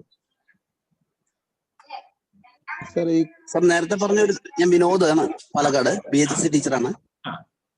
നേരത്തെ സാർ തമ്പി സാർ പറഞ്ഞൊരു സജഷൻ നല്ലതായിരുന്നു. അതായത് ഡൊമസ്റ്റിക് മാത്രമായിട്ട് യൂസ് ചെയ്യുന്നതിനെ കുറിച്ചൊരു ക്ലാസ് എക്സ്ക്ലൂസീവ് ആയിട്ട് വെക്കുകയാണെന്നുണ്ടെങ്കിൽ അതൊരു ഇതായിരിക്കും തോന്നുന്നു. ഡൊമസ്റ്റിക് സോളാർ സിസ്റ്റംസ് അത് വെക്കുന്നുണ്ട് സാറ്. നമുക്കിപ്പം അടുത്ത ഒരു 4 ക്ലാസ്സും കൂടെ ഓൾറെഡി അറേഞ്ച് ചെയ്ത് കഴിഞ്ഞിട്ടുണ്ട്. ഇതിപ്പോ നമ്മളൊരു 18 ക്ലാസ് ബേസിക് ഫണ്ടമെന്റൽ ആണ്, on grid, off grid, hybrid. ആ ഫണ്ടമെന്റൽ കഴിഞ്ഞ് സെക്കൻഡ് ലെവലിൽ നമ്മൾ ഡീറ്റെയിൽഡ് ആയിട്ടുള്ള ക്ലാസ് പോകുന്നുണ്ട്. അതുകൊണ്ടാണ് അങ്ങനെ അറേഞ്ച് ചെയ്തിരിക്കുന്നത്. ഓൾറെഡി പ്ലാൻ ചെയ്തിട്ടുണ്ട്. Okay, thank U. നല്ല ഇൻഫോർമേറ്റീവ് ആയിട്ടുള്ള ക്ലാസ് ആയിരുന്നു, വളരെ ഇൻട്രസ്റ്റിംഗ് ആയിരുന്നു, നല്ല യൂസ്ഫുൾ ആവും തോന്നുന്നു. പ്രത്യേകിച്ച് ഞങ്ങളെ പോലെ ഈ ഫീൽഡിൽ പുതുതായിട്ട് കടന്നു വരുന്ന ടെക്നീഷ്യൻസിന്, സോളാർ ഫീൽഡിൽ എന്താണെന്ന് അറിയാതെ കടന്നു വരുന്നവർക്ക് വളരെ യൂസ്ഫുൾ ആയിരിക്കും. ഫീൽഡിൽ ഉള്ള എക്സ്പീരിയൻസ് എന്ന് പറയുന്നത് വളരെ യൂസ്ഫുൾ ആയിരുന്നു. Thank you so much. Sir, നമ്മൾ എർത്തിങ്ങിനെ പറ്റി ഒരു ക്ലാസ് നടത്തിയിരുന്നെങ്കിലും അതിനകത്ത് നമ്മൾ PVC എർത്ത് പിറ്റിനെ പറ്റിയോ RCC എർത്ത് പിറ്റിനെ പറ്റിയോ ഒന്നും നമ്മൾ ചർച്ച ചെയ്തിട്ടുണ്ടായിരുന്നില്ല. അപ്പൊ അത് എത്രമാത്രം നമുക്ക് പ്രാക്ടിക്കലായിട്ട് ഉപയോഗിക്കാൻ പറ്റും എന്നൊരു കാര്യം ഇനി അടുത്ത ഏതെങ്കിലും ഇൻസ്റ്റലേഷനിൽ തന്നെ അത് ഒന്ന് ചേർക്കുന്നത് നല്ലതായിരിക്കും. കാരണം തമ്പി സാറ് അത് പറഞ്ഞതിൽ നിന്ന് മനസ്സിലാവുന്നത് അത് വളരെ പ്രാക്ടിക്കലായിട്ട് നല്ല സൊല്യൂഷൻ ആണെന്നാണ് മനസ്സിലാവുന്നത്. അപ്പൊ അത് നമ്മളിപ്പോഴും പതിവ് പോലെ ഈ പറഞ്ഞ പോലെ വലിയൊരു കുഴിയൊക്കെ എടുത്ത് JCB കൊണ്ടുവന്ന് അതൊക്കെ ഉണ്ടെങ്കിലും അത് ഈ ഒരു കൺവെൻഷണൽ മെത്തേഡാണ്. നമ്മൾ ഈ റോഡ് എർത്തിങ്ങും പിന്നെ പ്ലേറ്റ് എർത്തിങ്ങും നമ്മൾ കാര്യമായിട്ട് പറഞ്ഞിട്ടില്ലായിരുന്നു. ആ റോഡ് എർത്തിങ് ആണ് നമ്മൾ കൂടുതലായിട്ട് പറഞ്ഞത്. അപ്പൊ അത് ഒന്ന് ഇൻക്ലൂഡ് ചെയ്താൽ നന്നായിരിക്കും. അതെ, കഴിഞ്ഞ ക്ലാസ്സിൽ സംഭവിച്ചതെന്ന് പറഞ്ഞു കഴിഞ്ഞാല് അതിന്റെ എഞ്ചിനീയറുടെ ഫോൺ ഇതായിപ്പോയി, നെറ്റ്വർക്ക് പ്രോബ്ലം ആയിപ്പോയി. അതുകൊണ്ടാണ് നമുക്ക് ആ എഞ്ചിനീയറിനെ നമുക്ക് ഡയറക്റ്റ് കിട്ടാഞ്ഞത്. നമ്മൾ ഇനി അടുത്ത ഒരു ക്ലാസ്സിൽ സീറ്റലിന്റെയും അതുപോലെ തന്നെ വേറൊരു എർത്തുണ്ടല്ലോ ഡെന്നിന്റെയും അവരെ രണ്ടുപേരുടെയും കമ്പനി പ്രസന്റേഷൻ നമ്മൾ ഓൾറെഡി അവരോട് സംസാരിച്ചിട്ടുണ്ട്. അവരതിന്റെ ഒരു ഡീറ്റെയിൽ പ്രസന്റേഷനും അതേപോലെ തമ്പി സാറും മറ്റുള്ളവരുടെ നമുക്ക് ലോക്കൽ എങ്ങനെ മാനേജ് ചെയ്യാനുള്ളത് പറയുന്നതായിരിക്കും. നമുക്ക് അവിടെ അതിന്റെ കുറച്ച് ഫോട്ടോസ് കൂടി ആ സമയത്ത് കാണിക്കുകയാണെങ്കിൽ അത് വലിയ ഉപകാരമായിരിക്കും. ഇപ്പൊ നമ്മൾ സ്ട്രക്ചറിന്റെ കാര്യം പറഞ്ഞു, എർത്തിന്റെ കാര്യം പറഞ്ഞു, ആ കൂടെ അതിന്റെ ഫോട്ടോസ് എന്തെങ്കിലും ഉണ്ടെങ്കിൽ അത് നമുക്ക് കുറച്ച് നന്നായിട്ട് മനസ്സിലാക്കാൻ പറ്റും. ഓക്കെ, നമ്മളത് അവരുടെ കമ്പനിയുടെ പ്രസന്റേഷൻ ആയിരിക്കുമ്പോൾ ഓൾറെഡി അതൊരു PPT പ്രസന്റേഷൻ ആയിരിക്കും അവിടെ നടത്തുക. അതിലൂടെ അത് നമുക്ക് വാല്യബിൾ ആണ്. ഇപ്പൊ നമ്മളതിന്റെ ഒരു കുറച്ച് വീഡിയോസ് ഒക്കെ കളക്ട് ചെയ്യാനായിട്ട് നമ്മളിപ്പം അരുണിനോടും എൽദോ സാറിനോടും അതുപോലെ ബെന്നി സാറിനോടൊക്കെ പറഞ്ഞിട്ടുണ്ട്. അത് തന്നെ ഇപ്പൊ ബെന്നി ചേട്ടന്റെ അല്ലെങ്കിൽ അരുണൊക്കെ പറഞ്ഞില്ലേ, അവിടെ വർക്കിന്റെ കാര്യം പറഞ്ഞില്ലേ, ആ സ്ട്രക്ചറിന്റെ ഒക്കെ കുറച്ച് ഫോട്ടോസ് ഒക്കെ കാണിക്കുകയാണെങ്കിൽ നമുക്കത് വലിയ പെട്ടെന്ന് മനസ്സിലാവുമല്ലോ എല്ലാവർക്കും. ബെന്നി ചേട്ടന്റെ കയ്യിലൊക്കെ ആണെങ്കിൽ ഇഷ്ടംപോലെ വർക്കുകൾ ഉണ്ടാവും, ഫോട്ടോസ് ഉണ്ടാവും, എർത്തിന്റെ ആണെങ്കിലും ഇൻസ്റ്റലേഷൻ ആണെങ്കിലും ഒക്കെ. അങ്ങനെ കുറച്ച് കാര്യങ്ങൾ കാണിക്കുകയാണെങ്കിൽ നമുക്കത് പെട്ടെന്ന് എല്ലാവർക്കും മനസ്സിലാക്കാൻ പറ്റും. നമ്മളൊരു ഡയറക്ടറി ക്രിയേറ്റ് ചെയ്യുന്നുണ്ട്. ഇപ്പൊ ഓൾറെഡി കമ്പനികളുടെ ഡയറക്ടറി ഇപ്പൊ തന്നെ നമ്മൾ ക്രിയേറ്റ് ചെയ്തു. ഇനി ഇൻസ്റ്റലേഷന്റെ തന്നെ ഒരു ഡയറക്ടറി നമ്മൾ ക്രിയേറ്റ് ചെയ്യുന്നുണ്ട്. അതുപോലെ തന്നെ വീഡിയോസിന്റെ ഡയറക്ടറി ക്രിയേറ്റ് ചെയ്യുന്നുണ്ട്. ഒരു ജനുവരി ഫെബ്രുവരിയോടുകൂടി നമുക്ക് ഓരോ സെക്ഷൻ 1 by 1 ആയിട്ട് ചെയ്യാൻ കഴിയുന്നു. ഒത്തിരി വർക്ക് ലോഡാണ്, അതുകൊണ്ടാണ് അത്. ഓക്കെ, വേറെ കമന്റ്സ് ഒന്നും ഇല്ലല്ലോ. നമുക്ക് വൈൻഡ് അപ്പ് ചെയ്യാനുള്ള ഇതിലേക്ക് പോകാലോ. ഓക്കെ, ഒരു ഇന്നത്തെ ക്ലാസ്സും നമ്മളെ ഓരോ ക്ലാസ് പോലെ തന്നെ വളരെ വളരെ മൂല്യവത്തായിരുന്നു. ഓരോ ക്ലാസ് ഒന്നിനൊന്ന് മാച്ച് ചെയ്യിക്കുമായിരുന്നു. ഇന്ന് നമുക്ക് നമ്മുടെ സ്പെഷ്യൽ ഗസ്റ്റ് ആയിട്ട് തമ്പി സാർ വന്നു. നമ്മുടെ തമ്പി സാർ ഓൾറെഡി നമ്മുടെ ഗ്രൂപ്പിലുള്ള ആണ്, ഗ്രൂപ്പിൽ നമ്പർ ഇട്ടിട്ടുണ്ട്. തമ്പി സാറിന്റെ ആ ഇത്രയും വർഷത്തെ 40 വർഷത്തെ എക്സ്പീരിയൻസും അതുപോലെ തന്നെ ആ ഒരു 5.7 മെഗാവാട്ട് സോളാർ പ്രോജക്റ്റ് ചെയ്തതിന്റെ ഒരു ഇതെന്ന് പറയുന്നത് നമുക്ക് വളരെ ഫ്രൂട്ട്ഫുൾ ആണ്. അത് പരമാവധി യൂട്ടിലൈസ് ചെയ്യുക. സാറിനെയൊക്കെ നിങ്ങൾക്ക് ചോദിക്കാം, വിളിച്ചു ചോദിക്കാം. അല്ലെങ്കിൽ ഏറ്റവും നല്ലത് എന്ന് പറയുന്നത് വാട്സപ്പില് വോയിസ് മെസ്സേജ് ആയിട്ട് അയക്കുക. അപ്പം അവർക്ക് നിങ്ങൾക്ക് ഏത് സമയത്തും അവർക്ക് ആൻസർ പറയാനായിട്ട് പറ്റും. കാരണം പലപ്പോഴും ഇതിലുള്ള എല്ലാ ഫാക്കൽറ്റികളും വളരെയധികം തിരക്കുള്ളതാണ്, അവർക്ക് ഒത്തിരി ബിസിനസ്സുകളാണ്.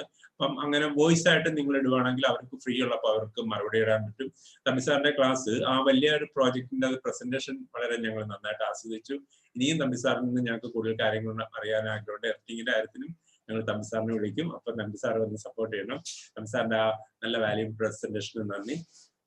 അതുപോലെ തന്നെ യന്ത സാർ ഇന്ന് നമുക്ക് കുറെ പുതിയ വിവരങ്ങളൊക്കെ നമുക്ക് തന്നു. സാറും മറ്റുള്ളവർക്ക് വേണ്ടി കാര്യങ്ങൾ ആത്മാർത്ഥമായിട്ട് പറഞ്ഞു കൊടുക്കാൻ ആഗ്രഹിക്കുന്ന വ്യക്തിയാണ്.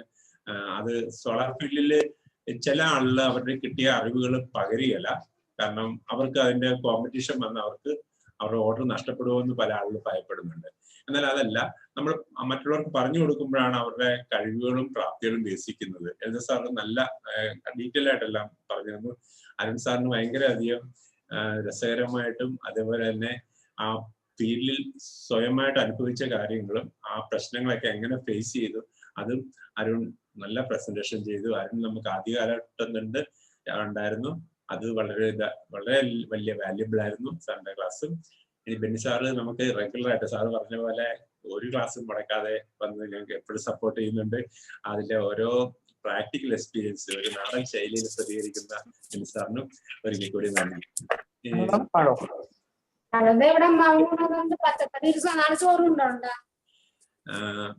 ഇന്നത്തെ ക്ലാസ്സിൽ നല്ല രീതിയിൽ പങ്കെടുത്ത എല്ലാവർക്കും ഒരിക്കൽ കൂടി നന്ദി. നിങ്ങൾക്ക് എന്തെങ്കിലും താങ്ക്സ് എല്ലാം പറഞ്ഞോളൂ. നമ്മുടെ തമ്പി സാറിനെ ഇടയ്ക്ക് വിളിക്കുന്നതിന് കുഴപ്പമില്ലായിരിക്കും അല്ലേ? തമ്പി സാർ എപ്പോഴും വരാൻ വില്ലിങ് അല്ലേ? തമ്പി സാറിന്റെ സാറിന്റെ അത്രയും വലിയൊരു പ്രൊജക്ട് ചെയ്ത ആളായതുകൊണ്ട് ഞങ്ങളൊക്കെ ഒന്ന് വിളിക്കുന്നതിന് ബുദ്ധിമുട്ടില്ലായിരിക്കും സാറേ? തമ്പി സാറിന്റെ മൈക്ക് ഓഫാ. മൈക്ക് ഒന്ന് ഇത് ചെയ്തു. സാർ, ഇന്നത്തെ ക്ലാസ് വളരെ നന്നായിരുന്നു. പ്രത്യേകിച്ച് തമ്പി സാറിന് വളരെയധികം നന്ദി രേഖപ്പെടുത്തുന്നു. സാറിന്റെ എക്സ്പീരിയൻസ് ഇത്ര വലിയൊരു പ്രൊജക്ട് ചെയ്തതിന്റെ ഒരു എക്സ്പീരിയൻസ് എല്ലാവരുമായിട്ട് ഷെയർ ചെയ്ത തമ്പി സാറിന് പ്രത്യേക അഭിനന്ദനങ്ങൾ.